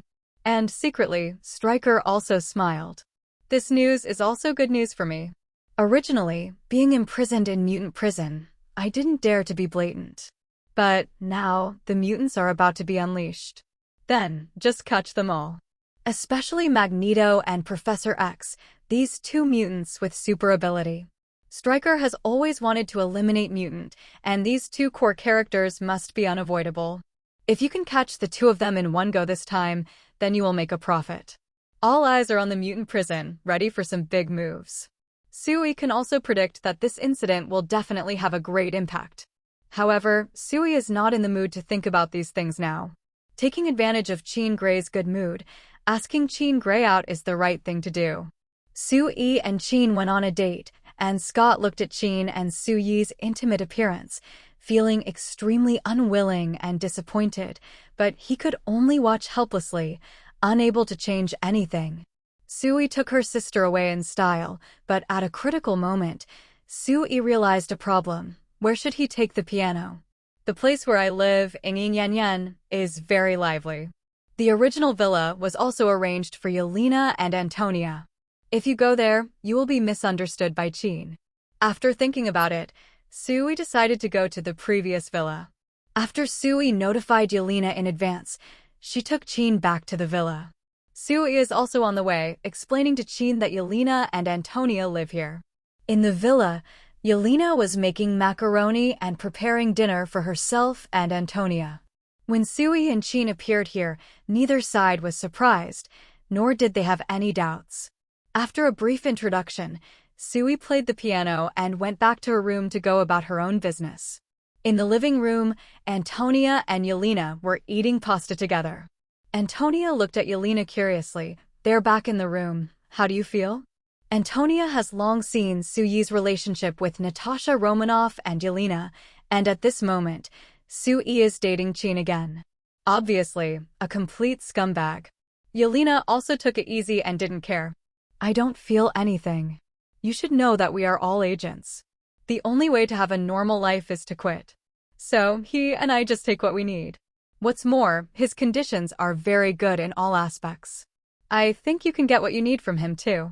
Antonia was silent and made no reply. It is undeniable that Yelena has a point. The two continued to eat their pasta, not paying much attention to Su-Yi. In the bedroom, Jean still felt something was wrong. Are they really just your friends, living here temporarily? Su-Yi knew that she might not be able to hide it, so she simply confessed. For a while, Jean felt a little hard to accept. Su-Yi comforted softly and tried her best to make Jean accept this fact. Jean, I love you. I love you too, Su. Su-Yi breathed a sigh of relief. Looking at Jean in front of him, Su-Yi knew that the other party could no longer run out of his palm. Jean was already sound asleep. Su-Yi began to take stock of the harvest. Recently, there have been a lot of beauties who cut off their beards, but the rewards given are very average. Jean Grey has Phoenix Force, and his own potential is extremely powerful. If it is fully developed, it will definitely be very strong, and it can be regarded as the top superhero. Su-Yi is looking forward to what kind of reward Jean Grey will give her.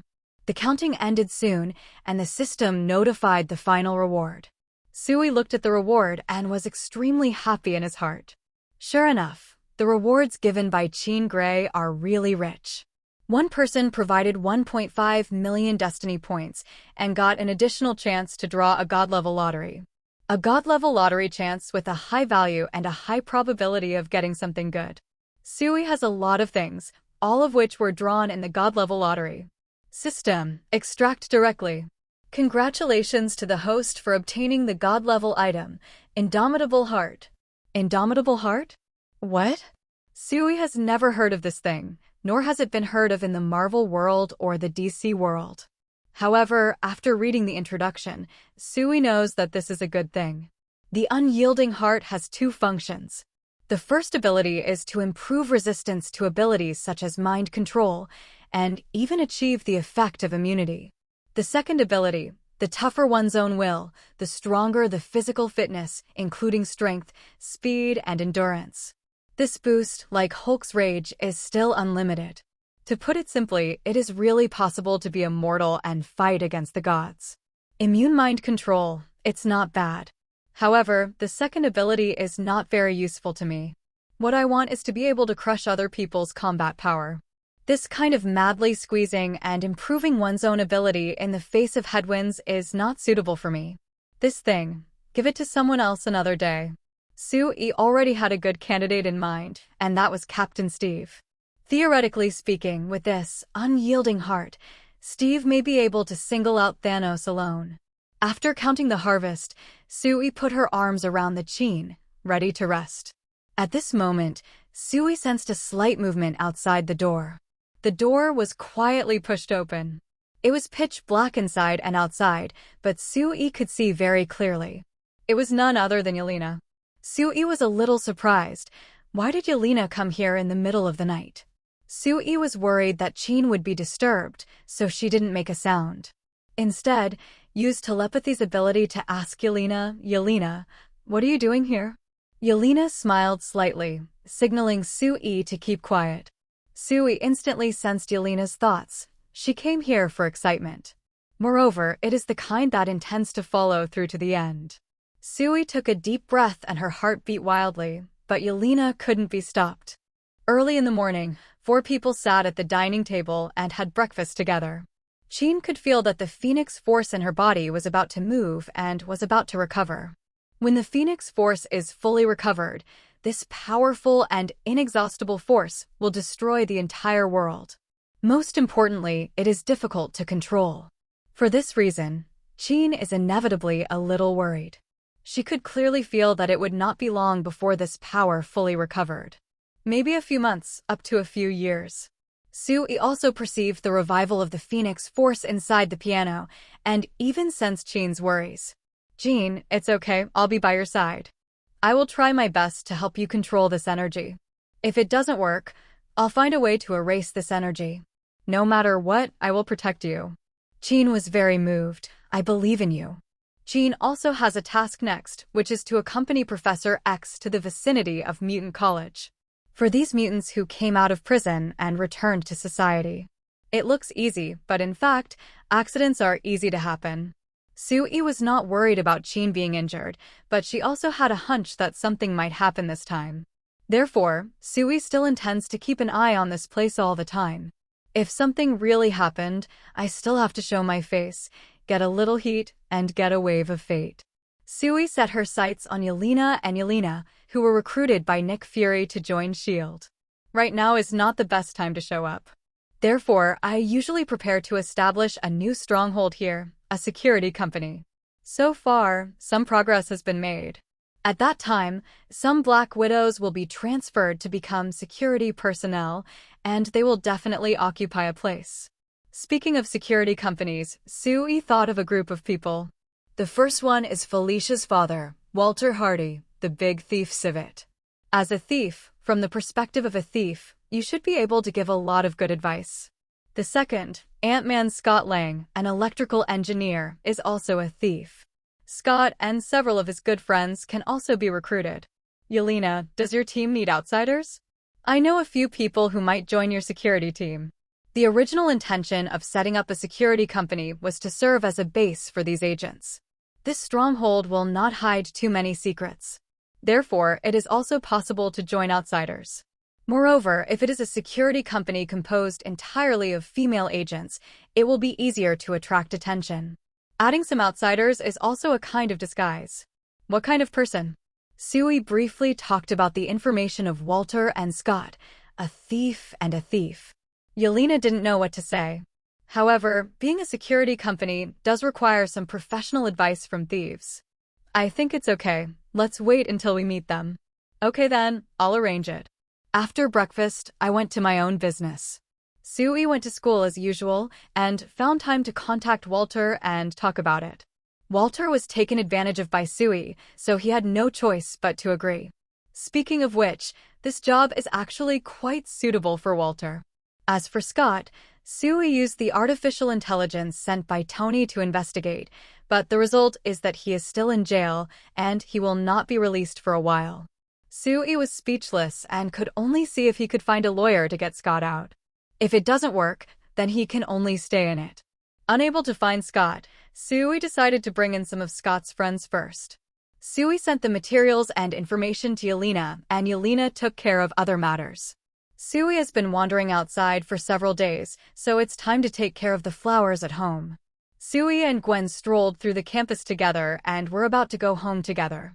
Walking towards her was a tall blonde beauty who looked very hot. Just in front of S.H.I.E.L.D., suddenly there was a fall on the ground.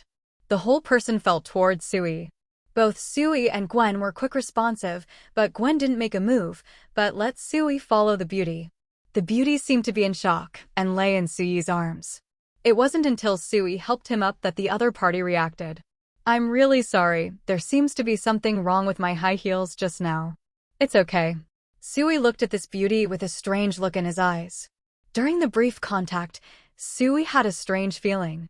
To be precise, it is intuition. The identity of this beautiful woman does not seem to be simple.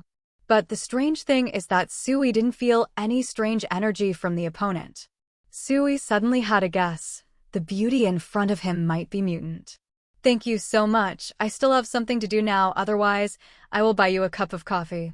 You are welcome. The beauty was very persistent. My name is Lucy. Can I leave a contact information? I'll treat you to coffee another day. S.H.I.E.L.D. didn't know the other party's purpose, so she decided to agree.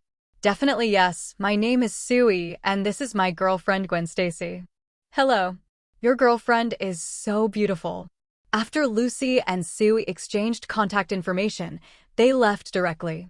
S.H.I.E.L.D. was still guessing the identity of this beautiful woman. Gwen said, I feel that this woman is a bit strange. I think so too, but I didn't detect energy fluctuations from her. It might be a mutant, a non-energy mutant. Mutant? What is her purpose in contacting you? Not sure yet. If the other party is a mutant, if you contact yourself in this way, there are 9 out of 10 people who are not from Professor X's side. S.H.I.E.L.D. thought for a while and thought of a person, Mystique Raven. Mystique Raven can change into other people. Even through iris authentication, it is difficult to detect the abnormality. Unfortunately, she faced S.H.I.E.L.D. and Gwen. I probably guessed who it was. Who is it?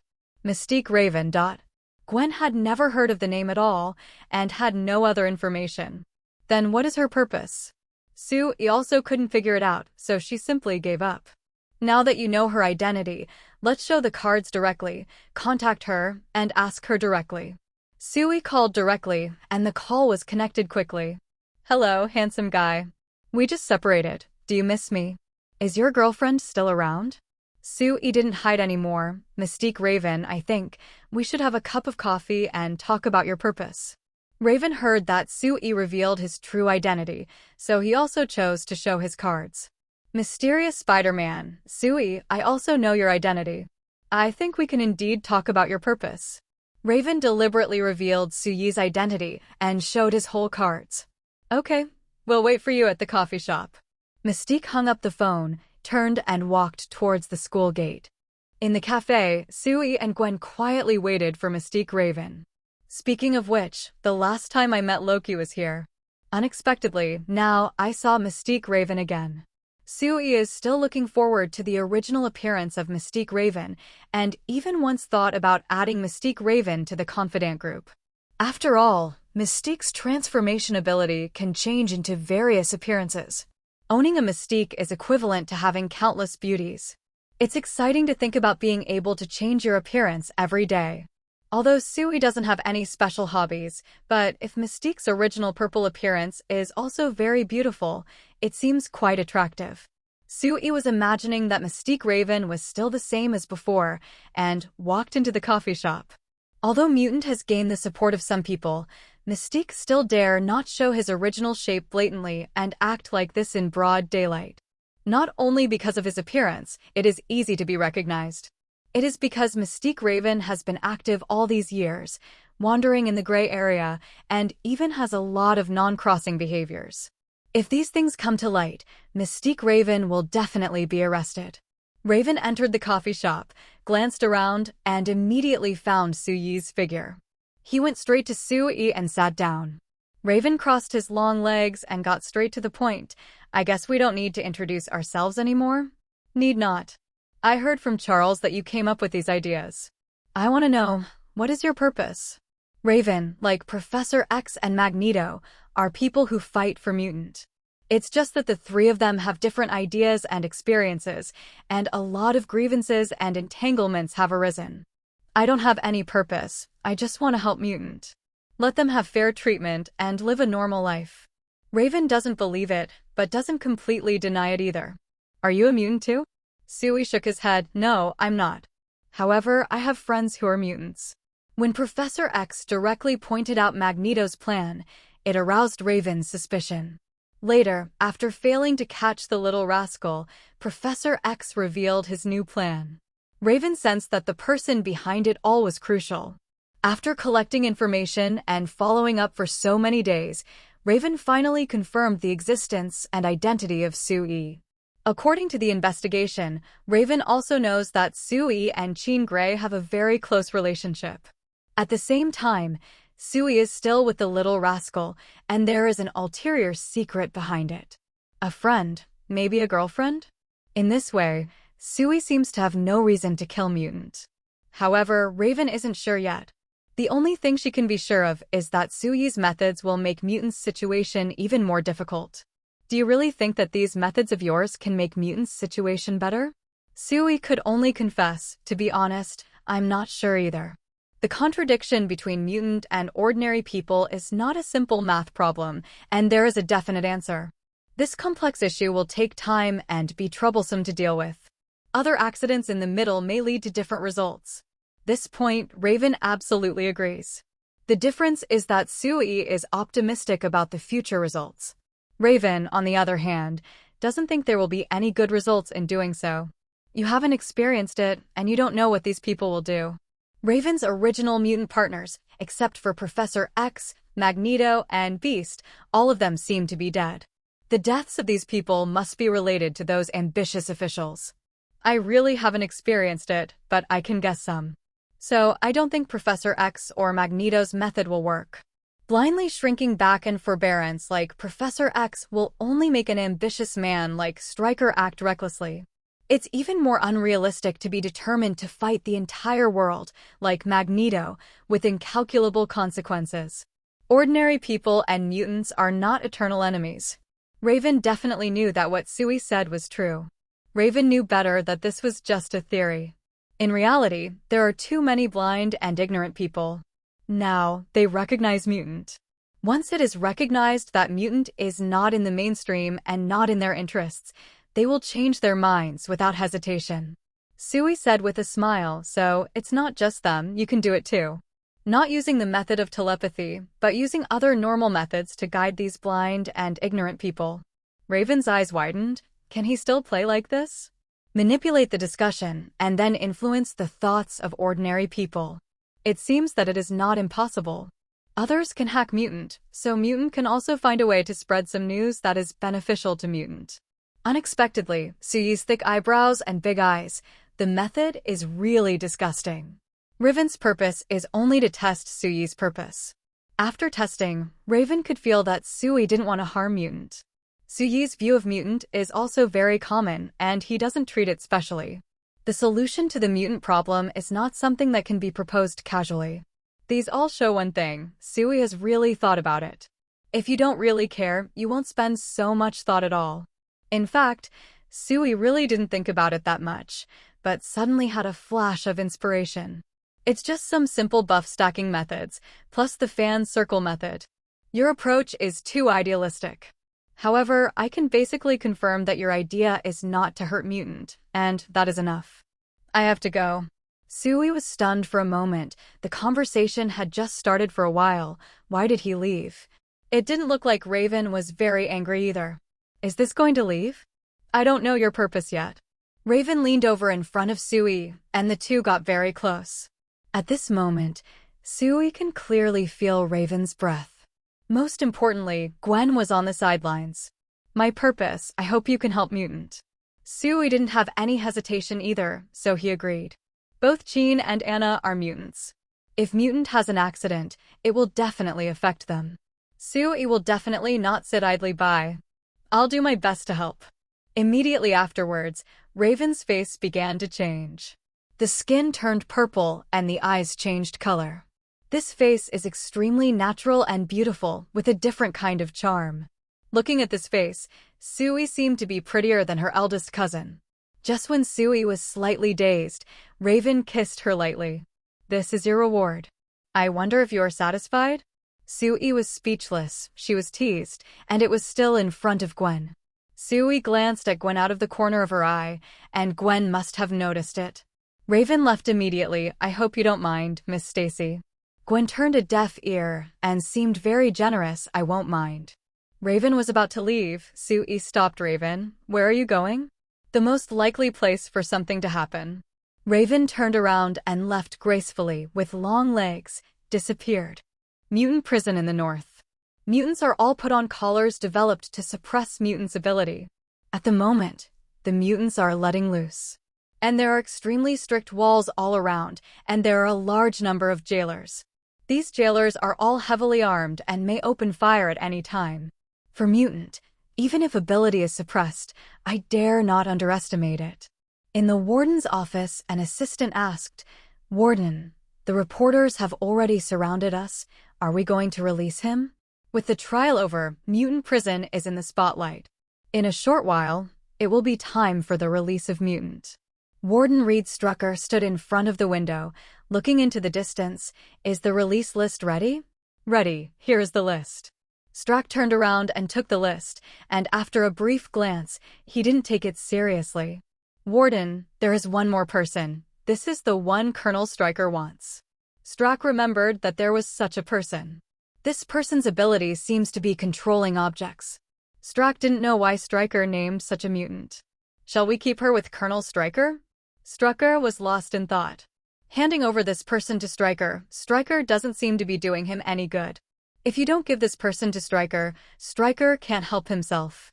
Let it go, Stryker wants it, let him grab it himself. Stryker didn't give people to Stryker because what Stryker did was even more cruel. Once the transaction between the two is discovered, his situation will be even more dangerous. And let the person out, Stryker wants to, so he can only catch it himself. Let go. Strack confirmed again, release. Everyone on the list is released. Strack also has plans of his own.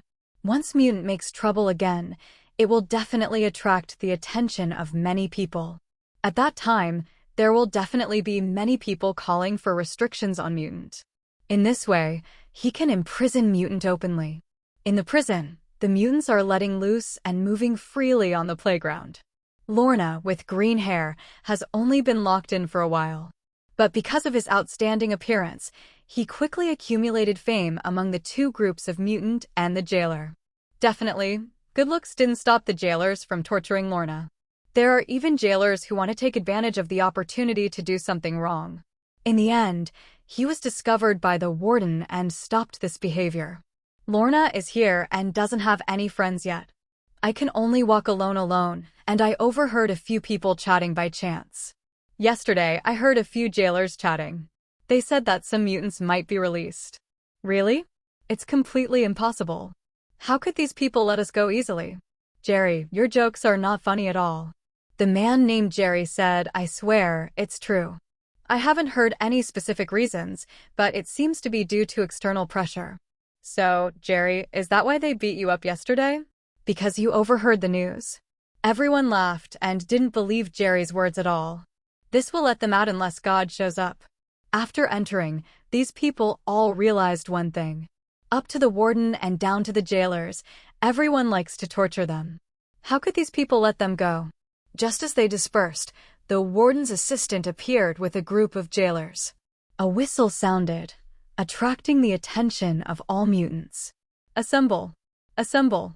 The jailer appeared, which was not a good thing for mutant. All the mutants looked at these people with resentful eyes, cursing softly. Although very dissatisfied, they could only obey orders and gather in front of these jailers. The assistant took out a list. Those whose names I can read, stand over here. The mutants looked at each other, wondering what the assistant had planned. At this moment, they have no strength to resist at all and can only be slaughtered. One individual is named, Lorna among them. Lorna didn't know what plans these people had, and observed all this silently. And there are quite a few mutants who have been named in their names, about 60% to 70% of them. These mutants didn't know what was going on and felt uneasy. Finally, a more courageous one popped up and asked questions directly. "What are you going to do to us?" The assistant said impatiently, "Come with us, you will know later." Although some people were very dissatisfied, they could only be forced to return to the cell under the pressure of the jailer. "Go get your own things back, and then you are free." Everyone found it unbelievable that they were really released. Lorna heard what Jerry said before and thought it was fake. Unexpectedly, he actually regained his freedom. Although the time here was short, Lorna suffered a lot, and Lorna didn't want to stay any longer. Originally, Lorna pinned her hopes on her ability, which was not very bright. Hoping to break out one day and allow myself to escape from here. Now it seems that it is no longer necessary. He took his things from the prison, changed into his old clothes, and was taken to the door. Lorna, wearing a leather jacket, stands at the prison gate. Looking at the crazy reporters, everything seemed to be in a dream. There is no collar that suppresses ability. Do not continue to suffer. Can have freedom. Lorna was also questioned by the reporters, but these made Lorna feel uncomfortable. Cutting through the crowd, Lorna was about to get out of here. As for taking revenge on those in mutant prison, Lorna also thought about it. Lorna is more aware that her ability is limited. If you want revenge, you can only seek revenge one by one in private. Thinking of this, Lorna decided to leave here before making a decision. Just thinking about how to get out of here, Lorna heard a voice. "Hey, Lorna, here." Lorna followed the voice and saw that it was her good friend, Clarice. Clarice's ability is teleportation. At the beginning, because Lorna was entangled, Clarice couldn't help, so she had to run away first. "Clarice, why are you here?" Clarice sat in the car and said hello. "I'm here to pick you up." "Are you crazy? Aren't you afraid of being discovered?" "No. How do you know that I will be released?" Clarice pulled Lorna into the car and immediately explained, "Recently, something big happened." Clarice briefly talked about what Professor X did and let Lorna know why she was released. "So that's how it is." Clarice said happily, "I'm planning to go to the Xavier Ability Academy. I heard that mutant will be taken in there. Will you go with me?" Lorna has some hesitation, but she has nowhere to go. Going there seems to be a good choice. Okay. The two agreed on the result, and when they were about to set off, an accident happened. Lorna and Clarice were about to leave, but they saw that the vehicle seemed to be shaking, as if it was affected by some force. Clarice looked at the condition of the vehicle, not knowing what was going on, and was a little puzzled. "Earthquake?" The two looked out the window, and the others didn't seem to feel anything. Trees and people have no influence. Only the vehicles and the wire fence that surrounds the prison. This kind of ability seems familiar. Clarice looked at Lorna. "Is that you?" Lorna immediately denied, "No. I haven't used ability at all, and my ability is not that powerful." "Who would that be? Who has the same ability as you?" While the two were in amazement, the others also felt the nearby changes. The reporters and the mutants who just came out were all very puzzled. Nearby vehicles, as well as the prison's wire fence and many metal objects, were shaking. These people, like Lorna et al., initially thought it was an earthquake. However, the ground did not feel any vibration at all, and everyone stood firmly. There was a staff member who was carrying a camera and felt that the camera on his shoulder seemed to be drunk and couldn't control it. My camera looks like it's going to fly. Oh my, what happened? Get out of here first. Could it have been done by the mutant? This situation is really confusing. At this moment, someone inadvertently saw something in the sky. Like a long stick. Look, over there, what is it flying in the sky? Everyone's attention is on the sky, the stick-like thing in the sky. I really can't figure out what it is. A wise man suddenly panicked. Could it be a missile? Impossible? Shouldn't the missile be like this? Don't worry about it so much. Get out of here quickly. Run, something is wrong here. These things seem to be flying in this direction. The people at the gate of the prison scattered in all directions, not daring to stay too long. However, some reporters are more courageous. After discovering this thing, instead of running away, they chose to record it. Lorna and Clarice stared blankly at the sky, watching these things slowly approaching and magnifying in their sight. The two finally determined that this was not a missile. Missiles are not like that at all. These are some steel pipes. The pipes are not thick, about 3 meters long, like materials commonly used in construction sites. However, there are many. Rough calculation, at least hundreds of roots. These hundreds of steel pipes spread out in the sky, quite like 1,000 swords flying together.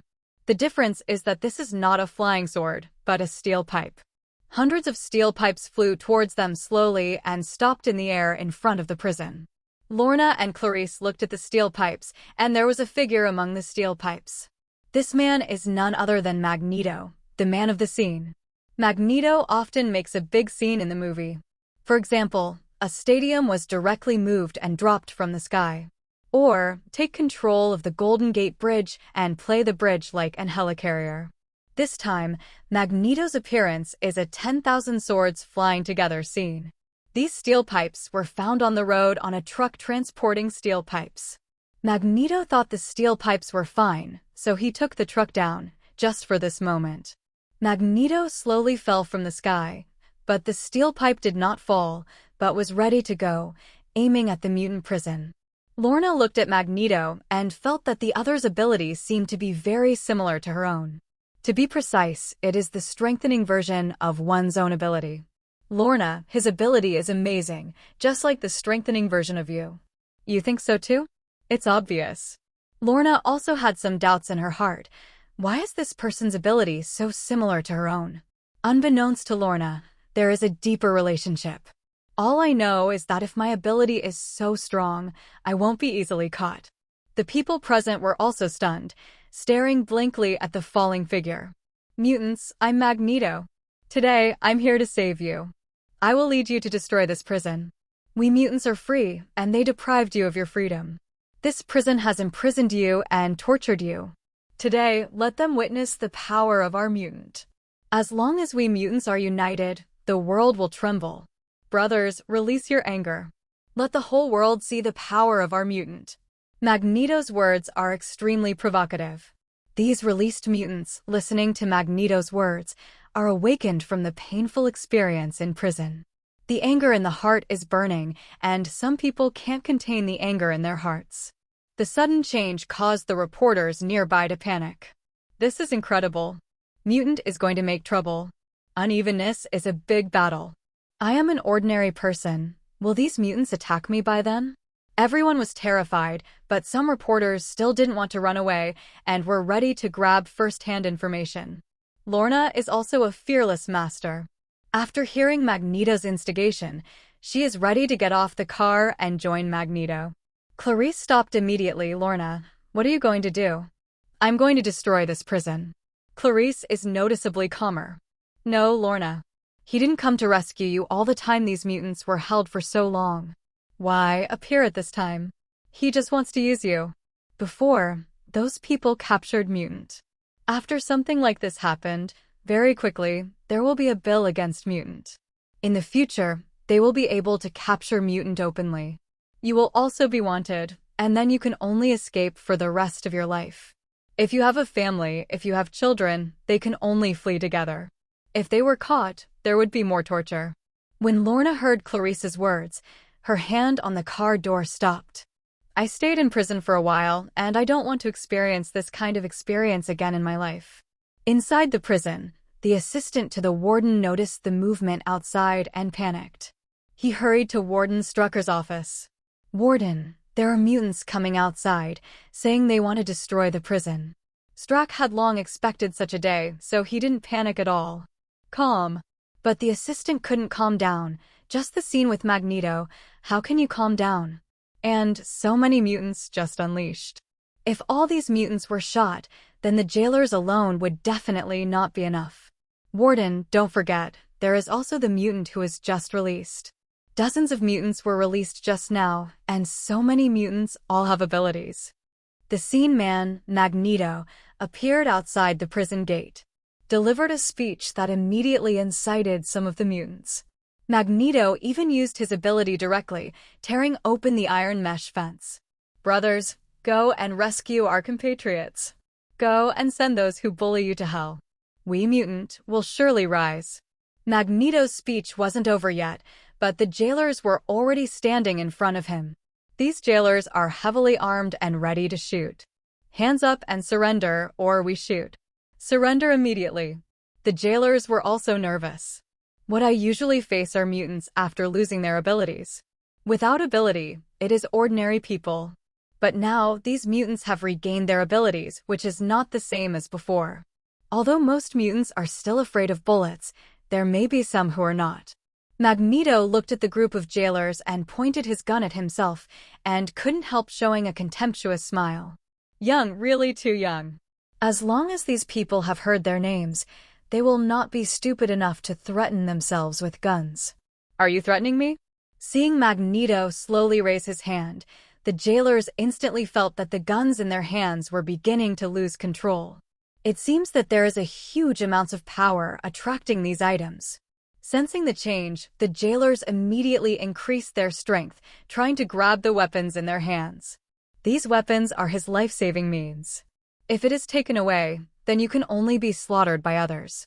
However, no matter how much force they use, they cannot control the weapons in their hands from being drawn away.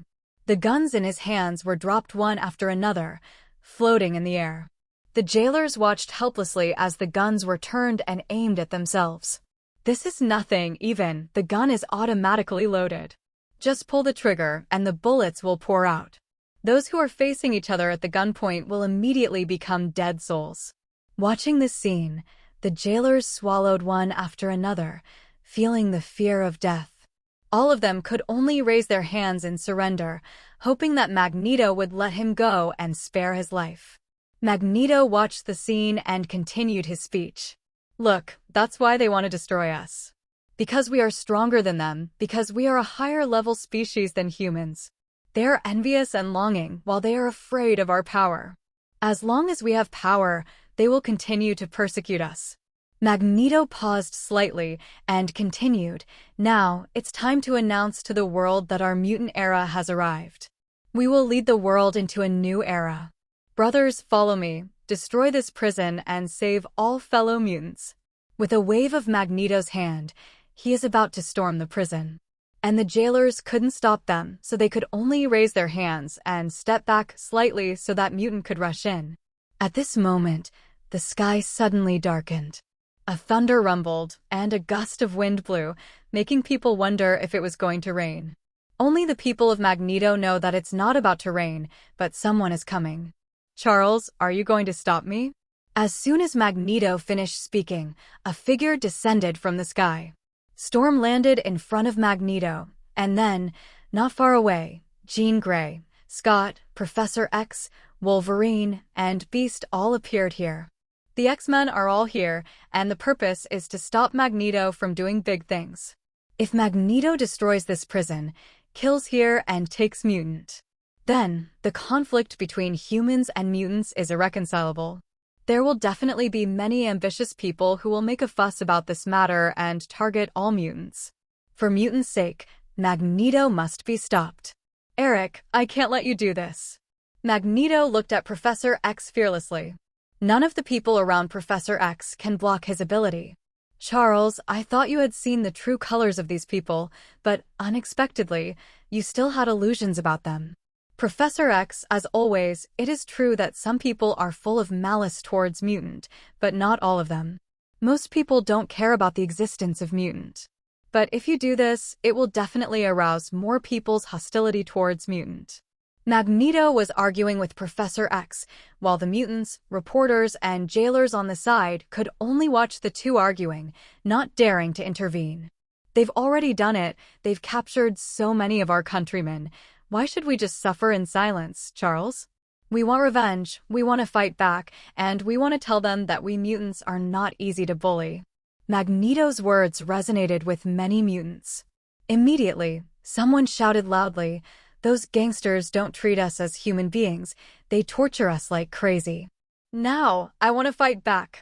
Someone raised his arms and immediately got a response from some mutants. Professor X knew clearly in his heart that these mutants were being tortured. It is unrealistic to say that they should let go of everything. But if they are allowed to do so, these people will be wanted in the future and they will encounter such things again. It cannot be said that they are short-sighted, but because of the torture they suffered. By this point, Wolverine couldn't sit still. He directly showed his claws. Control him first, and the others will be nothing to worry about. Magneto looked at Wolverine in amazement. This guy, the bones in his body are all metal. Isn't your body full of metal? Wolverine just took 2 steps forward, and then, as if frozen in place, unable to move at all. No matter how hard he tried, he couldn't take that step. Wolverine was very uncomfortable and let out a roar, but still was directly controlled by Magneto and thrown on the wire fence. It's not over yet. The wire turned into a snake, pierced the skin directly, drilled into Wolverine's body, and restrained Wolverine. This pain really penetrates deep into the bone marrow.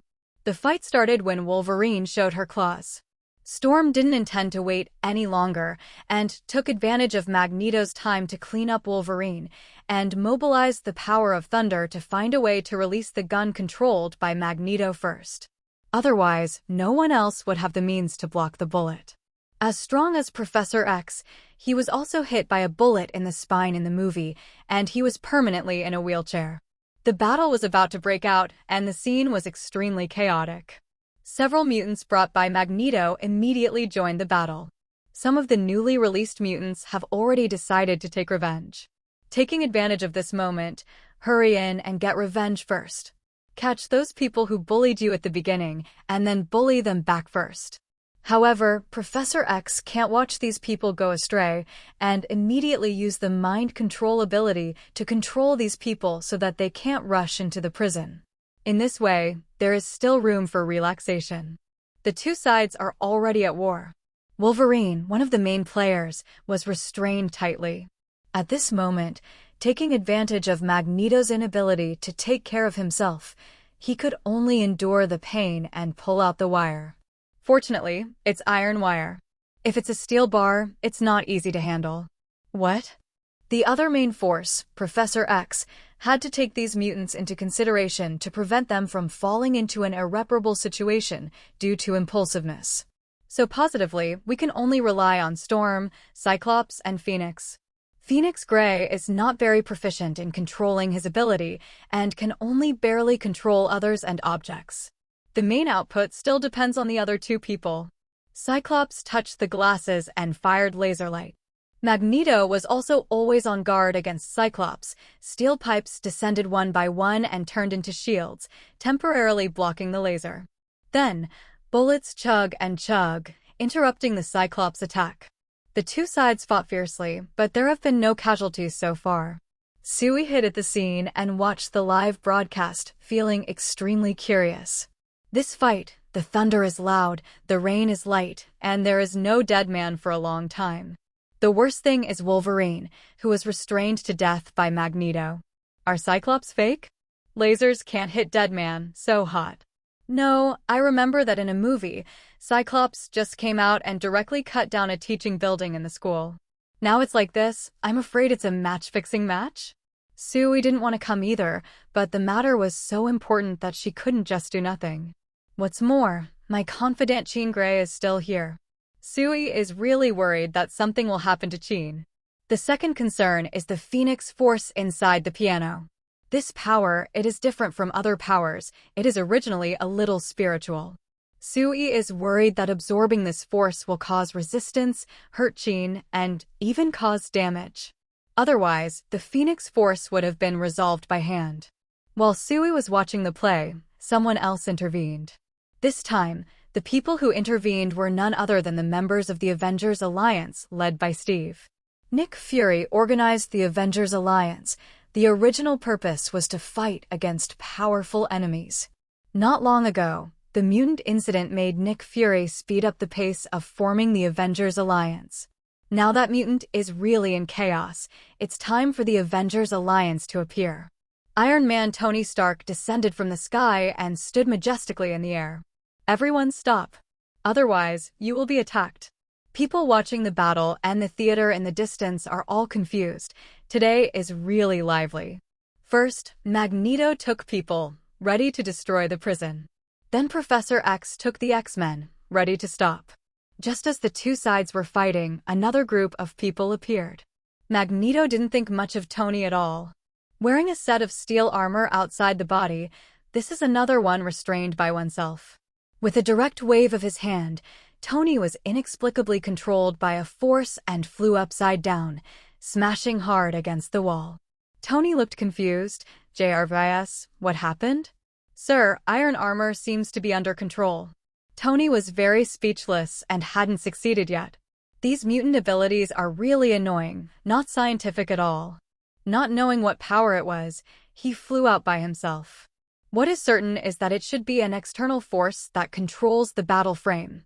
Control without contact. Tony immediately thought of how the other party did it, through a force field, to be precise, a magnetic field. Damn it, with such an ability, how can I defeat him? Tony has only one way to attack from a distance with the palm cannon. However, the current situation is so chaotic. A palm cannon bombards the past. I am afraid it will accidentally injure the friendly army. Just as Tony was thinking, the friendly forces had already been dispatched. As soon as the plane stopped not far away, Captain Steve, wearing combat uniform, rushed out with Hawkeye and Agent Sharon. On the plane, I also roughly understood the current situation. In short, to stop Magneto from destroying the prison. So, as soon as the captain met, he threw the shield out. The strength of the shield is still very strong, but the opponent is Magneto.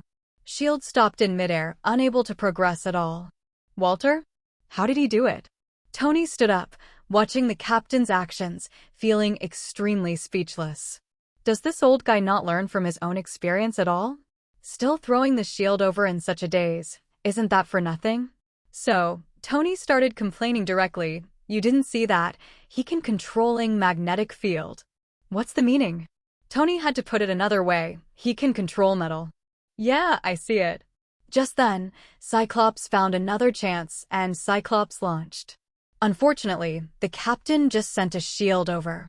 Magneto controls the shield, directly blocking the Cyclops laser. Even without paying attention, he directly used a wire to wrap behind Cyclops. Take off Cyclops' glasses and bind Cyclops' arms. Cyclops lost his glasses, so he could only close his eyes and dare not open them. He was afraid that if he opened his eyes, he would accidentally injure his allies. Magneto, as a hostile, so terrifying. With his own strength, he was fighting against a large group of people with super abilities. Fearless, Steve continued to charge forward. The opponent has ability, but Steve believes that his close combat ability can definitely defeat the opponent. Even if the opponent was an old man, Steve couldn't keep his hand.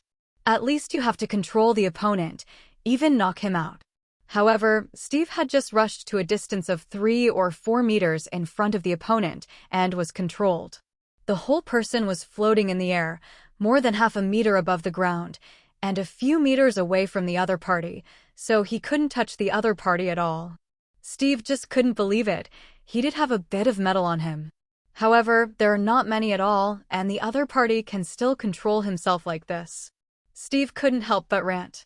This super ability is simply terrifying.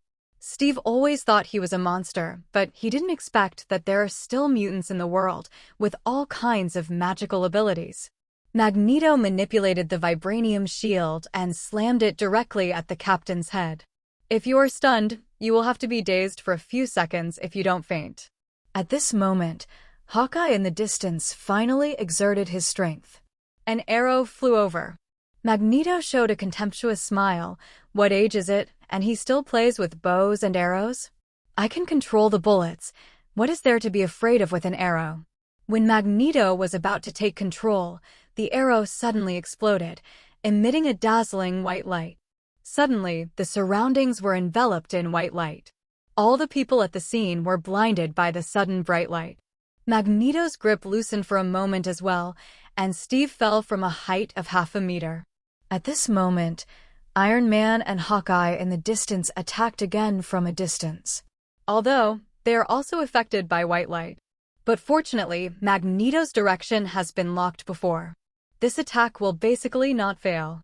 Magneto was experienced, and when he was blinded, he immediately flew out and didn't stay where he was. The attacks of Iron Man and Hawkeye still failed. When the white light dissipated, Magneto also saw the current situation clearly. These people actually teamed up to bully this old man. If that's the case, then you don't have to keep your hands. The steel pipe floated up again, floating beside Magneto. The mutant will surely rise, and no one can stop us. At this moment, steel pipes shot towards everyone on the ground. Every steel pipe, like an arrow, is very fast. At this speed, if it hits someone, even if it is not penetrated, it will still be seriously injured. Others can only dodge to avoid being pierced by the steel pipe. Only Cyclops Scott, who closed his eyes and didn't know the outside world, was still dumbfounded. Under the dense steel pipes, Scott was also in danger. The people around Professor X were extremely worried when they saw that Scott was in danger. After all, he and Scott have been together for so many years, and they are also very good friends. At this moment, everyone wanted to save Scott.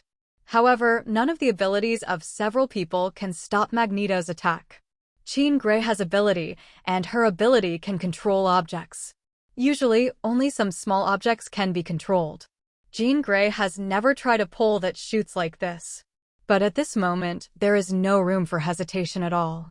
Jean Grey has to try, and if it doesn't work, Scott will die. Jean Grey stared at the falling steel pipe with a high degree of concentration. At the same time, very nervous. This shot is related to Scott's life and death. However, Magneto's ability is clearly more sophisticated. Jean Grey tried his best to resist, but he couldn't control the falling steel pipe. Fortunately, Steve was not far away, so he had already discovered the scene. A roll picked up his own shield and then used the shield to block the falling pole, saving Scott. Magneto's attack is not over yet. The steel pipe is still falling. Even those fallen steel pipes were recycled again by Magneto. If no one threatens Magneto flying in the air, then only bear Magneto's attack. If it continues, the casualties will continue to expand. Sharon, who was of no help at all, was very helpless hiding aside. The Avengers Alliance will fight against superpowers of this level in the future? It's really not an easy task. Tony didn't dare to get close at all, so he could only interfere with Hawkeye at a distance with the palm cannon. Moreover, being able to fly by himself is also considered a major advantage. At least he can face Magneto without falling behind. This guy's ability is really outrageous. Unfortunately, another outrageous guy didn't come. If he came, I guess it wouldn't be so troublesome. What Tony said was naturally S.H.I.E.L.D. According to Tony's analysis, if S.H.I.E.L.D. was there, he would definitely be able to take down this Magneto in a few seconds. Magneto's ability, he has basically analyzed it. Control metals with magnetic fields. Such an ability definitely cannot control S.H.I.E.L.D. The monster S.H.I.E.L.D. has all kinds of magical abilities and a strong physique. Let S.H.I.E.L.D. make a move. S.H.I.E.L.D. only needs to fly in front of this old guy and then grab his neck. Everything is over. Sharon, didn't you inform S.H.I.E.L.D.? Sharon is very innocent. He did not agree to join the Avengers Alliance, and he is not considered an official member. We have notified him, but he does not seem to show up. Tony didn't want to ask for help either. If he contacted S.H.I.E.L.D. now, he would definitely be laughed at by S.H.I.E.L.D. Those of us on the ground are forced to take cover. Stark, Clint, is there anything you can do? Tony's mind was running fast, and there was really no good way in a short time. After all, I have only been engaged in technology. If you say that you have prepared in advance, you may have a way. Time is urgent at this moment, and Tony really can't think of any good solution for a while. Yeah, I have two options. The first way is to attack with energy. He can't stop it. The second method, if anyone can fly in front of him without control, maybe he can be killed. Steve was left speechless by Tony's nonsense. Stark, this is not the time to be joking. Tony half-jokingly said, I'm not kidding, this is the solution. But if it does, it's another problem. Magneto's attacks continue. Controlling the steel pipe, it fell like a rain of arrows. Jean Grey failed for the first time, and he doubted himself a little more. However, at this time, when there is no doubt, you must be very careful, otherwise you will be hit by Magneto's attack. The steel pipe kept falling, and another one flew towards him. Jean Grey looked at the pole, his mind went blank. At this moment, Jean felt death. No memory, not even time to fear. Jean just watched the steel pipe fall blankly, as if the steel pipe was going to penetrate the next moment.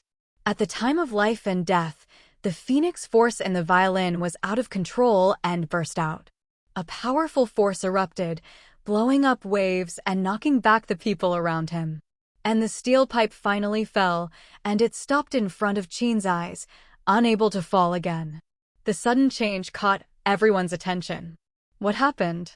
Professor X was shaken back. Although he stabilized the wheelchair, he would not fall down. But at the moment, he was a little bit embarrassed. Looking at Jean's appearance, he fell into panic. He could feel that the strength in Jean's body exploded. Not only did the power explode, but even Jean's consciousness fell into a deep sleep. At this moment, it is not Jean's consciousness that dominates Jean's body, but that force. That power was so powerful that Professor X couldn't use telepathy to awaken Jean's consciousness.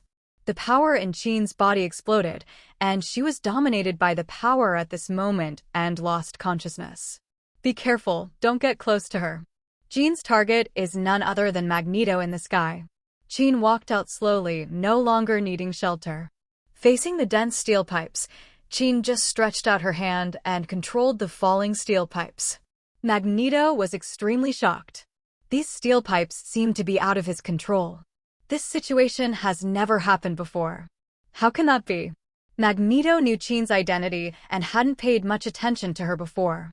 After all, Jean didn't show any combat power before, and what's more, she still manages students in the college. He never expected that Jean's burst of strength actually suppressed his own ability. This power is extremely terrifying, stronger than Professor X's power.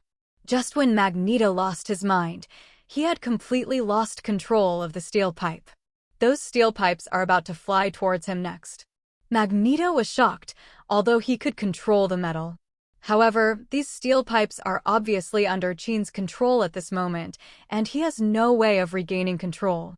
The situation reversed again, and I fell into danger. Hello, everyone!